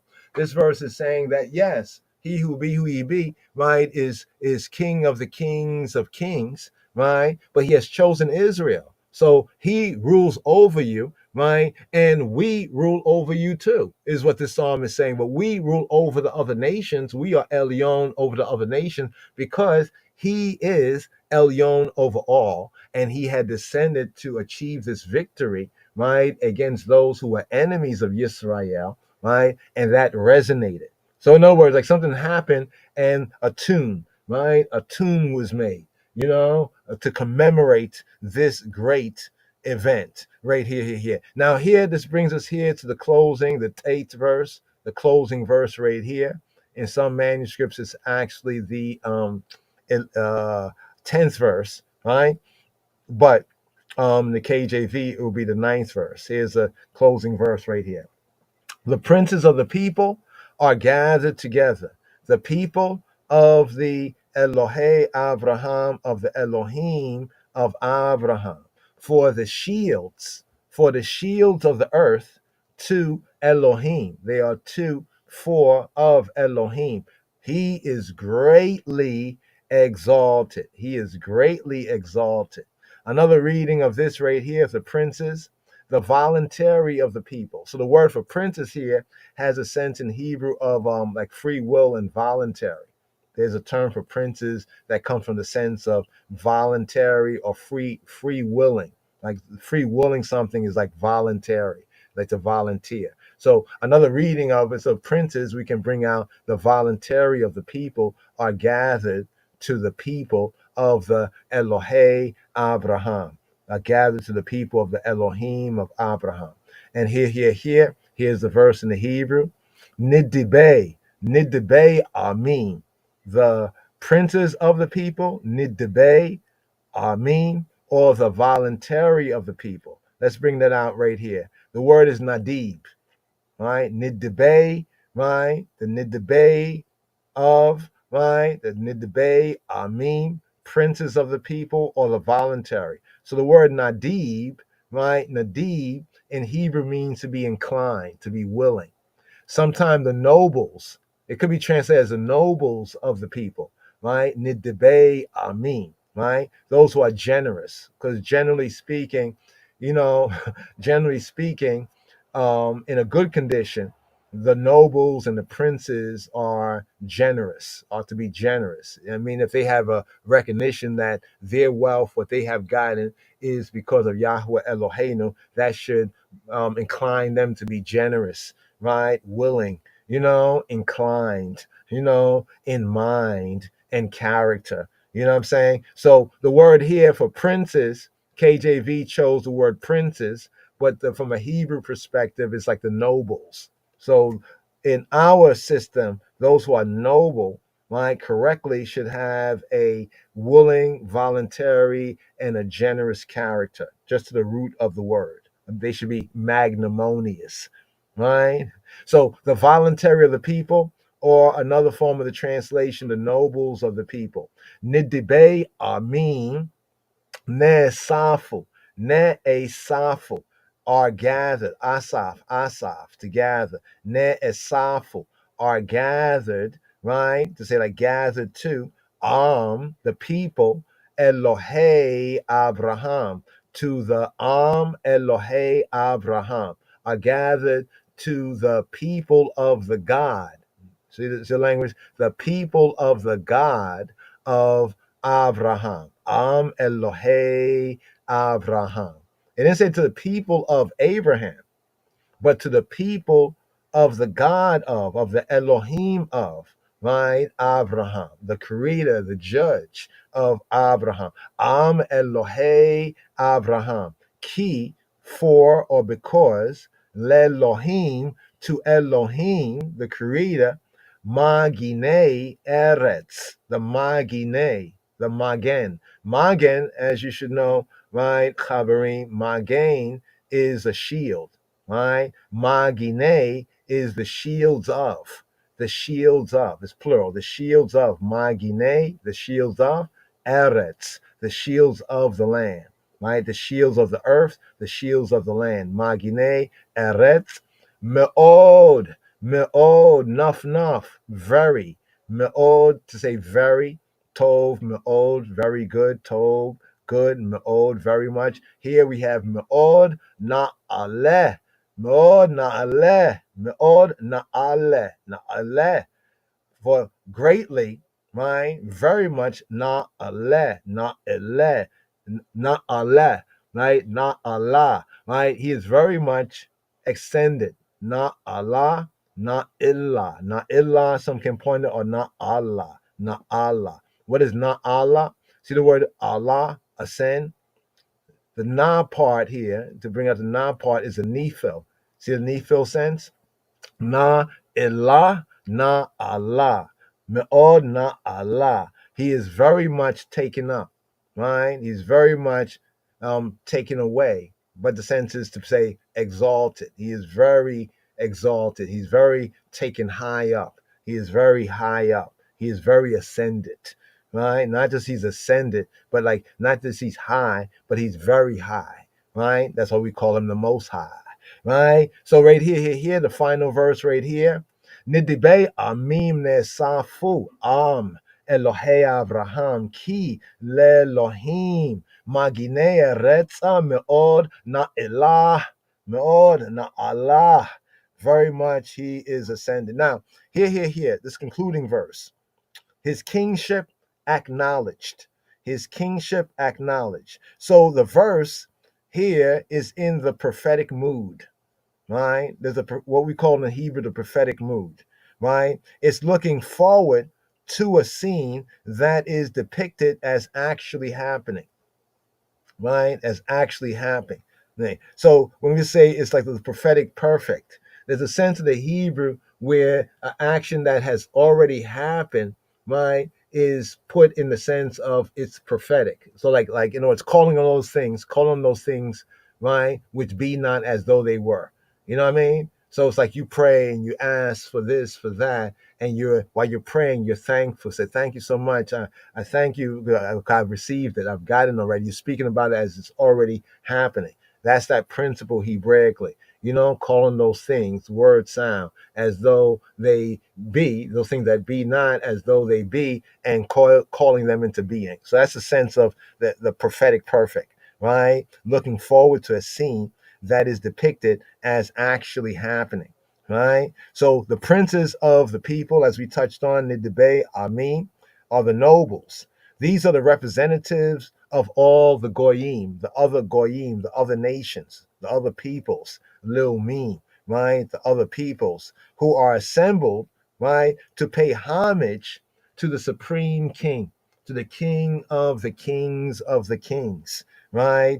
The people, they gather to the people, ne safu, ne a safu am, they gather to the the people of the Elohim of Abraham. Elohei Abraham.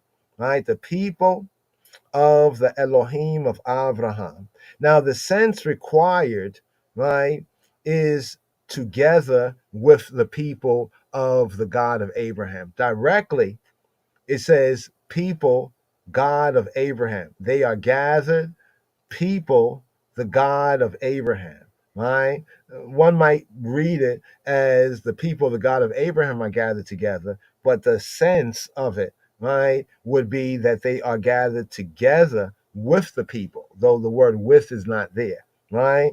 So the LXX, the Septuagint, right, the Koine Greek, it supplies in their translation from the ancient Hebrew, they add a preposition, right? They supply the preposition with, right? But less probable is the suggestion to understand words like to become before the people. So the AV, the authorized version, right? Following Ibn Ezra. The mention of Abraham is important right here. Just to mention this right here, the mention of Abraham. Why is Abraham important? Remember, it says he'd be a father of many nations and all of that, right? This links the prophecy of the future with the promise, with the word, right, of the past, that he was to become a father, a patriarch, like a progenitor, right, of multitude of other nations, multitude of nations. Here in Genesis, right, when you compare this with Genesis chapter 17, verse 4. The obliteration, therefore, of distinction between Yisrael and the nations and the goyim. You see, this is what many of us, some wrestle with this today, like in the new covenant, Brit Chadasha sense. Is salvation to the Jews only? Is it to Israel? Is it to the nations? Is it not to nations? Which nations? Or are the nations only the Israelite nations? But with Abraham, right, who was not an Israelite and who was not a Jew, but yes, he was a Ivri. He was a Hebrew, right? There's the obliteration of the distinction between Yisrael, the Beta Israel, and the nations by way of the incorporation of the latter, incorporating Hagoyim, the nations, so that the peoples, they become part of the people, the Am Elohe Abraham.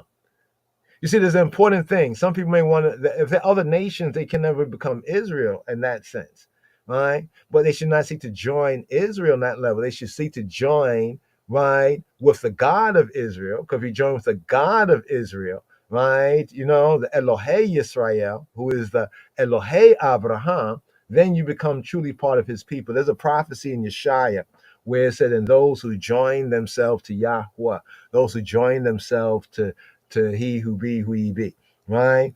Not those who join themselves to Israel. You see, only because Israel is Israel, but they join themselves to the God. You see, so that's a sense here that sometimes get lost or it's avoided right there, right? So this here, this idea of them, these other peoples, right, becoming part of the people, right, the people of the God of Abraham. And notice it says the people of the God of Abraham. Although these were Israelites here, they could have said the people of the God of Israel.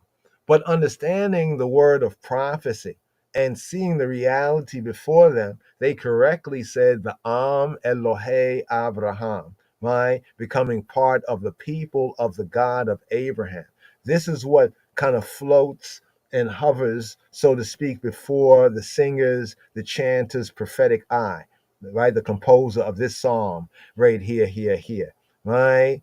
As the end, the fulfillment of Elohim's great manifestation of himself, right? Elohim, the creator, not just the creator of Israel, but the creator of all creation and the creator of all peoples, right? And therefore, rightfully, the true God of all the nations, if they would only receive the truth, right, of Israel. Now, the shields of the earth. What about this phrase for the shields of the earth? Magine, magine eretz. Designation of kings and princes or rulers. In Hosea, right? In Hosea chapter 4, verse 18, there's an interesting point of reference. Not going to go through it here, but for the Talmudim, take note, Hosea chapter 4, verse 18. Although themselves are governors, they are under his sway, right? They are under his sway. I should play the laugh track here. You know why? Because I just said in my thought, I ain't going to go there. We're not going to go there right now. But, you know, I received I received the word to go there, right? So right here, what is it? Hosea, her rulers. Let's say the word right here. What word is here? Okay, here we go. This is the reason why. Now, here's the verse right here. What we're seeing the link here is the phrase the shields. What does it mean by shield? The word shield in Hebrew is magain. Magain Dawid, they say the shield of David, but magain. Here we have magine, the shields of, right? The land, the earth. So here's the phrase right here in the Hebrew says, Sar Saba'am ha zenei. He's a new ahabu, hebu, kalona magineha, kalon magineha. So the English is this: their drink is sour. Their drink is sour. Sar Saba'am. Sar Saba'am. They committed whoredom continually. Right? Hazaneya Hizanu. Hazane Hizanu.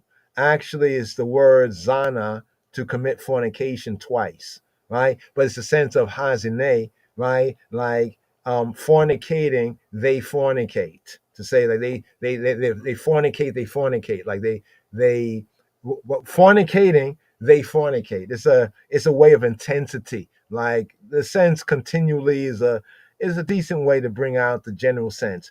Hazaneya he's a new. Ahabu, ahabu, ahabu. they ahab, they love, right? The word ahab, ahabu, they love, right? Hey boo, right? They love, hey boo, hey boo. Give y'all, right? From Yahab. So the sentence is like they love, hey boo, give y'all, right? Give y'all, they love doing this fornication, hey boo, right? Kalona magineha, right? Kalon. The word kalon is shame. Kalon, disgrace, dishonor, ignominy, right? Disgrace, right? Disgrace, implication, pudenda. Now, pudenda is actually like it's used to refer to like the sexual parts of the body. Let me point out like that: the sexual parts of the body, right? So you can understand the sense of it, right? It's shame, but it's even pointing out almost like they expose themselves, right? Her rulers, who do this? You see right here where it says her rulers. The word ruler here is magain, right? So to attach the sense in Psalm 47, right, at the ninth verse where it says the shields of the earth. So one would ask, well, what is the shields of the earth? Magain. Magain is a shield, literal shield. But what is the shields of the earth? This verse, which is translated as her rulers shame, do love, give y'all, right? It's kind of backwards, right? It's kind of out the way. Her shields are her rulers, right? Her rulers. So here, by going here, this helps us to understand, let's see the other translation. They consume their alcohol. Their drink has become sour. They consume the alcohol. You ever notice like alcohol? Sometimes when it's strong, right? It has like a kind of a sour off taste, right? Although it'll get you ripped, but still, they consume their alcohol. They engage in cult prostitution, right? Or they prostitute themselves continually, right? Continually. They dearly love their shameful behavior. They dearly love their shameful behavior, right? But here it says her rulers. So their shields are their rulers, right? Their shield are their rulers, right? Just want to bring out that sense once again so you can see this right here where it says her rulers. So this is the point of reference. And now I know why the Spirit said to go here, because unless you go through the study, you just see the verse and say, well, how does the princes, the nobles of the people are gathered together, the people of the God of Abraham, for to Elohim belong the shield of the earth. He is greatly rejoiced, he is greatly exalted. How does that link with their drink is sour? They committed whoredom continually. Her rulers shame, do love, give y'all, right? Give y'all. The point of all this is the magain.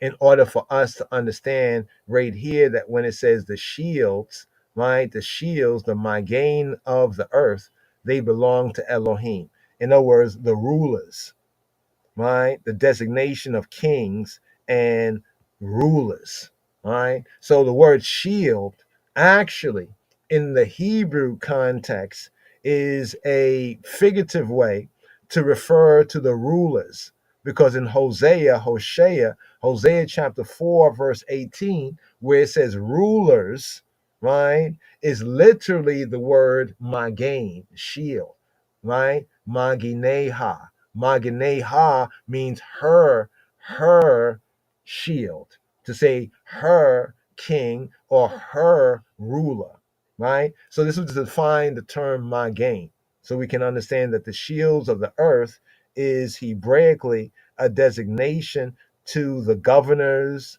the princes, the rulers, that even the governors and the princes and the rulers are under the sway of Elohim, even Eloheinu, Yahweh Eloheinu, as under the sway of our, right, Elohim, of our creator, of our judge. Even they are under his sway.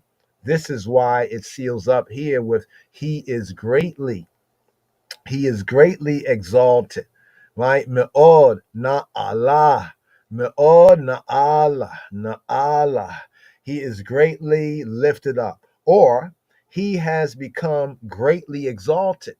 The sense in the Hebrew, me'od na Allah, na Allah. He has become greatly Allah, na Allah, become greatly high, lifted up, exalted. This is the sequel of what has taken place, right? Elohim, even Elohe Yisrael, Elohe Abraham's exaltation, it results from recognition of him by all peoples. So, in other words, as long as other people do not recognize that, you know what I mean, the spiritual war, it goes on. In other words, you know what I mean? But here in the psalm is saying that by what he done did, he will prove his sovereignty, right? And hopefully all peoples will recognize that.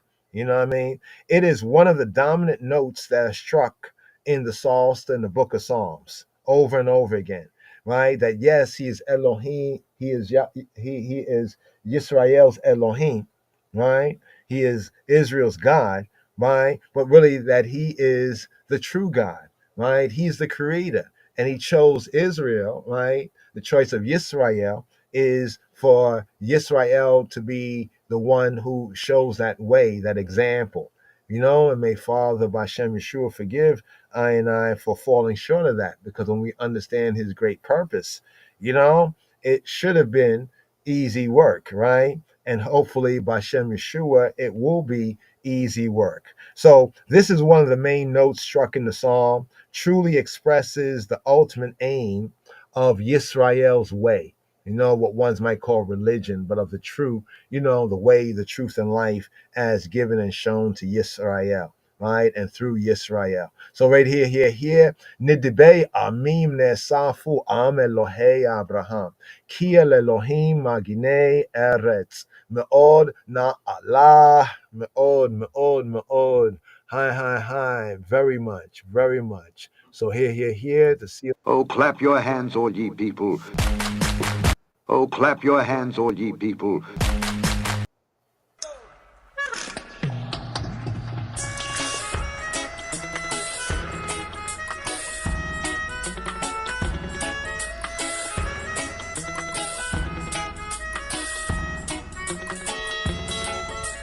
Psalm 47.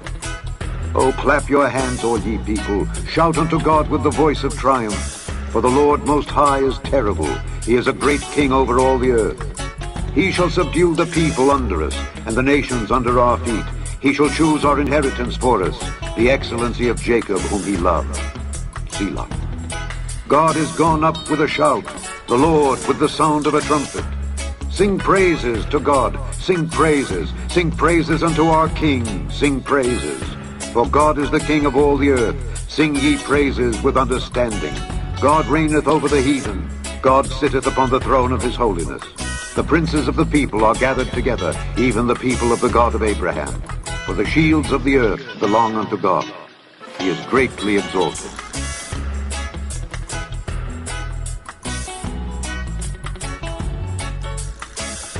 מזמור מ"ז למנצח לבני קורח מזמור. כל העמים תקעו כף, הריעו לאלוהים בקול רינה. כי אדוני עליון נורא, מלך גדול על כל הארץ. ידבר עמים תחתנו ולאומים תחת רגלינו. יבחר לנו את נחלתנו, את גאון יעקב אשר אהב סלע. עלה אלוהים בתרועה, אדוני בקול שופר. זמרו אלוהים זמרו, זמרו למלכנו זמרו, כי מלך כל הארץ אלוהים, זמרו משכיל. מלך אלוהים על גויים, אלוהים ישב על כיסא קודשו. נדיבי עמים נאספו, עם אלוהי אברהם, כי לאלוהים מגין ארץ, מאוד נעלה.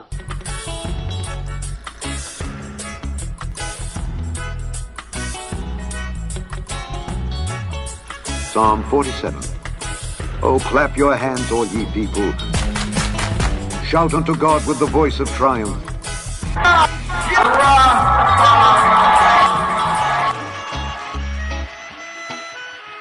For the Lord Most High is terrible.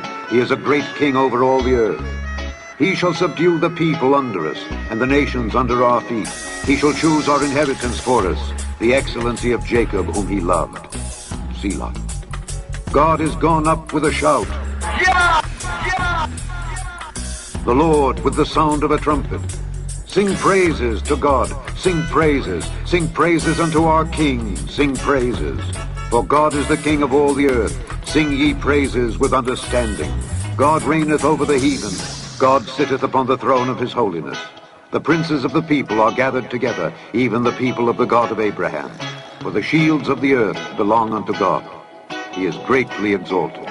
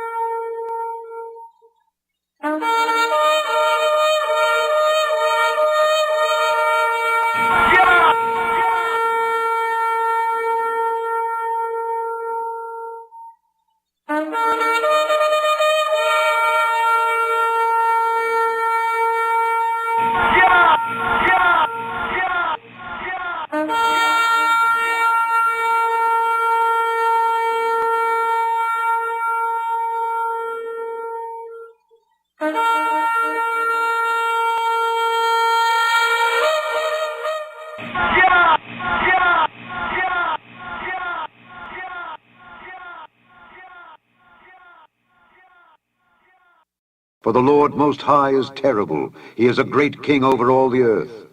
He shall subdue the people under us, and the nations under our feet. He shall choose our inheritance for us, the excellency of Jacob whom he loved. Selah. God is gone up with a shout. The Lord with the sound of a trumpet. Sing praises to God. Sing praises. Sing praises unto our King. Sing praises. For God is the King of all the earth. Sing ye praises with understanding. God reigneth over the heathen. God sitteth upon the throne of his holiness. The princes of the people are gathered together, even the people of the God of Abraham. For the shields of the earth belong unto God. He is greatly exalted.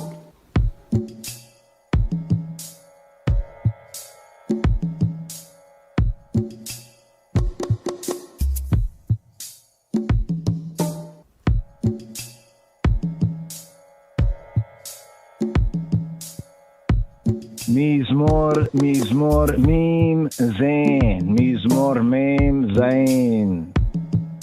למנצח, לבני קורח, מזמור. כל העמים תקעו כף, הריעו לאלוהים בקול רינה, כי יהוה עליון נורא, מלך גדול על כל הארץ. ידבר עמים תחתנו, ולאומים תחת רגלינו.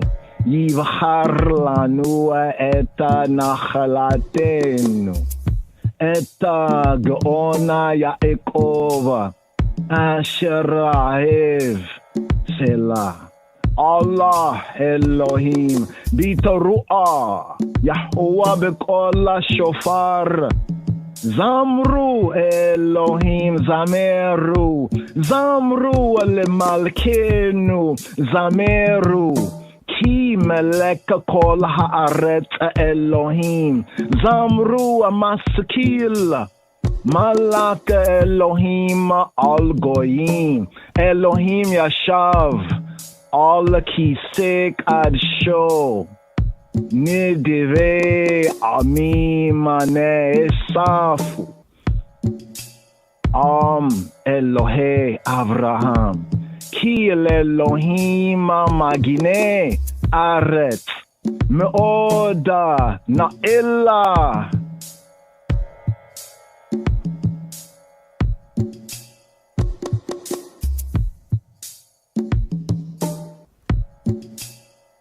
Psalm 47. Oh, clap your hands, all ye people. Shout unto God with the voice of triumph.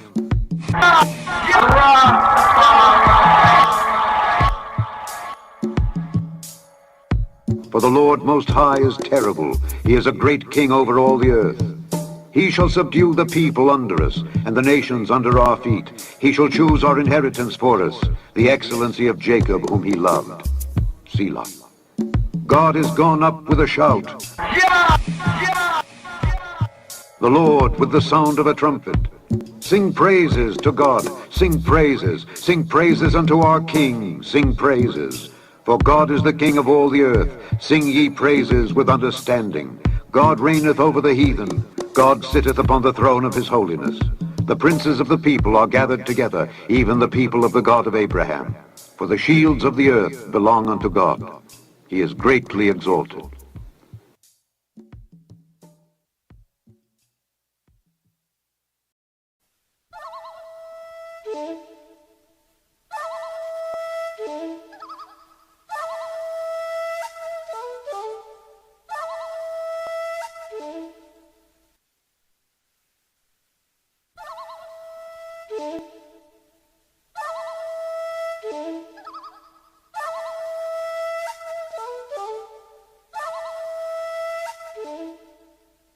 Yes, yes, yes. Lila, Lila, Lila Tov, Aboka Tov, Chaverim. Yes, yes, yes. Here in the second book of Moshe, Psalm 47, right there. Hopefully, we have more time till we work out, this second book, some of the main themes right here. Looking forward. Give thanks. Good night, good day, good dawning. Good way, truth, and life. Yes, I, Rastafari, keep the fire burning. Yes, sir. Babylon burning, Babylon burning, Babylon burn. They have no water. Fire, fire, fire.